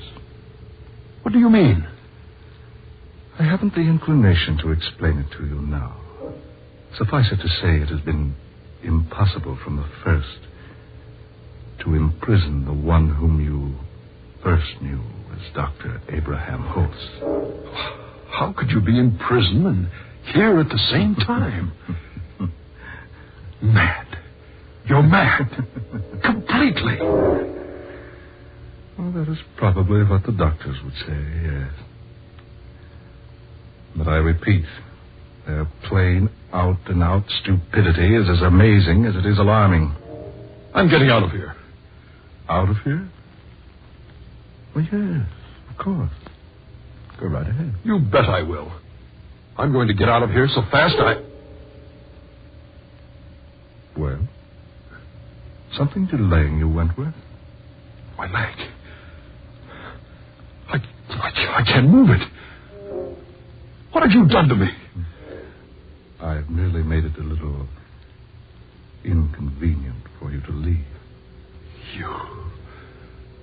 You devil. I think that's what you said, Wentworth, in the courtroom when you testified against me 10 years ago. Remember? Remember what you said, Wentworth? I do. I remember quite distinctly what you said. You've asked me to testify in this court just what my reaction has been to the practices of Dr. Abraham Holtz. Well, gentlemen, when I first came to Fairchild Sanitarium, Dr. Holtz was apparently a normal, capable, practicing surgeon with a very extraordinary ability. But then he began to change. Yes, change. He ceased to be human. Yes, he became more like a devil. That's it. He became more like a devil.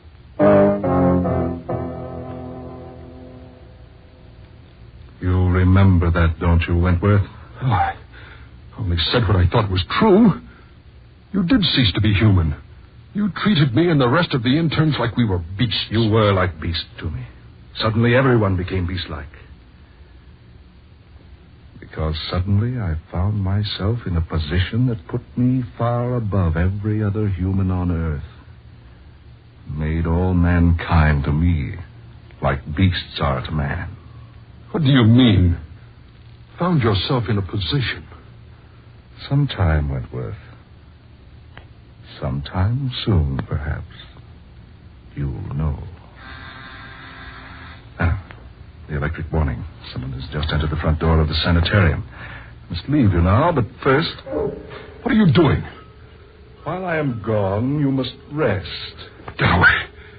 Get away! Get away! An injection of this Wentworth to quiet you. No. Keep away from me or I'll...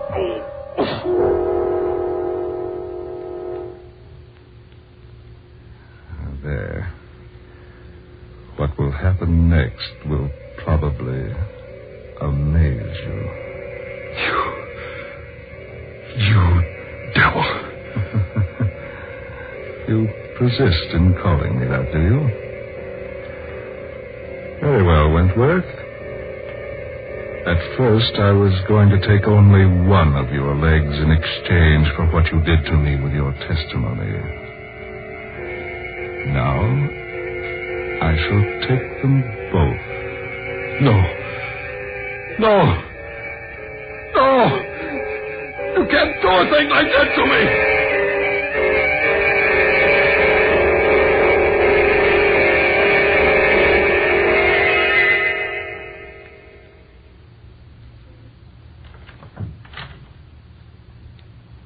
Is Dr. Dr. Mason here.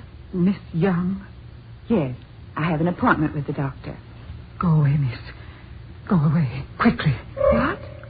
Oh, please, I beg you to go away before it's too late. Too late? Yes. There's nothing but trouble for you here.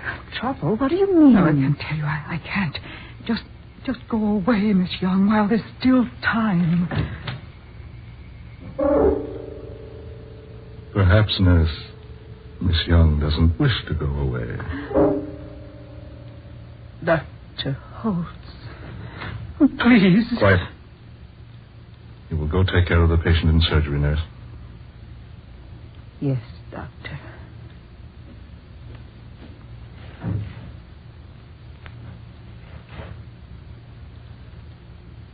I must apologize, Miss Young.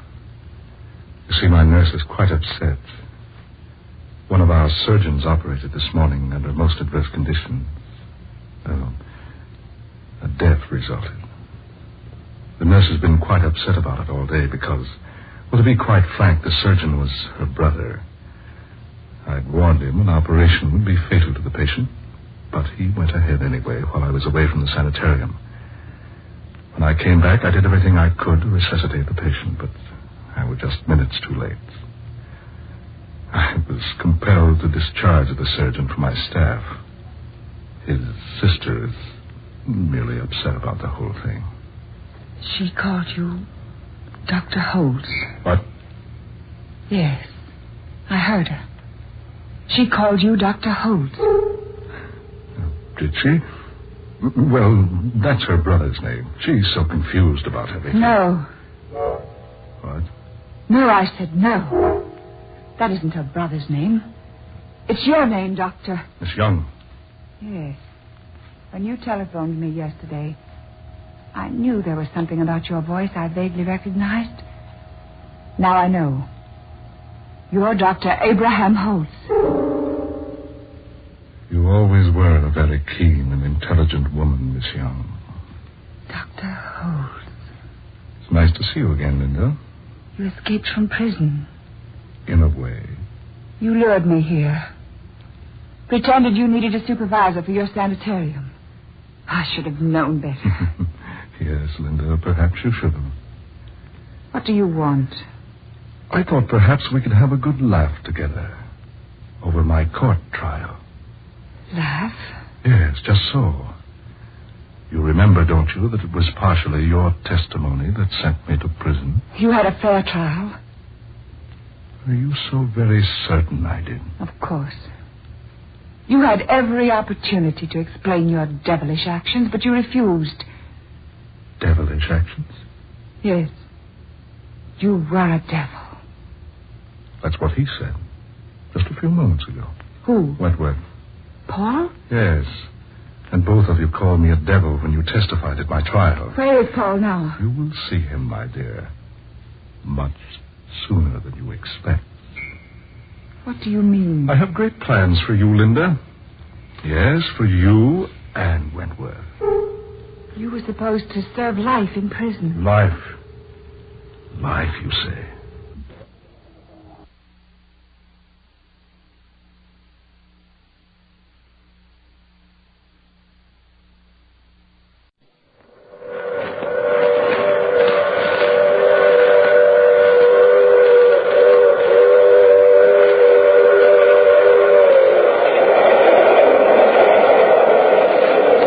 The Mutual Broadcasting System presents The Mysterious Traveler.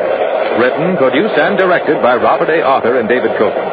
And starring tonight three of radio's foremost personalities, Grace Coppin, John Gibson, and Louis Van Ruten, in The Man from Singapore.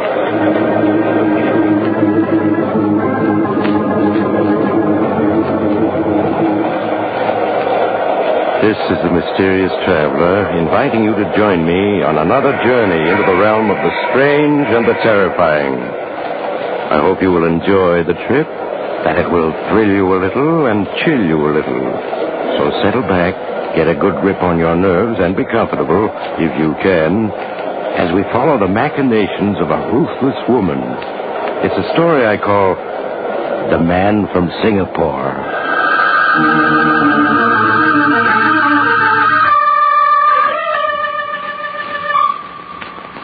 My story begins in the San Francisco offices of the John Bates Importing Company.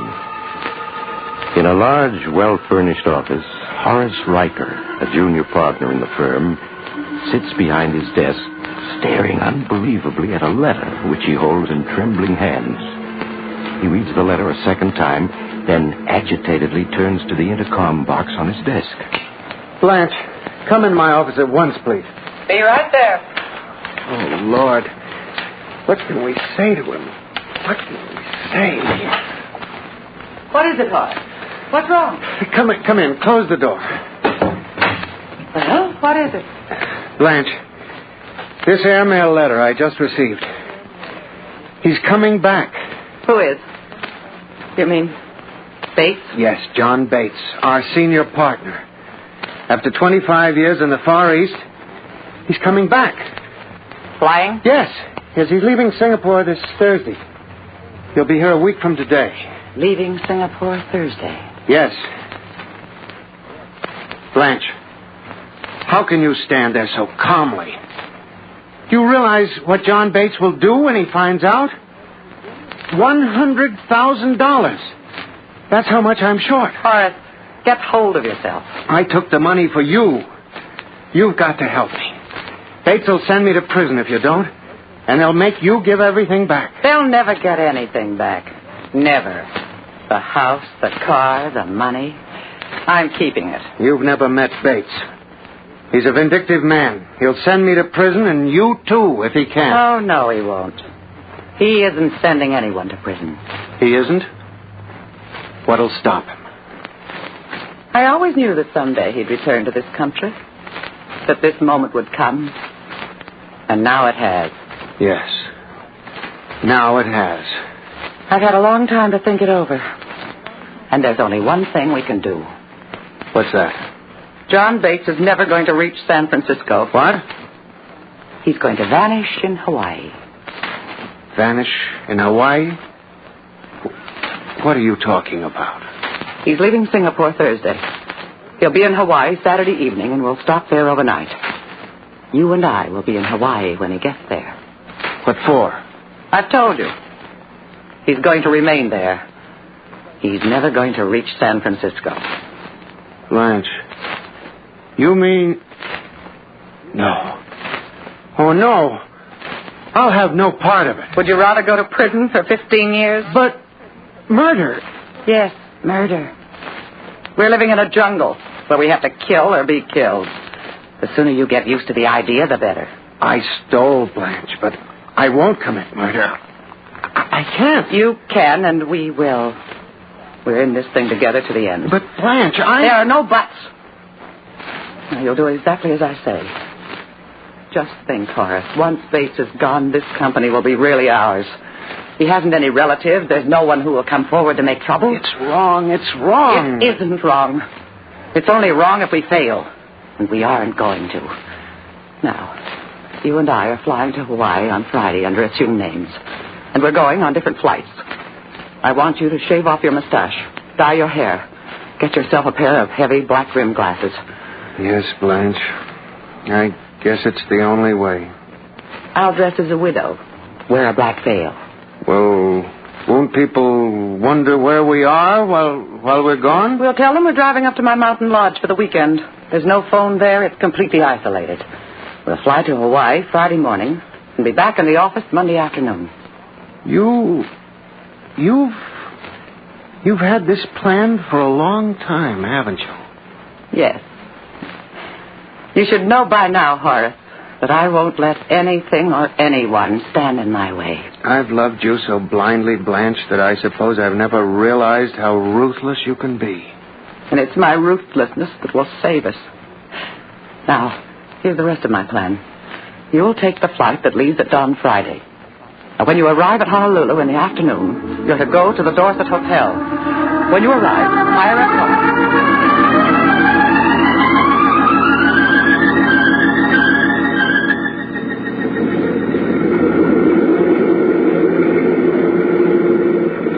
There's the Singapore Clipper now, taxiing up to the gate.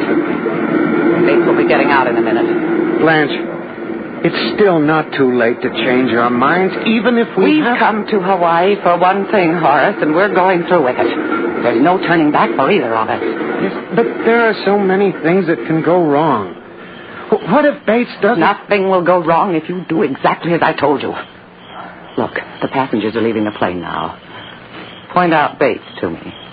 What with the darkness and the distance, it's hard to tell one passenger from another. There he is. That tall, heavy man speaking to the stewardess? Yes. Yes, that's Bates. All right. You stay here in the car and wait. Yes, Blanche.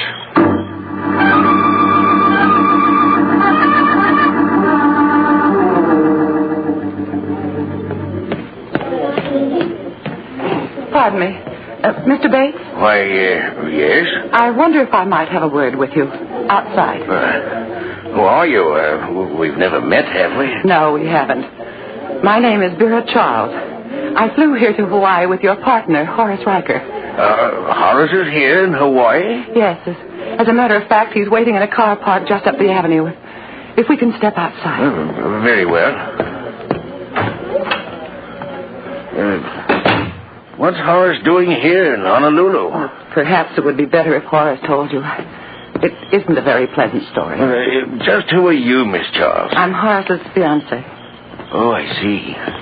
I suppose I should offer my congratulations, but at this point, there are a great many things that need clearing up. Horace will explain, Mr. Bates. Where's the car? Right up ahead, that black one. Oh. There's Horace in the back of the car. Oh, yes, I see. Hello, John. Horace, now what's all this about? It's quite an involved story, John. Will you get in the car? Thank you. Oh, I think you'll be more comfortable in the front, Mr. Bates. The suitcases in the back will be in your way. Very well. Now get to it. What's happened? You remember when I was in Singapore last year, I told you about the office manager I'd hired, Blanche Worby. Yes. You said she was a very efficient woman. What about her? Well, she's absconded. Absconded? Yes, with $40,000 of the firm's money. What? Yes, Mr. Bates. She took the money Wednesday. Through sheer accident, Horace learned that she had flown to Hawaii under an assumed name. My word. Horace decided not to waste a moment. Yes? Horace decided not to waste a moment, but to take action. What action? Really, Miss Charles? I thought you were never going to hit him. Now, let's get going.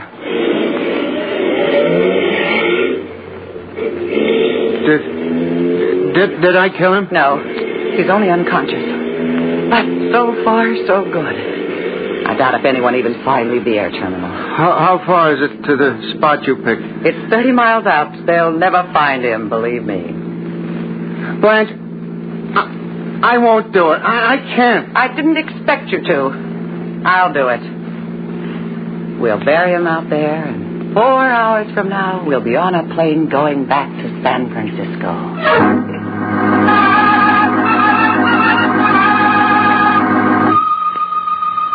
Yes, Blanche, there's no question in your mind as to what has to be done, is there?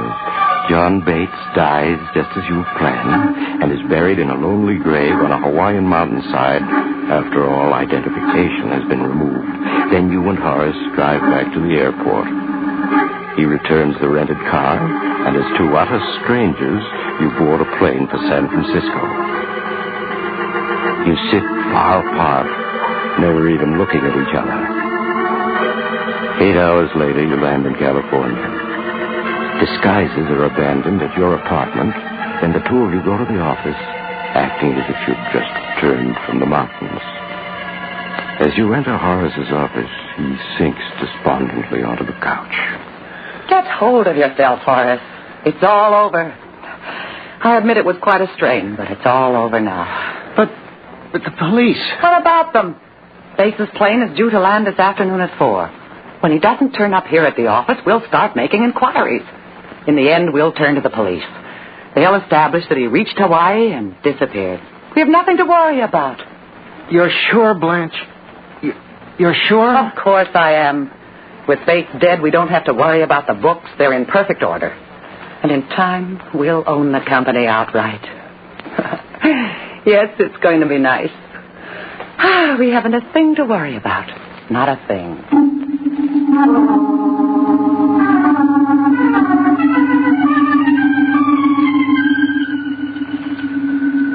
Blanche. Yes? It's almost 6 o'clock. His plane was supposed to have arrived at 4. Shouldn't we call the police now? Certainly not. It's much too soon to become alarmed.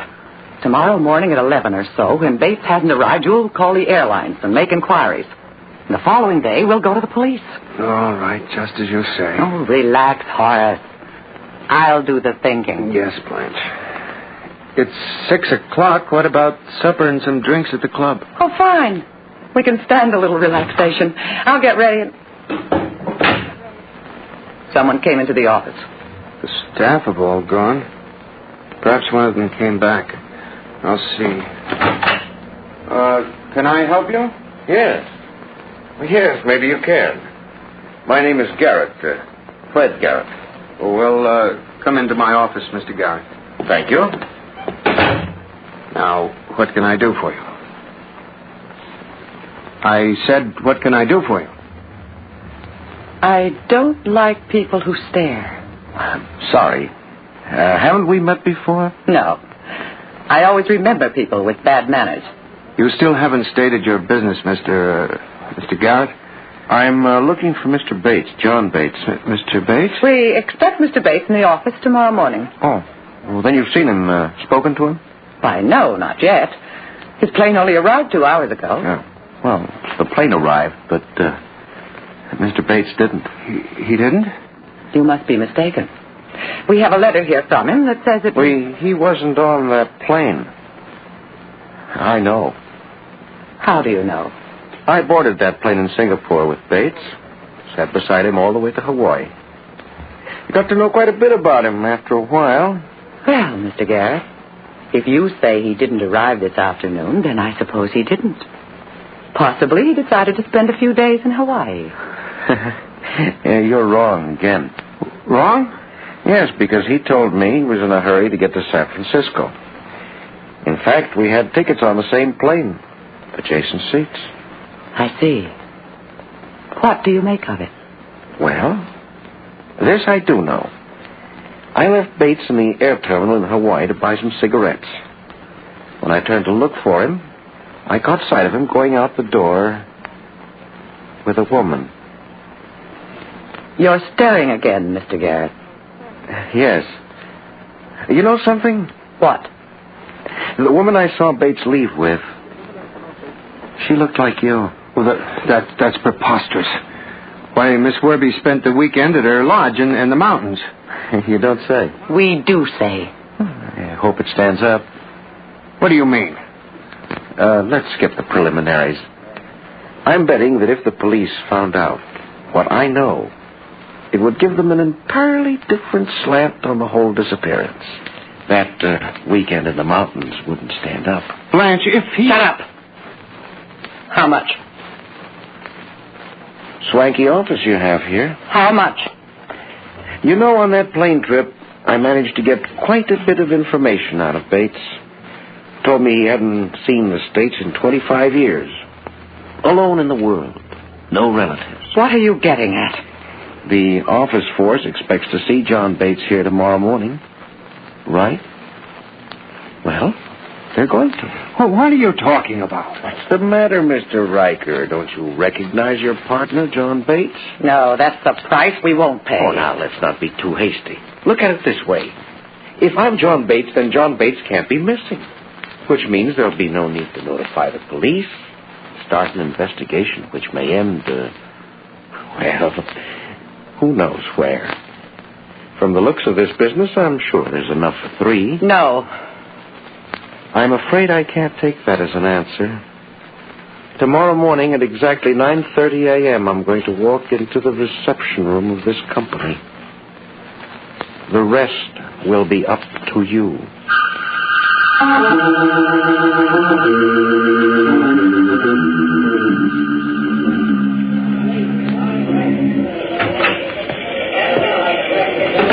Good morning, Horace. Good to see you again. Good morning, John. Welcome home. When did you arrive? Yesterday afternoon on the 4 o'clock plane. Well, so this is our San Francisco office. Yes. To think you've never seen it before.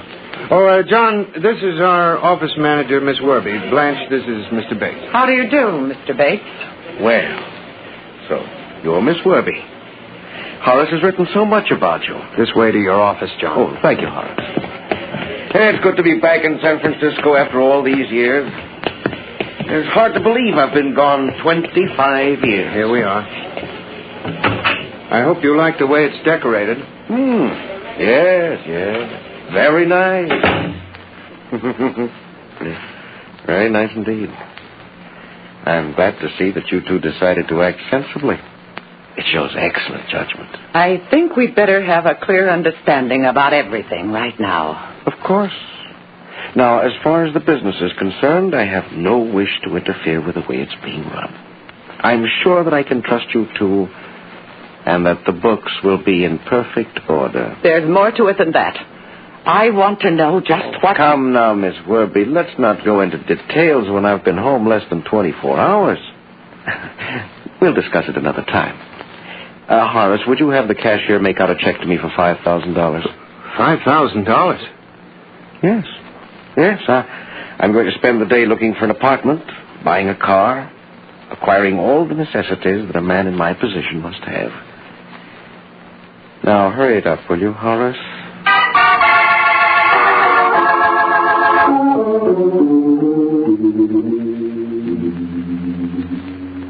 Blanche, why don't you stop pacing the floor and sit down? Have a drink. In 2 weeks, he's taken $17,000. Well, it isn't as though the business couldn't afford it. Oh, you fool. Where do you think it'll all end? He'll milk the business dry. Well, perhaps if you were to have a talk with him, point out... It'll take more than a talk. Oh, to have gotten rid of Bates and then have had this happen. Well, he isn't going to get away with it. Now, Blanche, there's no use... The second Mr. Bates is going to join the first. No. You think I'm going to let him blackmail me out of everything? Blanche, no. We were lucky the first time. This time, something's bound to go wrong. No, Horace. I'll take care of everything.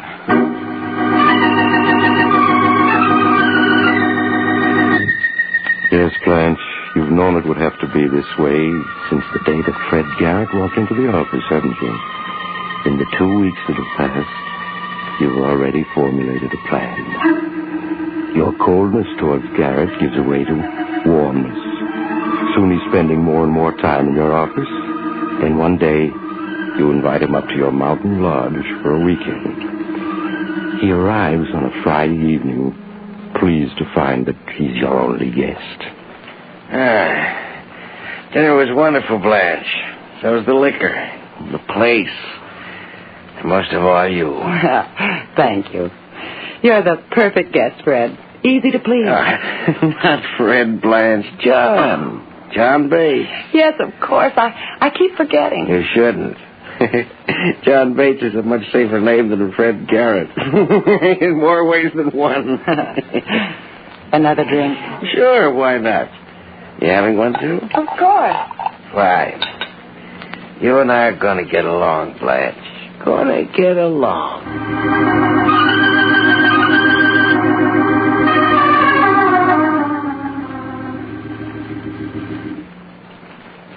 Fred?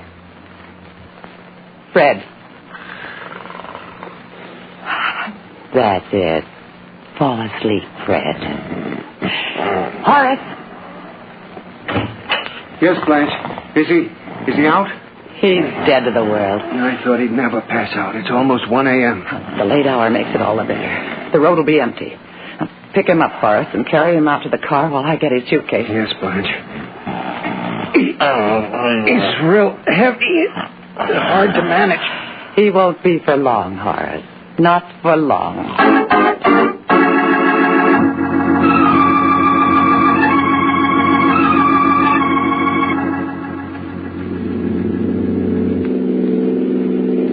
Hold Mr. Garrett steady, Horace. He's leaning on me. Yes, Blanche. We're almost there. Did you park my car where I told you to? Yes, it's hidden just off the road. Good. Well, we haven't passed a car yet. The mountains are really deserted at this hour. Well, what if one comes along? It isn't likely. But if one does, we'll see the headlights long before it reaches us. Here we are. Now, help me get him over here behind the wheel. That's what I'm doing.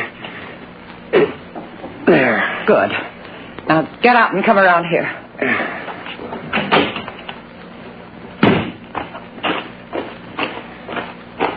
Is he still unconscious? Yes. Look up and down the road. Is there a car coming either way? No, Blanche. And stand aside while I release the brake and close the door. There.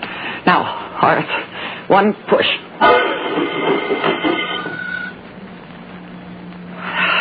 There it's going. Look how fast it's picking up speed on the downgrade. It'll go off the road at the curve. There. It's going through the guardrail. There it goes over the cliff. That's what comes of drunken driving. Come on, Blanche. Your car's parked up the road behind those trees. Oh, no. We're going down the side of that mountain to make sure he's dead. But he must be. That was a 100-foot fall. Maybe he is. But we're going down to make certain. But, Blanche, it'll take us... No buts! I've got to be sure.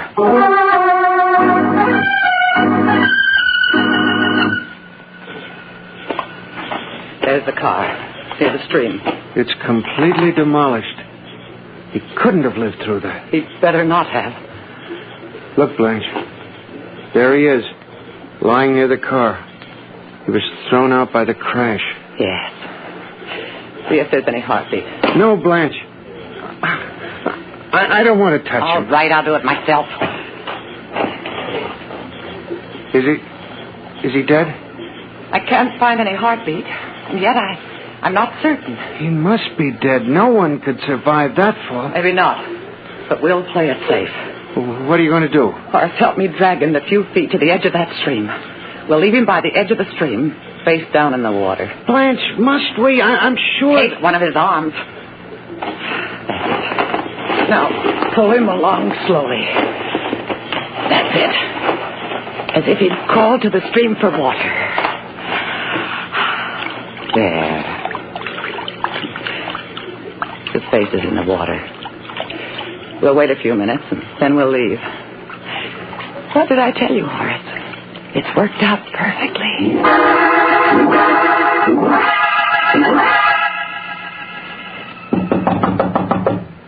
Come in. Miss Werby's here, sir. Sure in, Sergeant. Yes, sir. All right, to come in, Miss Werby. Yes, Lieutenant. That'll be all, Sergeant. Yes, sir. Have a seat, Miss Werby. Thank you. I can't tell you how shocked I was, Lieutenant, when you phoned and told me that John Bates had been killed in an automobile accident. How did it happen? Well, suppose first you tell me when you last saw Mr. Bates. Why, Friday night. He arrived at my mountain lodge at about 8 o'clock as a weekend guest. Mm-hmm. He told me that something unexpected had come up and he'd have to return to the city that same night. Well, then what happened? Well, we had supper and he started drinking very heavily. At 1 a.m., he started to leave. I see. I tried to persuade him to stay overnight, that he was in no condition to drive, but he wouldn't listen. And that was the last you saw of him? Yes. How was he killed? Well, his car plunged through a guardrail. Fell 100 feet down the side of a mountain. Oh, I never should have let him drive off in that condition. That looks like an open and shut case. Except for one thing. Yes? An autopsy was performed on Bates. Seems his neck was broken. He was killed instantly. Oh, I see. But there's one little thing. What do you mean? What we want to know is how could a dead man drag himself 6 feet to the edge of a stream? Why, I don't understand. Oh, fortunately, we do. See, Miss Werby, we've been questioning Horace Riker for the past 3 hours. He's finally confessed to everything. No. He claims it was your idea from beginning to end. No, that isn't so. I had nothing to do with it. Micah claims you forced him into it. He's made a full confession. Looks as though you're it, Miss Webby. No. It was he who planned it all. You must believe me, Lieutenant. You must. He threatened to kill me if I didn't do as he told me. I see. All right, you're in here. Blanche? Well, they've been questioning me for hours. Questions, endless questions. I told them we don't know anything about Mr. Bates' death. I told them. Then you didn't confess. No, Miss Webby, he didn't. We haven't been able to break him. But your confession will do. You tricked me. You tricked me. Yeah, but I wasn't the only one who tricked you. So did Fred Garrett. Fred Garrett? You know that he isn't John Bates? Yeah, we found out this morning he isn't. Garrett blackmailed you, didn't he? You were forced to accept him as John Bates because he knew you'd killed the real John Bates. Yes, he blackmailed us. He was bluffing you all the way. Bluffing? But he threatened to go to the police. Police? He'd hardly have done that. Why not? Fred Garrett was a fugitive. A fugitive? He was wanted by the Singapore police for murder.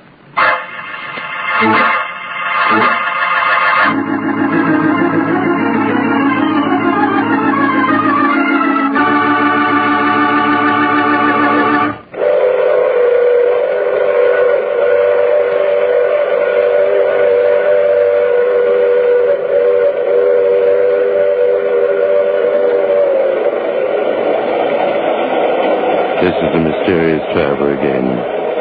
Did you enjoy our trip? Too bad about Blanche Worthy, isn't it? Just an ambitious woman trying to get ahead, trying to make sure her tracks were well covered. But she was too efficient. If only she hadn't made the mistake of dragging poor dead Fred Garrett to the edge of that stream. Oh, well, you can't be right every time. Unfortunately, in Blanche's case, the mistake was fatal. Well, that reminds me of next week's story, Retreat from Tomorrow. It's about two scientists who try to learn what the future has in store for our frightened world, and... Oh, you have to get off here. I'm sorry. But I'm sure we'll meet again. I take this same train every week at the same time.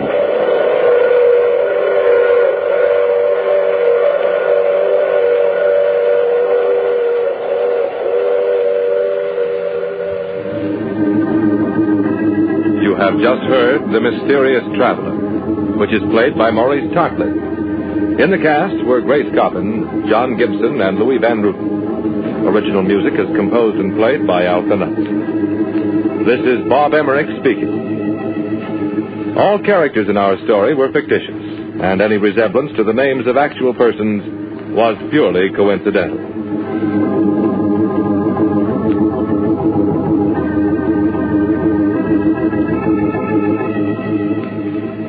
This is the Mutual Broadcasting System.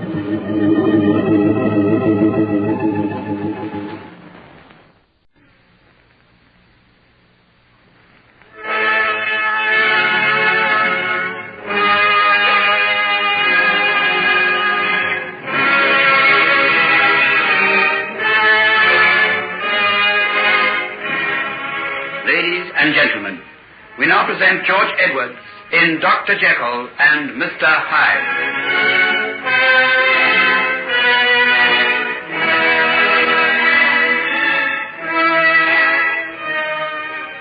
Margaret?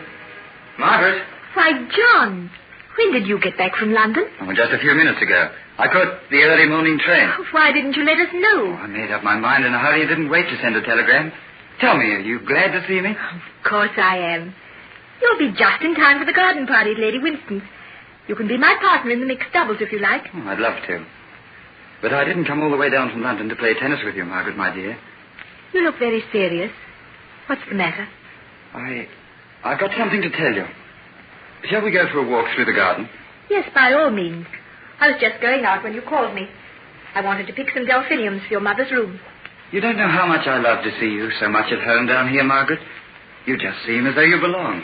Your mother and father make me feel that way. I can't tell you how kind they've been. Of course they have. They love you, that's why. Margaret, Shall we go into the garden? Yes, come along. We'll go out through this door. Tell me what you did in London. Did you have a good time? Not very. Why? I was longing to get back here all the time. I don't have to tell you why, do I? Please, John. You can't stop me, Margaret. I've come down here to say these things to you, and you must hear them. But if I don't want to hear them? Why don't you? Margaret, it's months now since I spoke of this. You asked me to give you time. Haven't I been patient long enough? You've been marvelous. Don't think I'm not grateful. Grateful? Do you think it's gratitude I want from you? Margaret, look at me. I've reached a decision. I'm not going to stand by and see you let the best years of your life go by for the sake of a man who I really believe is absolutely worthless. Why do you say that? Because of certain things I heard in London. What were they? Don't look at me like that. I'm not merely carrying gossip back to you. It's because your happiness and mine is at stake that you've got to know. Very well, then. What is it? A friend of mine, someone whose word I can absolutely trust, was in a jeweller's shop in Bond Street one day last week. Go on. Jekyll came in while he was there. He had a woman with him. They were buying an engagement ring. What? It's true. You heard it all. They chose a ring of sapphires and went out of the place arm in arm. Oh, don't tell me any more. Don't, please. My dear, I could kill him for hurting you so much. It's all right. Actually, I knew it all along. You knew? Yes. I saw him when I was in town a few weeks ago. He told me then. That's why you came back looking so white and strained. Oh, why didn't you tell me? What could you have done? Couldn't I have helped a little bit? Doesn't the fact that I love you and would do anything in the world to make you happy count for anything? Indeed it does. More than you can ever guess. Then marry me. Let me take you away. Let's begin a new life together and wipe out all the old disappointments and pain. Do you think that's possible? Yes, of course I do. You don't know what a really happy love can be. You've never really been happy with Henry.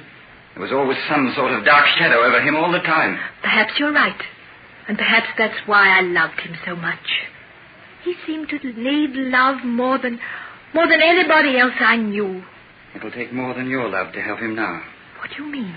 Well, I don't know exactly. But there are strange stories about him. People are beginning to whisper. What about? What has he done? He's been drinking. He failed to attend an important operation at a hospital. I caught sight of him for a moment only yesterday, and I was astounded at the change in him. Then something must be wrong. He'd never do that unless there was. Yes, there's something wrong, all right. There's always been something wrong with him. Some queer, sinister streak in him that's coming to the fore. Margaret, don't you remember when we were children how he sometimes seemed to be possessed of something almost unholy? Then perhaps we shouldn't judge him too harshly. Perhaps not. But can't you see that he's no man for you, my dear? What happiness could there possibly have been with him? I don't know. I just know that he seemed to possess me body and soul. And I'd have done anything for him. Gone anywhere he wished. But that's all over now, isn't it? He's going to marry someone else. Yes. All over.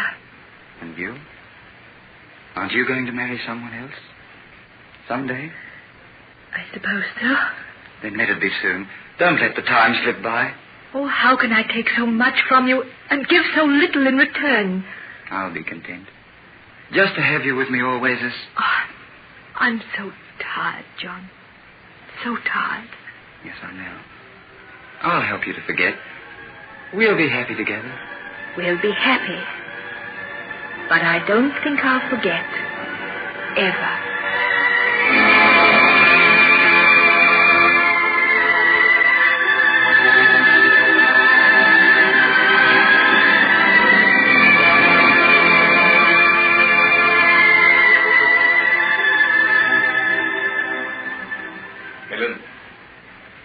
Talk to me for a while. Oh, yes, Henry.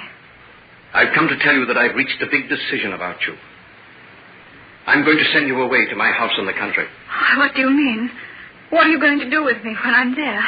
You needn't be afraid, my dear. I won't go with you. I'm going to remain here.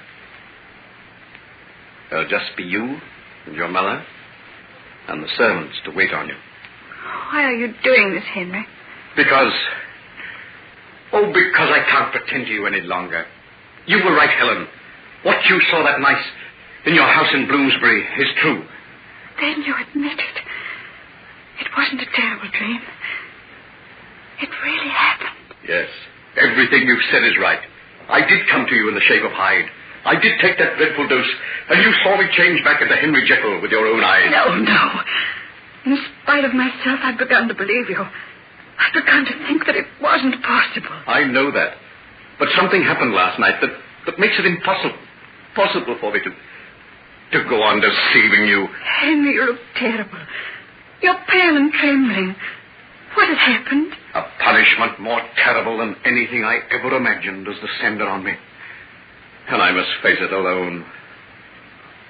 That is why I'm sending you away. But you must tell me.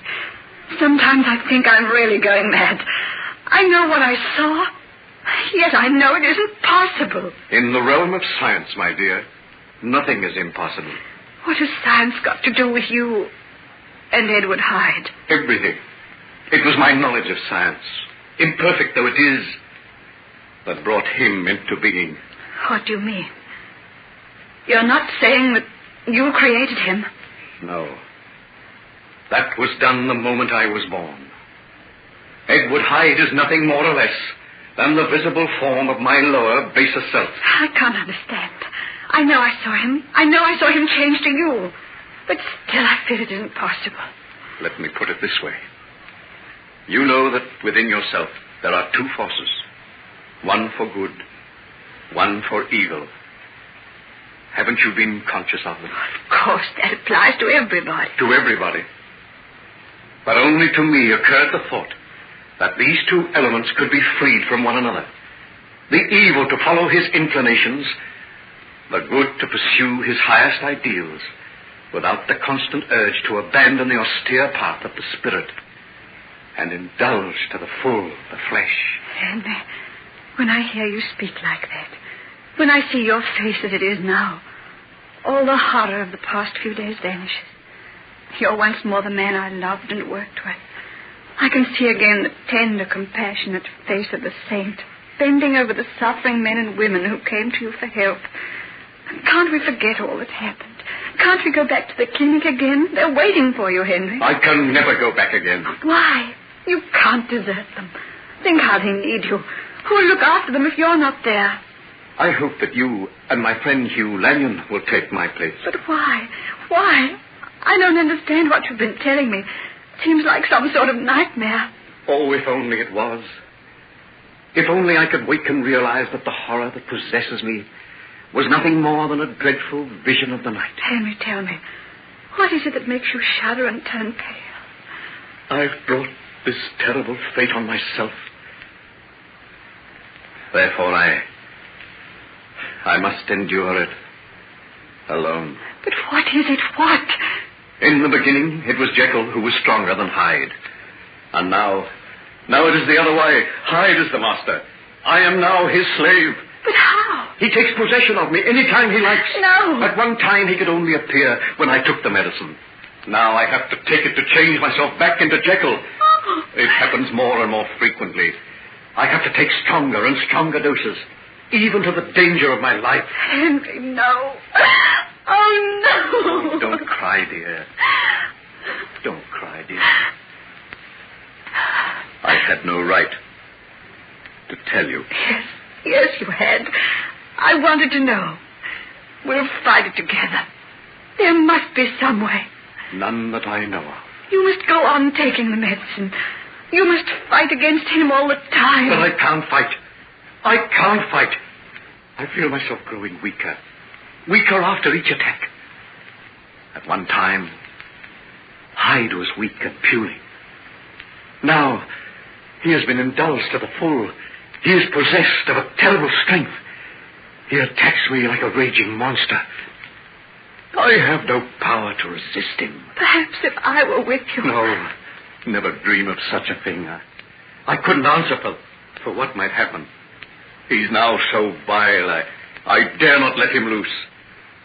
As soon as I feel the first shudders, that warned me of his coming.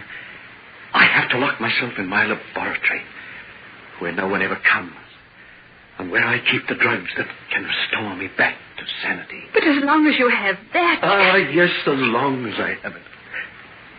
And there lies my horror and my final dreadful doom. I have only enough of the original for 3 more doses. 3 more doses. And though I have ransacked London, there is no more to be had.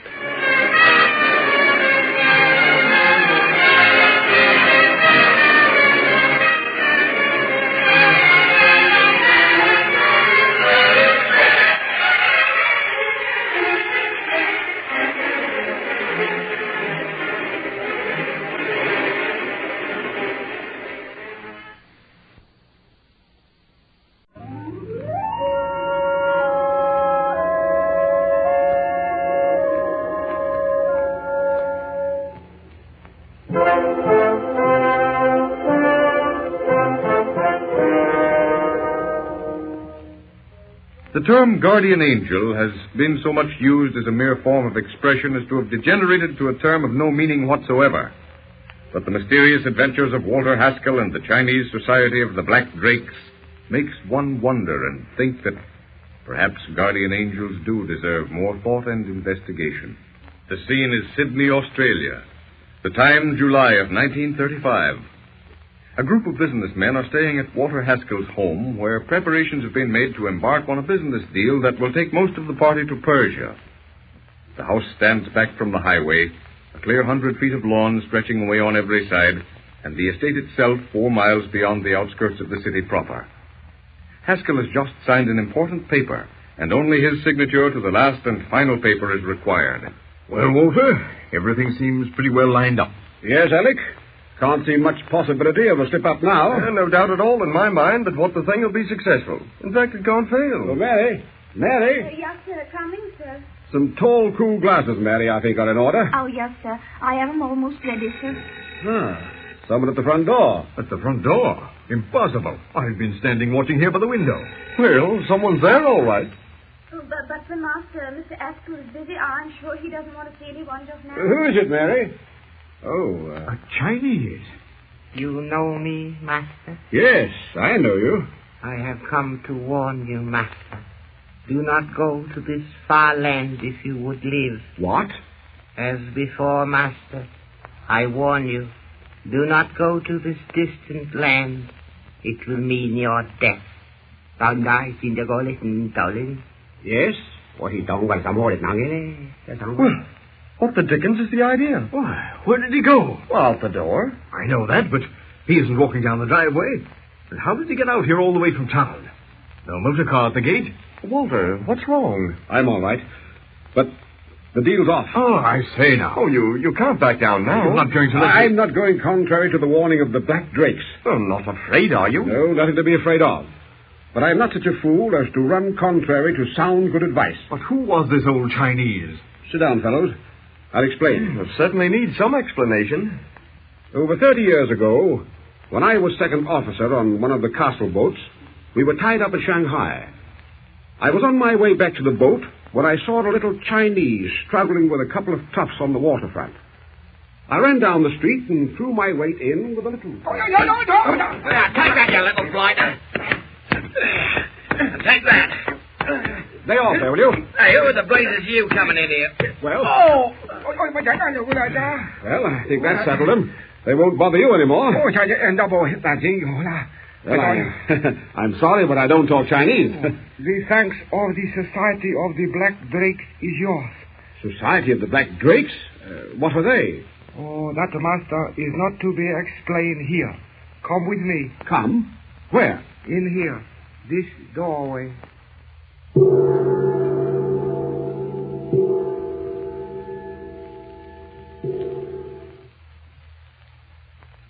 Haskell steps into the semi-gloom of a room rich with oriental hangings and pungent with the sickly sweet odor of jasmine and joss sticks. Before a huge joss on a carved ebony table, a tiny blue flame curls upward. Haskell is conscious of vague, shadowy forms surrounding him, but the atmosphere makes him sleepy. unwilling to keep awake or fight off the drowsy feeling stealing over him. For a moment his senses brighten as he sees a beautiful woman walking toward him, a white woman. She raises her hands in welcome. Her voice seems to come from far off, a voice musical like the tinkle of a bell. And at the sound, Haskell feels himself sink into the cushions before the altar, and then oblivion.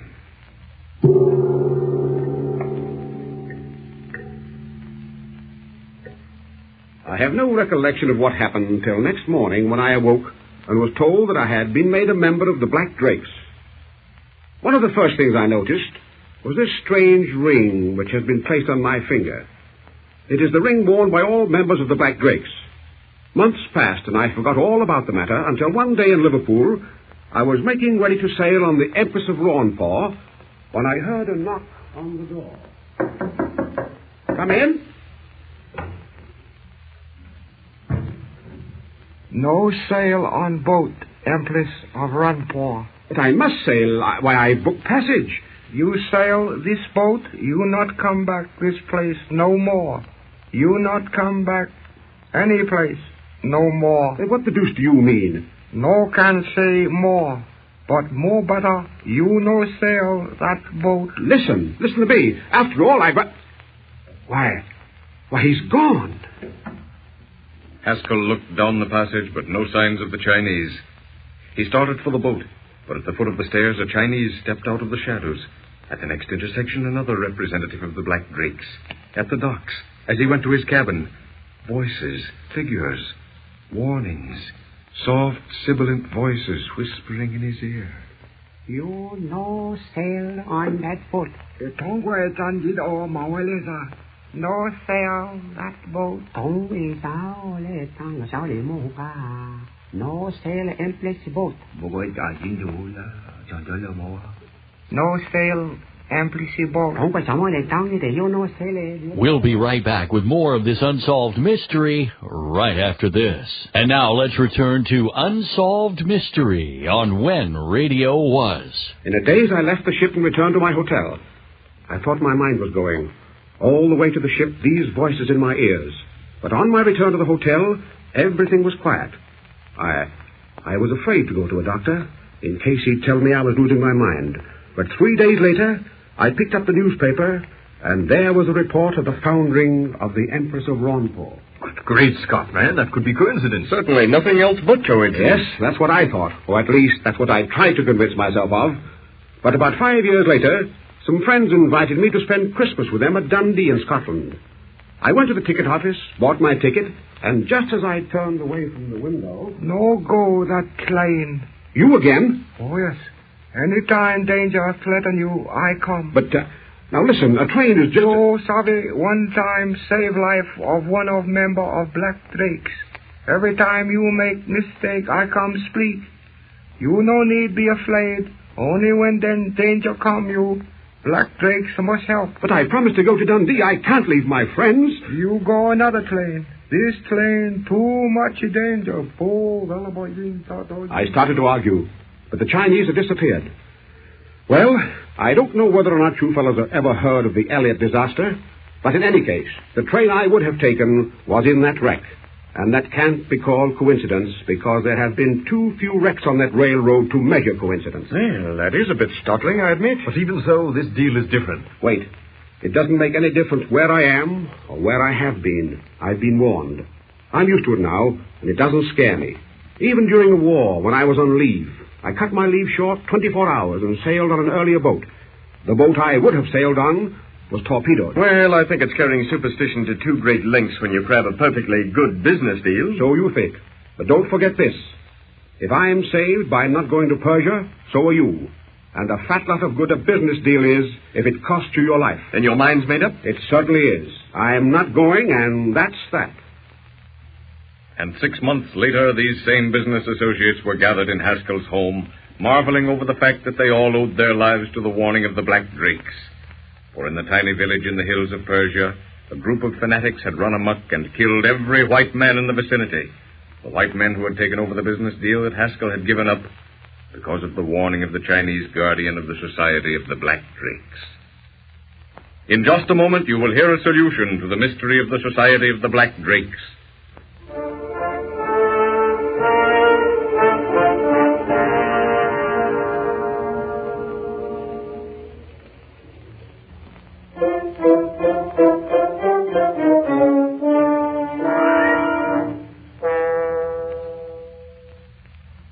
Ladies and gentlemen, inasmuch as any solution must of necessity be supposition, liberties of time, place, and character exist in the solution for which you have been waiting. The scene is the home of a world-famous magician, fortune-teller, and astrologer, to whom Walter Haskell went for information and a possible explanation. You must understand, Mr. Haskell, that your case is no rare exception. You mean that other people have had similar experiences? Well, decidedly. In the first place, from the beginning of time, nations as well as people have had their fortune-tellers. The Egyptians, the Babylonians, the Syrians, the Israelites, all had their soothsayers. Then you think that the Society of Black Drakes is descended from one of these old seer societies? It's perfectly possible. I myself am a member of one of the oldest in the world, and many times I've received good advice from them. You mean warnings? Well, I don't think that warnings, as you term it, is a definition. They give you advice. Well, let me demonstrate. Take a suburban street. One automobile parked halfway down the block. A child playing with a ball in a driveway. In another driveway, a man is backing out his car. He doesn't see the child.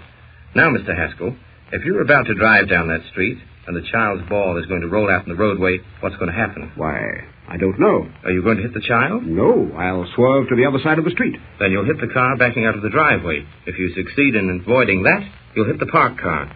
Not much prophecy to that, you'd say. But if I stopped you at the end of the block and said, don't go down that street or you'll be involved in an accident, you'd call me a fortune teller and a good one. Yes, I see what you mean. And that's how the Black Drakes warn their members? Yes, they work out the possibilities of any happenings from information at their command.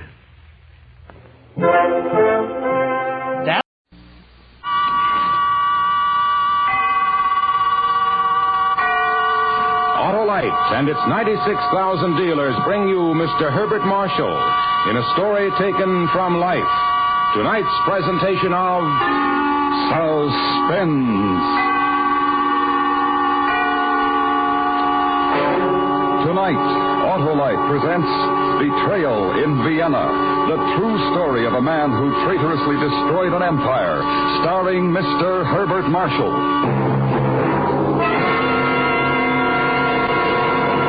Well, there's Stanley Smart, baseball's genial genius. How do you like the series, Stan? The World Series, Hollow? No. The intricate series of Autolite units that make up the electrical system of your Autolite-equipped car. The system that enables you to start your car, turn on your lights, radio, horn, and heater. That takes major league teamwork, Hollow. And that's the teamwork built into Autolite coils, distributors, and all the other important units that make up the complete electrical systems used as original factory equipment on many leading makes of our finest cars. And all those units and their thousands of component parts are related like a team by Autolite engineering design and manufacturing skill to give you the smoothest performance money can buy. Never break up that winning combination, Hollow. Right you are, Stan. So, friends, if your Autolite-equipped car needs replacement parts, insist on Autolite original factory parts. You'll find it pays. And remember, from bumper to tail light, you're always right with Autolite. And now, with Betrayal in Vienna and the performance of Mr. Herbert Marshall, Autolite hopes once again to keep you in suspense.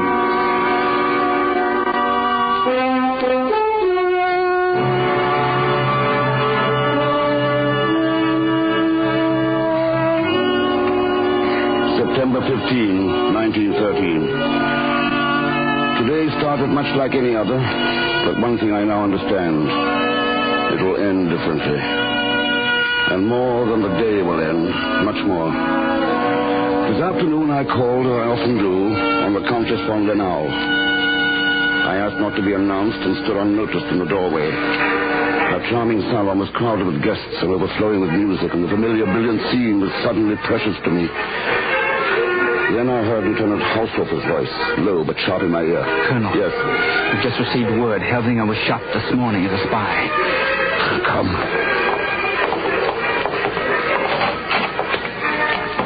Now, what did you hear? 14:26 o'clock. A wireless message from Petersburg to the Russian embassy.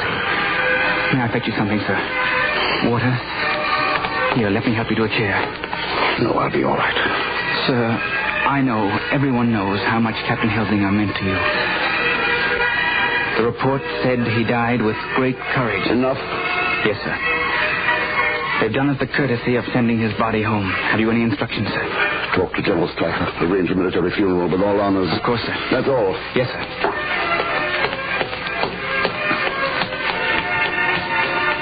Oscar Helsinger dead. I'd known, of course, but like a stupid child, I'd hoped and believed some miracle would save him. Somehow I found the strength to leave. It was dusk, the blue hour. Up and down the broad avenues, lights were coming on. I hailed a cab to go to the post office, and sitting alone in the back of the carriage, I suddenly knew I had to leave Vienna. Say goodbye for good. Never had I felt so old.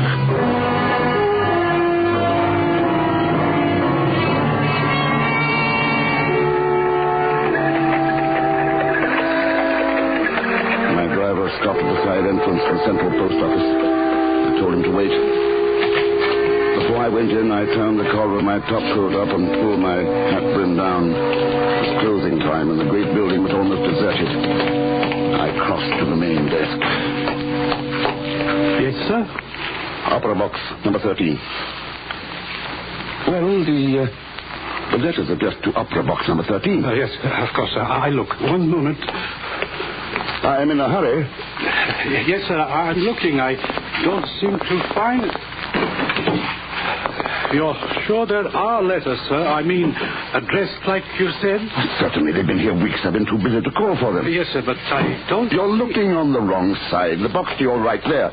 Oh, yes, sir. I was confused. I'm sorry. Here you are, sir. Thank you. Sir, just a minute. Yes? Did you notice, does it look like rain tonight? I mean, did you notice the weather? The weather. There's not a cloud or breath of wind. Good night.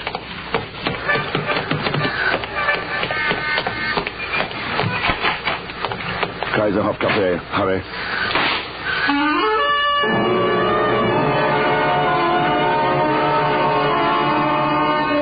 I looked back. A man was running across the street toward the post office. I wondered then, had I almost stepped into that abyss which for 2 long years had yawned at my feet. I opened the letters with my penknife. In one envelope, 6,000 kronen. In the other, 8,000. No note. No writing of any kind. I put the money in my wallet, folded the envelopes, and put them in my pocket. 14,000 kronen in my pocket. 300,000 in a bank of Rome. I was rich. Very rich. And having made my decision to leave, I was free. At the Kaiserhof Cafe, I changed to another cab, a routine precaution, and went to my hotel. There, I put on my dress uniform for the last time. I looked in the mirror and saluted myself. Said goodbye to being Colonel Alfred Redl, commander of the 8th Corps, creator of the Emperor Franz Joseph's Black Cabinet. Colonel Alfred Redl, a name whispered with terror in every capital of the world. I decided to dine at Holbaum's and asked for a table where I could watch the dancing. Good evening, Colonel Redl. Good evening. Oh, I'm sorry, sir. I see you don't remember me. But I do very well. Oh? Istanbul, 1909. I sent you there in July, and you remained through November. In your reports, you complained of the heat, but you nevertheless did a good job. Your number was Q41. You're an Austrian citizen. Your mother was Greek. And you speak both Greek and Turkish. Oh, that's enough, sir. I've won my wager. Wager? I told my friend, he's sitting over at that table, that I met you only once, 5 years ago. It was certain you'd remember me. I was right. Your memory's infallible. And what a blessing in your work, Herr Colonel. A mixed blessing, my friend. Oh, I see what you mean, sir. I suppose there are some things in every man's life he'd just as soon forget, eh? Exactly.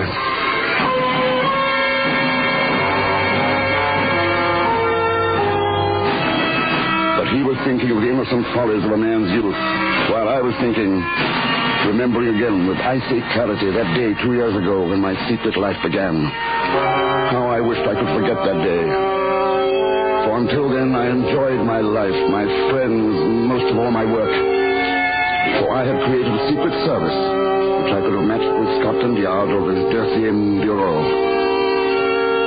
But That day, I remember it was cool and bright, and I drove early as usual to the Abgründen Gesellschaft, that vast beehive of activity which I directed. I hurried through the many self-locking doors, the labyrinth I had created, the web I had built, until at last I reached the center of the web where I, the spider, lived. There were several people in my outer office, among them Oscar Helsinger, my dearest friend, the person I trusted above any man in the world. When I came in, he embraced me. Congratulations, Alfred. For what? I was telling Lieutenant Haushofer, today's an important anniversary. 6 years to the day since you and I were assigned to counter-espionage. It is. And I suppose we can congratulate ourselves. Lieutenant Haushofer, do I have any appointments? There's someone waiting inside. And this man, he's one of the agents you assigned to follow Madame Baudard. Oh, yes. Well, has she been arrested? Well, no, sir, not yet. She's still under surveillance? Well, not exactly, Herr Colonel. Then tell me exactly. We don't know where she is. She gave us the slip. Impossible. Well, first she went into the flower market, through the east door. We stayed right behind her, Fritz and me. Idiots. One of you should have covered the front door. Yes, sir, I know. Inside the market, we lost her in the crowd. And then by luck, I spotted her later near the bridge. Fritz wasn't with me. You lost her twice. Well, she's clever, Madame Baudard. She was walking fast and she dropped something. I leaned down to pick it up, and when I looked up, she was gone. It was just her handkerchief she dropped. I don't care if it was the blueprints of the fortifications on the Marne. On page 31 of my manual, I say that one should never change objectives. Your objective was Madame Baudard, not the contents of her purse. Yes, sir. You and the other agent are relieved of further duties. Dismissed. Yes, sir. You said someone else waiting for me, Lieutenant Haushofer? Yes, sir, in your office. It's Major Rakovsky, sir, the new chargé d'affaires at the Russian embassy. Probably a courtesy call. Oscar, wait for me. Oh, no hurry, Alfred. Good morning, Major Rakovsky. Good morning, Colonel Radel. Sit down, Major. Thank you. Cigar, Major? No. Excuse me, then. Now, then, I'm very busy, Rakovsky. Can we come to the point or save it for another day? To the point. I quite agree. I don't enjoy a chess game when I have my opponent's queen. I have yours, Radel. You're checkmated. You are sure you don't want a cigar? I neither smoke cigars nor opium. Indeed. Yes. Some men smoke both. To the point, Major. That, Herr Radel, is the point. The period. And the sentence preceding this period? You will henceforth deliver to me as the representative of the Tsar of the Russias all secret military plans of the Imperial Austro-Hungarian armies. Is that all? For the present? If I for one moment took you seriously, you wouldn't leave this building alive. And what's one life, more or less? But the secret of one Alfred Radel, that he is a dope addict. That secret, plus facts, names, places, dates, is in the files of my embassy. Unless you agree, those facts will be brought first to the attention of General Streicher, then to Franz Josef himself. Now, let me assure you, this is no pipe dream, Herr Radel. This is real.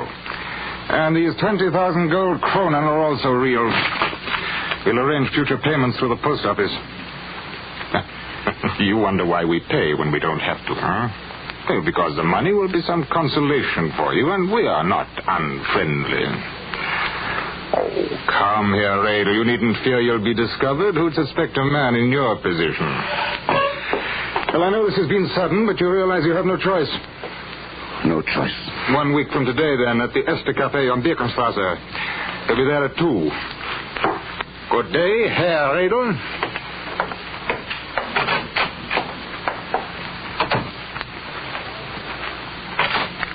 Oh, Alfred, finished? Uh-huh. Oh, yes, finished. Why, you look pale, Alfred. I didn't notice before. I'm tired. Oh, you work too hard. Oh, I have a gift for you. Special memento for today. For the anniversary I mentioned. Here, it's a penknife. A knife?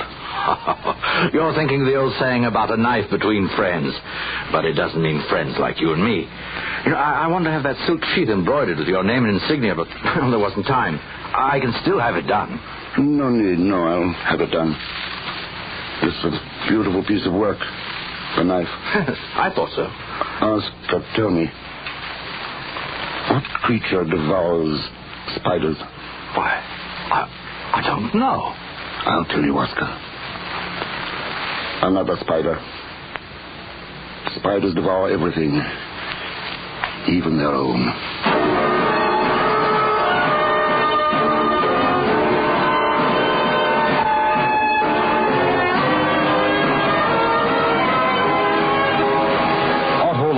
Is bringing you Mr. Herbert Marshall in Betrayal in Vienna. Tonight's production in radio's outstanding theater of thrills, Suspense.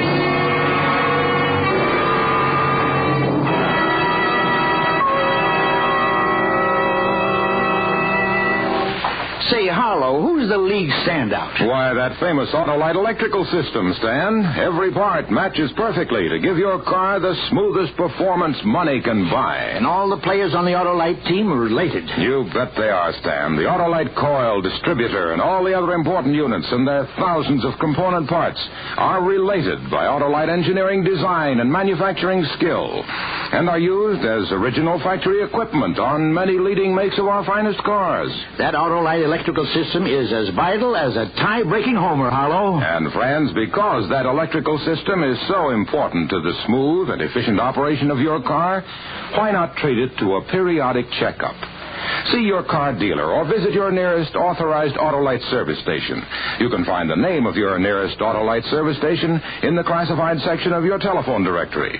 Or call Western Union by number and ask for Operator 25. She'll quickly tell you the address of the authorized Autolite service station nearest you. And remember, from bumper to tail light, you're always right with Autolite. And now, Autolite brings back to our Hollywood soundstage Mr. Herbert Marshall in Elliot Lewis's production of Betrayal in Vienna, a dramatic report well calculated to keep you in suspense.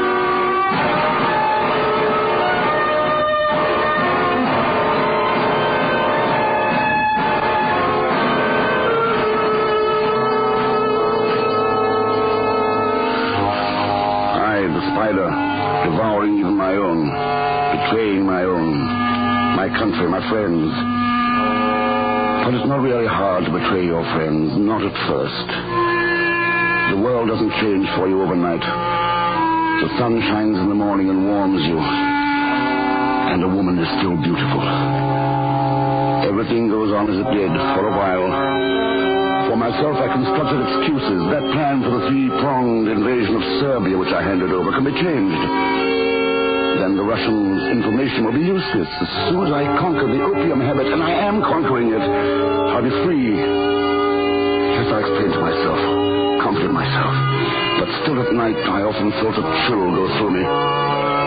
For in the dark corners of my mind, I knew I was a traitor to my people, my friends, my country.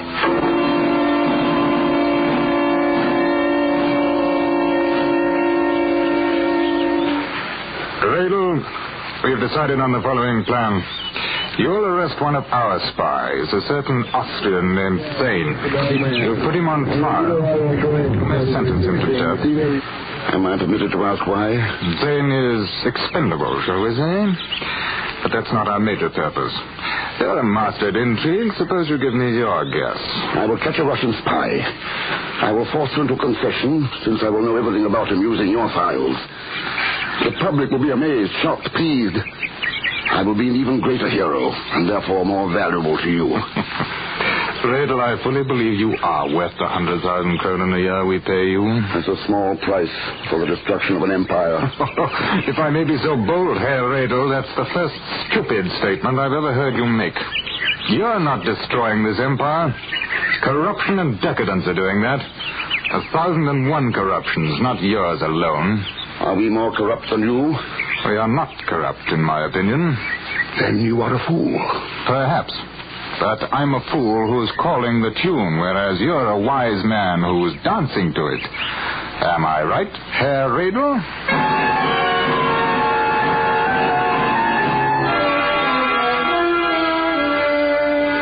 He was right. I danced to his tune. I had to. I ordered the arrest of the Austrian citizen Adolf Zehn. He went on trial, charged with treason, with betrayal of his country to the Russians. The trial was an enormous success. I stunned the court and astonished the world with my knowledge of Zehn. I knew every step he'd taken for the past 5 years, every penny he'd collected, every secret he'd sold. But how could you know this? How could you possibly know it? Unless... Confine yourself to answering questions, I'd say. Proceed, Colonel Radel. On the 19th of March at 11 p.m., you turned over to a Russian representative all the correspondence. The most secret correspondence between our beloved Emperor and the Kaiser of the Germans. Isn't that true? Yes, it's true. But how could you know? You know the penalty for your crime? Yes. Tell me. Death. By hanging. And what else? What else? I don't know. The convicted traitor will be buried in civilian clothes in an unmarked grave. Colonel, for the love... I wasn't the only one. What about Arnold Sonderheim? He's just as guilty as I am. You will answer questions. And Hoffman Kish. He's been a spy for 2 years, right in the bureau. Colonel Radel, if this man has accomplices, surely the court wishes to hear. Of course, Your Honor, but... While it cannot save this miserable man's life to tell us their names, it will in some way redeem him in the eyes of his countrymen. Proceed, Adolphe.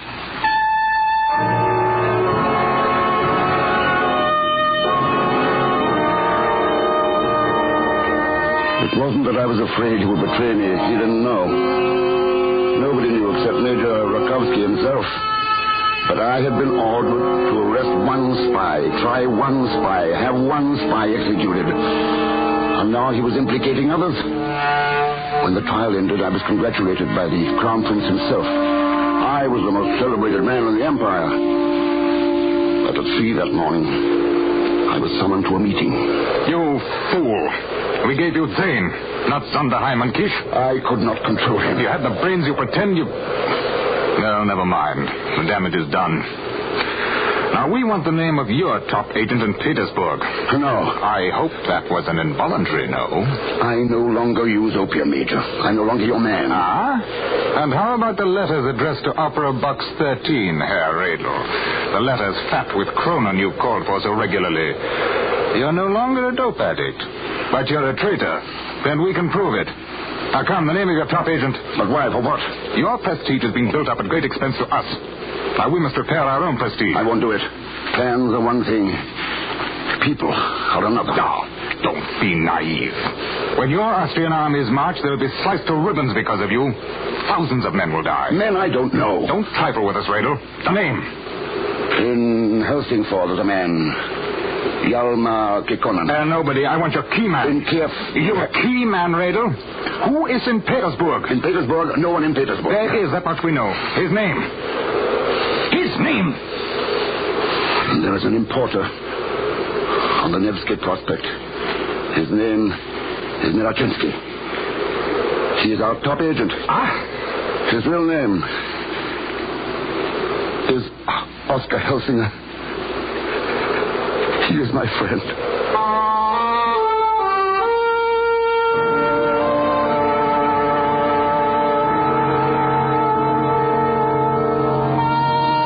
When Oscar was arrested, he smuggled a message out to me. Alfred, someone close to you betrayed me. Find out who. I thought then of suicide, but I waited, hoping for some miracle. Then today, word came that he was dead. And I knew there was nothing left for me in Vienna. But in Italy, in the sun, I didn't finish my dinner. I decided to pack and leave Vienna immediately and catch the train for Rome that leaves short after midnight. At my hotel, I started across the great, bright, nearly deserted lobby. Colonel Radel? Yes? We found this silk thing. Looks like a knife sheath. Is it yours? Where did you find it? I must have dropped it when I left my room. I value it a great deal. You see, it was a gift from a friend.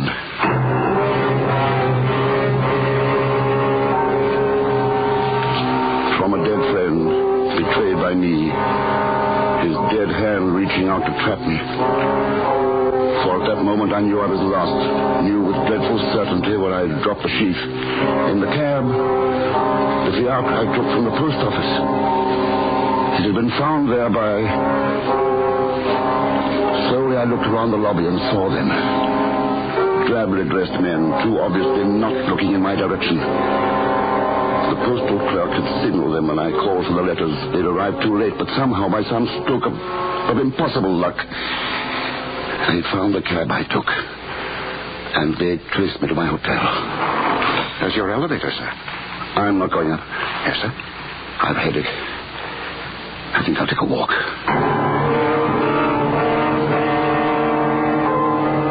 When I went out through the big revolving door, I knew without looking that the two men were behind me.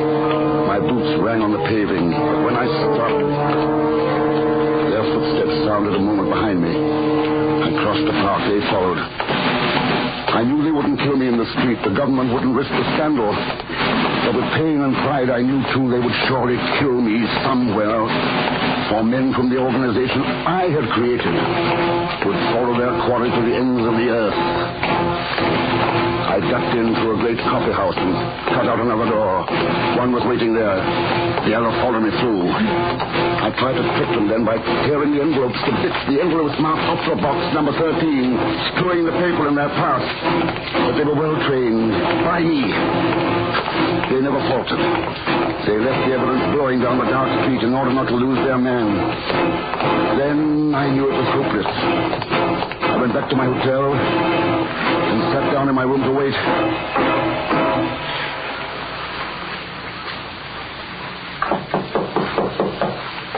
The door is unlocked. Gentlemen, I've been expecting you. Good evening, Prince Otto. Good evening, General. Good evening, Lieutenant Haushofer.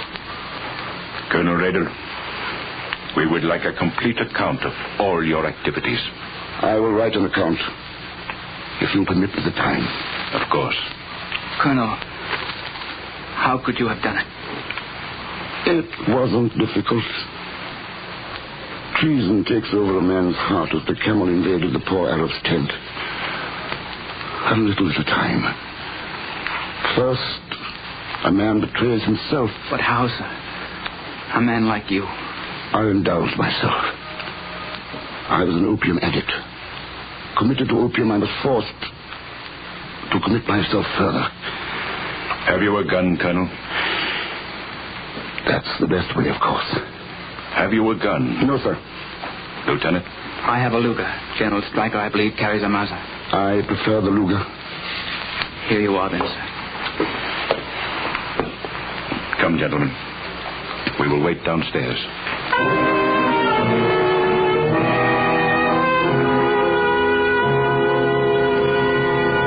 Now it is all written down. Outside, the cathedral is striking midnight. Midnight, September 15, 1913. I look out over the sleeping city, east to where the sky will pale before the rising sun. There in the east, the Russians are ready. To the west, facing our German ally, the French too are ready. I have made them so. In 6 months, in a year, 2 years at the most, those armies will march. Whatever the outcome, I will have made my contribution, but I won't be here to see it. I'll lie in an unmarked grave. I've said goodbye to Vienna, to all I loved. Now it is time to say goodbye to Alfred Redl. When I snap off the safety on this gun, when I pull the trigger, it'll be the end of an empire, of an era.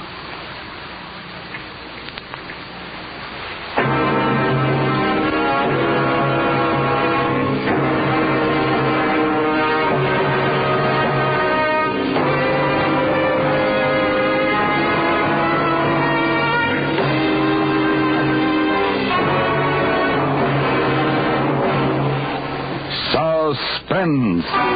Presented by Autolite. Tonight's star, Mr. Herbert Marshall. Friends, this is World Series Wilcox again to remind you that Autolite is the world's largest independent manufacturer of automotive electrical equipment. In 28 plants from coast to coast, Autolite makes over 400 products for cars, trucks, tractors, planes, and boats. These include complete electrical systems, Autolite batteries, such as the famous Autolite Stay Full, and a complete line of ignition-engineered Autolite spark plugs, both standard and resistor types. Autolite also makes automotive wire and cable, bumpers and hubcaps, electric windshield wiper motors, and many more. And all are backed by constant Autolite research and precision built to highest standards of quality and performance. So remember, from bumper to tail light, you're always right with Autolite.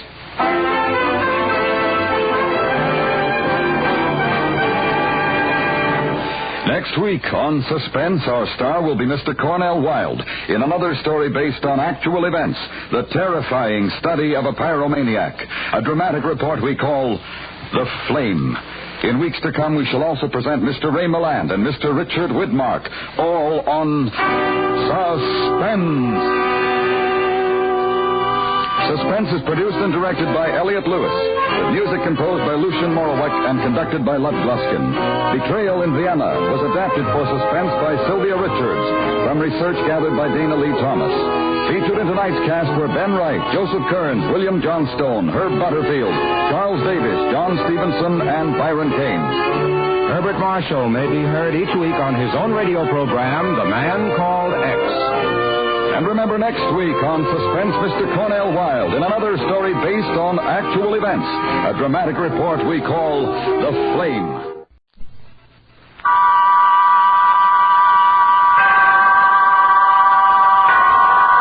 Autolite and its 96,000 dealers bring you Mr. Cornell Wilde in a story taken from life. Tonight's presentation of Suspense.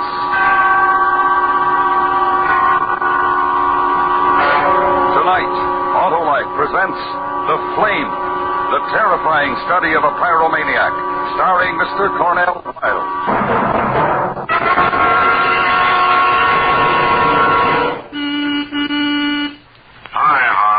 Well, strip my clutch. It's Oscar, the orating auto. Where are you going, Oscar? To see my Autolite spark plug dealer, Harlow. Winter's coming fast, and I want to be ready for it. Then not a bit too soon for a change of oil and grease. Antifreeze? And check those spark plugs, too. You said it, Johnny Plug Check. The spark plugs are the heart of your car's ignition system. If they're right, your chances of starting are better than ever, even in coldest weather. If they're not right, Harlow. Well, then, my curious car, your Autolite spark plug dealer will recommend ignition-engineered Autolite spark plugs to give you smoother performance, quick starts, and gas savings. Well, I'm off to visit my Autolite spark plug dealer, Harlow. Right, and friends, you should, too. You can quickly find his name by calling Western Union by number and asking for Operator 25. She'll tell you the name of your nearest Autolite spark plug dealer who's ready to winterize your car. And remember, from bumper to tail light, you're always right with Autolite. And now, with The Flame and the performance of Mr. Cornell Wilde, Autolite hopes once again to keep you in suspense.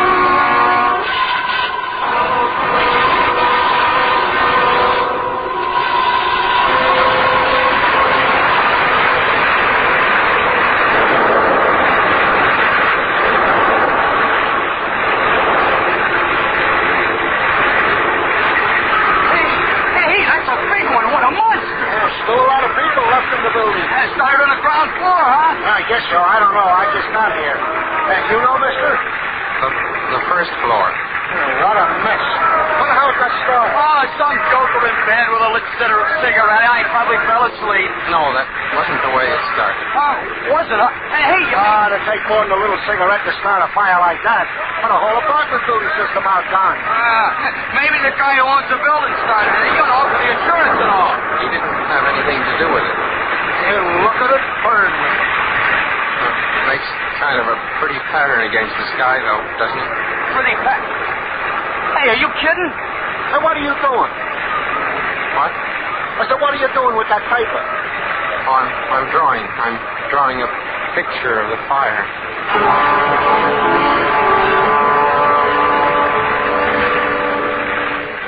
The big, heavy man in the turtleneck sweater got flushed in the face. Red, just like the fire across the street. It was burning big now. They went climbing high, way up so high it was going to touch off the sky, too. And just when it reached its peak, they put it out. Then there were big, black, ugly clouds of smoke. But I had the picture I'd drawn of the fire, just a pencil sketch. I'd colored when I got home, just the way I remembered it, with reds, oranges, and pinks. So I go home. But when I get there, my sister Mary Lee is still up. She's in her robe. She should be in bed. She has to get up and go to work early in the morning. Why is she up at this hour? Andy? Yes, Mary Lee? Where have you been all night? I had supper ready. You promised me you'd be home. What happened? Andy, just don't stand there. I asked you what happened. Nothing happened. I just went for a walk. What are you so upset about? Nothing. Just leave me alone, Mary Lee. Do you have to nag at me all the time? I'm not nagging you, Andy. I'm just worried, and I get nervous when I worry, that's all. Forget it. I'm home, and I'm all right, so don't worry yourself anymore, okay? Okay, Andy. Wait a minute. I wanted to ask you for a big favor. Well, can't you ask me tomorrow morning, Mary Lee? I'm awful tired. You know Mr. Boyajian, the dry goods store man, Andy? Well, sure, I know. I'm one of my favorite people. What about him? This morning they took his wife to the hospital. Oh, to the hospital? What for? She's sick, very sick, Andy. Tonight on the way home from work, Mr. Boyajian stopped me and asked me if I'd talk to you about helping him. Well, help him out? Sure, I will, but how? Well, he may have to spend some time at the hospital with her. He doesn't have anybody he can leave in the shop to take care of it. He thought maybe you'd help him out, Andy. Well, that'd be all right with me, Mary Lee, but I don't know anything about the dry goods business. It isn't hard, Andy. I told him I thought you wouldn't mind at all. Besides, it'll give you a little something to do to keep you busy. You won't have to... Go ahead, say it. You won't have to roam the streets like a bum, just like Pa used to yell at me.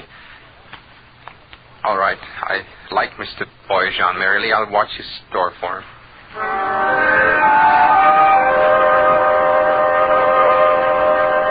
Mr. Boyajian was a man who looked like Santa Claus.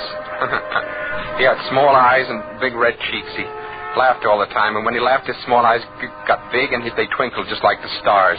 Or the flash of a flame when you strike a match and it suddenly flares up with colors and warmth, and you get a funny sensation in your stomach.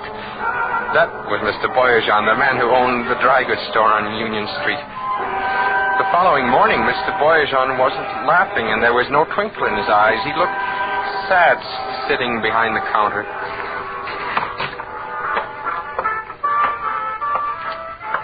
Mr. Boyajian? Oh, Andy, it's you. Hello. Excuse me, Andy. My mind, it's not on what's happening. It's on this music. I'm far away when I listen. The music? Yes. It's the kind of music that the missus and I used to dance to when we was like your age. It's a folk dance, Andy, from the old country. It's pretty. I like it. Mr. Boyajian, about your wife, I'm sorry she's sick. You're sorry? Everybody is sorry, Andy. The whole neighborhood. Everybody tells me how sorry they are. But me, I'm sorry most of all. Is it very serious? Yes, very. Well, don't worry. They'll take good care of her at the hospital, I know. Oh, I'm sure they will. She'll have the best there is to offer. Well, she would if I could afford it. Afford it? Yes. You see, this sickness needs a special kind of doctor. This special doctor costs extra money. Oh. And it's the kind of money that I, as proprietor of this small dry goods store, do not have. I wish there was something I could do. Oh. You're a good boy with a good heart, Andy. I wish I could have had a son like you. Oh. Thank you, Mr. Boyajian. Gee, thanks. I don't make the money I used to make. I can't work as hard. Sometimes I think I would be better off if this place should burn down and I should get the insurance money. Insurance money? From the fire insurance company. I never thought of that. You never thought of what, Andy? what I meant was that I never thought of things like fire insurance. Of course. Well, to do a thing like this, to even wish it is against the law. Fire insurance is for the protection. Of course. Yeah. Andy, if you have come to stay, I will go to the hospital. Well, go right ahead, Mr. Boyajan. I'll take care of everything. You just leave everything to me.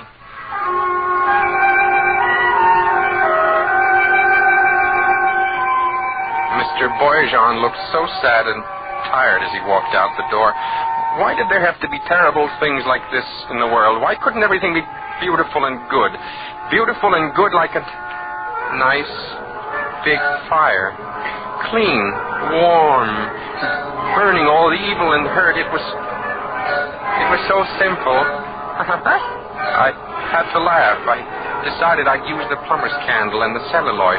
That way all of the evidence would be destroyed and there'd be no way of investigating the claim.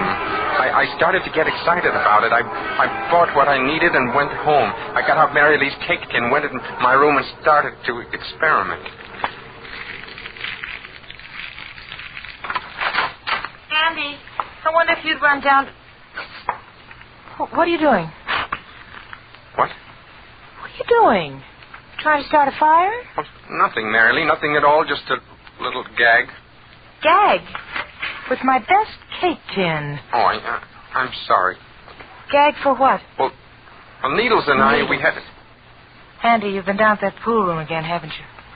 So? Andy, what's the matter with you? Why aren't you like other men? What do you mean? I mean other fellows your age. They're out, getting jobs, doing things. All you do is hang out at that pool room down by the Sound. Take walks at night. Draw pictures. What's wrong with my drawing pictures? Does it offend you? I don't know. I'm so disgusted I don't know anything. You're so right. You don't know anything. You're just like Pa. You look like him and you act like him. You don't know anything. You're just like Pa. Shut up. Get out of my room. Get out before I kill you.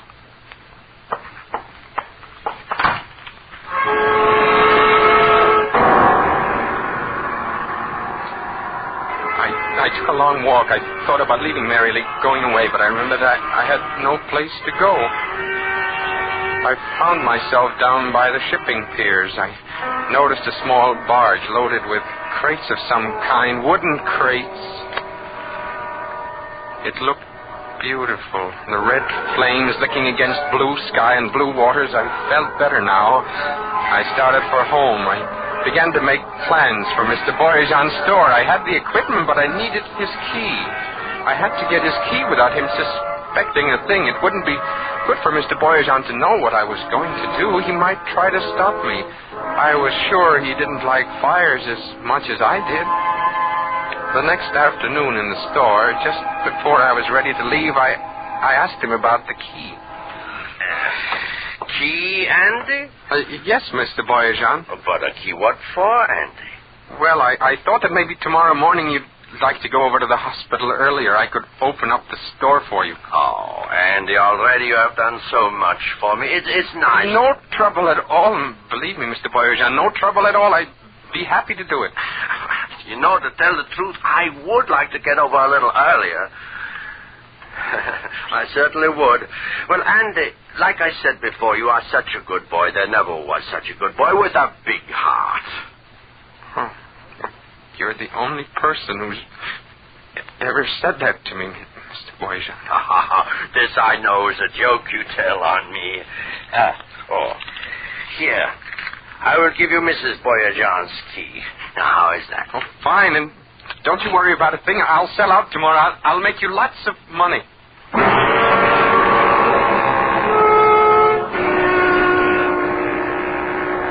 I joked with Mary Lee at dinner that night. It surprised her, but it put her in a good mood. The nice part about the plumber's candle was that I could measure it to burn at any time. An hour would be plenty of time. About 9:30, I told Mary Lee I was going down to the corner drugstore for a few minutes. And down on Union, I waited until the block was almost deserted. Then I let myself into the dry goods store. Mr. Boyajan had a crate of little girls' dresses he just received. It would be perfect tinder. I lined the strips of celluloid up and set the plumber's candle on top of the crate. Then I struck a match and lit the candle. I watched the flame burn for just a moment. Then I went back up to the apartment and waited.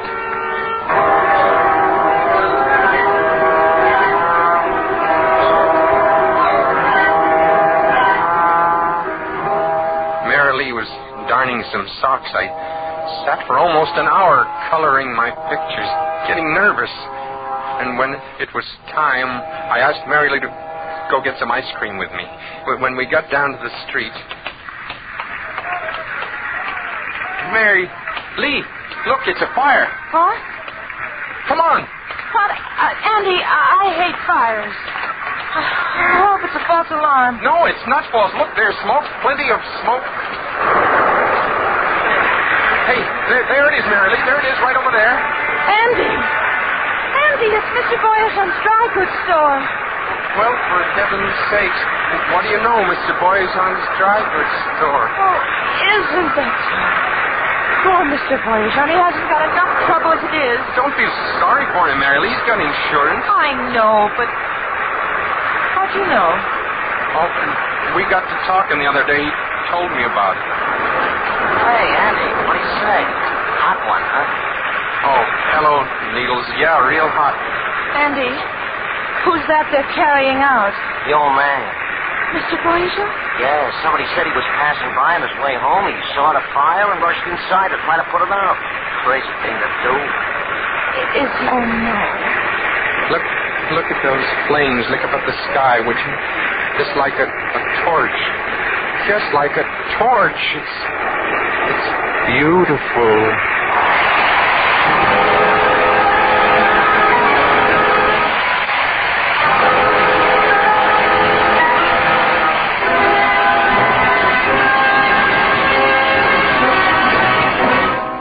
Autolite is bringing you Mr. Cornell Wilde in The Flame, tonight's production in radio's outstanding theater of thrills, Suspense.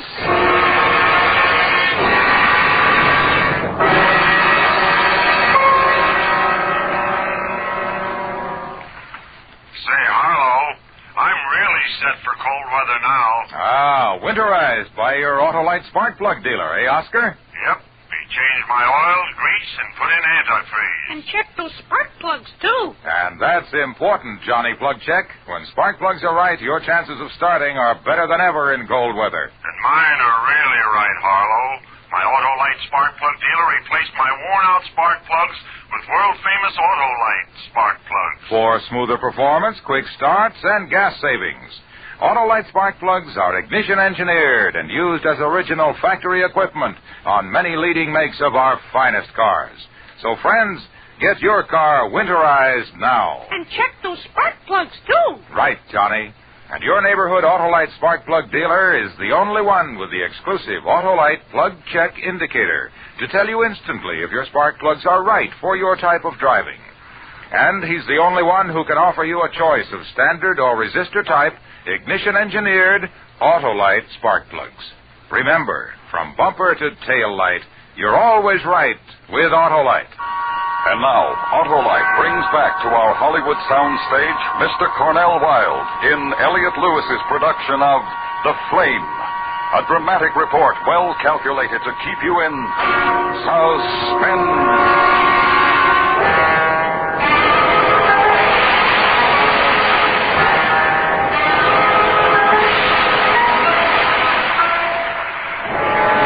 Everybody in our neighborhood felt sorry about poor Mr. Boyerson. I wish he hadn't tried to put out the fire. I didn't go to the hospital with Mary Lee to see his wife, but I did go to Mr. Boyerson's funeral a couple of days later. He didn't look worried anymore. Instead, he looked very peaceful lying in his casket. I must admit I did feel some remorse, but the thing that bothered me most of all was the fact I hadn't been able to draw a picture of the fire. It was the following Friday night that I dropped into the pool room down near the Sound. Needles was all alone. Hi, Shot. Hi, Needles. Want to play some pool? Okay. Where you been? I've seen you around since the funeral. Oh, here and there. Uh-huh. Hey, you shoot first, Andy. Okay. Hey, you know, that was tough about old man Boyajan, huh? Too bad. He shouldn't have tried to put it out. You know, at first I thought the old guy started it himself. You know, to collect the fire insurance dough. But I guess he didn't. Mrs. Boyajan will get the money, though, won't she? Oh, you never could tell. There were some fire insurance coppers around a couple of days ago asking questions. They'll investigate before they pay off. Hey, just shot. Huh? Oh, yeah. Yeah, they talked to a lot of people in the neighborhood. Did they talk to you, Andy? You were working for him, weren't you? Helping him out so he could go to the hospital. You'll probably find out if it was a cooked-up thing or not. What do you mean, cooked-up thing? Well, you still can't toss out the idea that maybe Boyajan himself started the fire. He didn't. How do you know? He got burned, didn't he? Maybe he got caught or trapped, couldn't get out. Hey, you're shot, Andy. That's ridiculous. He couldn't have started it. How do you know? He couldn't have. He just couldn't have. Why? Because he... Yeah, Andy? Because?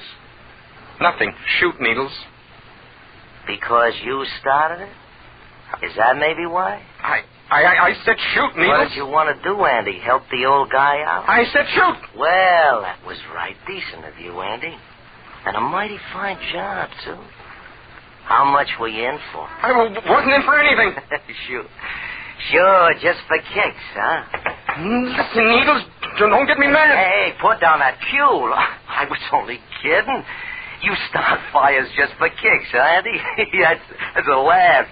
Sure, Andy, don't get sore. I was only kidding.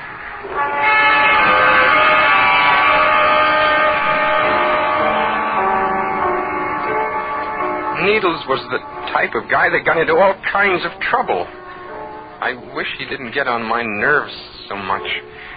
When I got home later and opened the door to the apartment, I suddenly got a funny feeling. I didn't know what it was, but I was sure it had something to do with the man who was sitting in the living room with my sister. And when she introduced him as Inspector Shapiro of the fire insurance company, I knew why I had the strange feeling in my stomach. He's investigating about the fire in Mr. Boyajan's store, Andy. Oh, Mr. Boyajan was one of my very best friends. I was very sorry about... I understand. I went to the funeral. Before we can pay Mrs. Boyajan the money she has coming, I have to make sure the fire wasn't started purposely. Purposely? He means somebody did it just to collect the money. Oh. So far, we haven't been able to learn how it was started. I see. Andy, the night of the fire, where were you? I can answer that, Inspector. He was right here in this room with me. I see. I remember. I was darning some socks, and Andy was drawing. Oh, Mary Lee, he doesn't want to hear about that. He loves to draw. You want to be an artist? Well, no, I just like to draw. I see. You worked for Mr. Boyajan while his wife was in the hospital. At least that's what your sister told me. I did it to help him out, Inspector Shapiro. I didn't do it for the money. Did anyone come in while you were there? Someone who may have talked to him?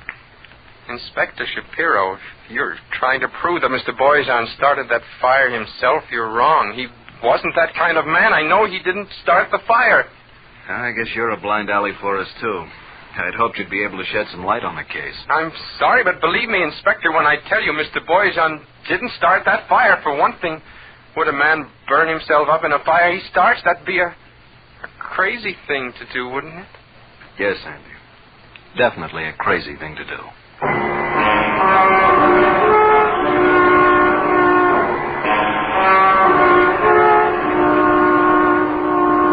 Inspector Shapiro was not a stupid man. I could see that. I was going to have to be a little more careful for a little while anyway, until the investigation was over. I hoped that nothing would go wrong, that Mrs. Boyajan would get the money. About 2 weeks later, I saw Needles was standing in front of the pool room down near the Sound. He called me over, said he had something very important to talk to me about. We went in the back room of the pool room. He closed the door and... Cigarette, Andy? You know I don't smoke, Needles. Of course not, pal. Of course not. Well, Hotshot, how's fire bugging these days, huh? Is That's supposed to be a cute remark, Needles? What's the matter? Can't you take a little kid? Not that kind.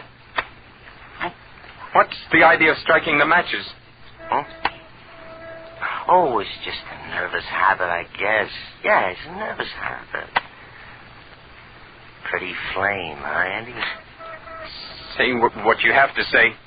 I was thinking about poor Mrs. Boyagen, Andy. What if they hold up the claim, huh? Poor Mrs. Boyagen. Stop speaking in riddles. I got a friend, Andy. He owns a small warehouse a couple of blocks from here.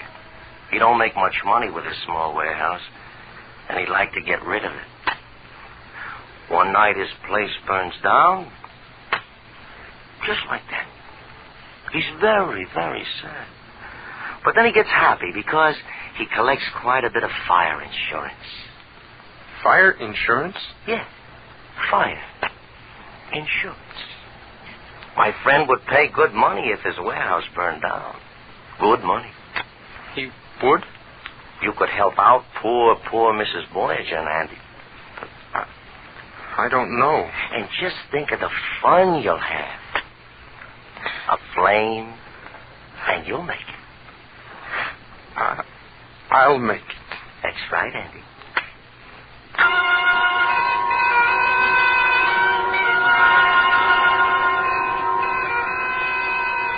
Next Friday night seemed like a very long way off. A couple of times I wanted to go for walks, but then I kept thinking about the big one I was going to make on Friday night, and I decided not to go for any walks. I got some money from Needles and bought all the stuff I needed, the celluloid and the plumber's candles.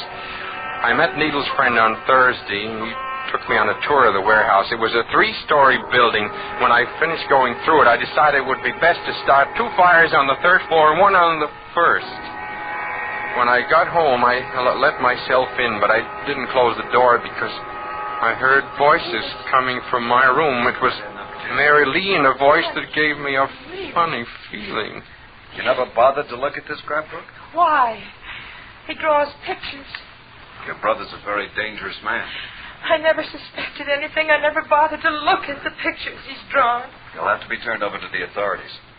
They'll give him proper medical treatment. He's a dangerous man with a dangerous sickness. I got to go, Needles.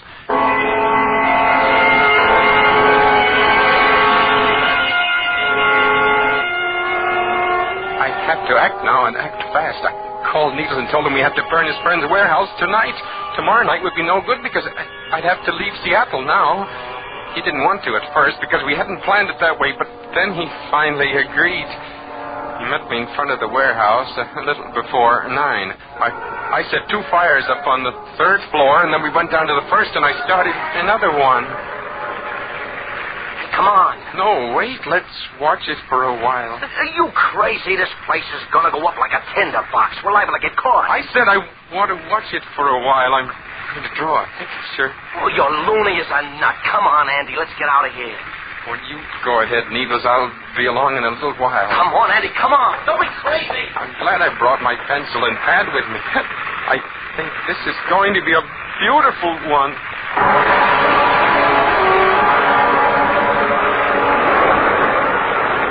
And it was. It had wonderful colors. The flames were all around me now. Not an awful lot of smoke here inside the building. Just flames.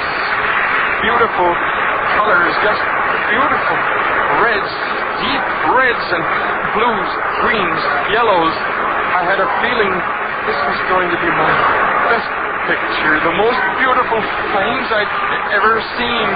Thrilling. And the picture now just one big flame.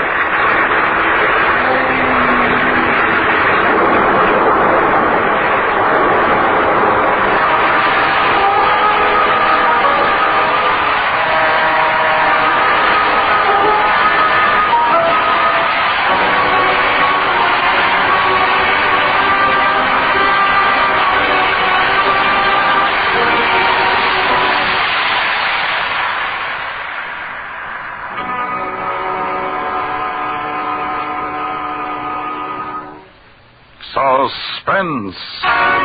Presented by Autolite. Tonight's star, Mr. Cornell Wilde. And here he is once again, Mr. Wilde. A splendid and convincing performance, Cornell. Well, thank you, Harlow, and thanks to Autolite. Yes, thanks to Autolite for many things.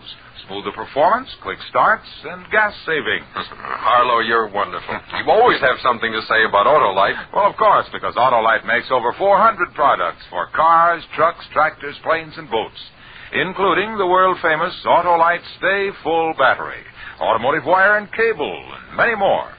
Well, no wonder you always have the right thing to say, Harlow. Cornell, from bumper to tail light, you're always right with Autolite.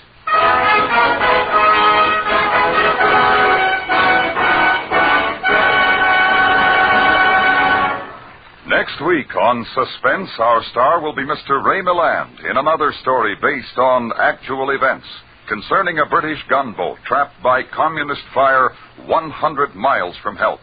A dramatic report we call The Log of the Marne. In weeks to come, we shall also present Mr. Richard Woodmark and Mr. John Lund, all on Suspense.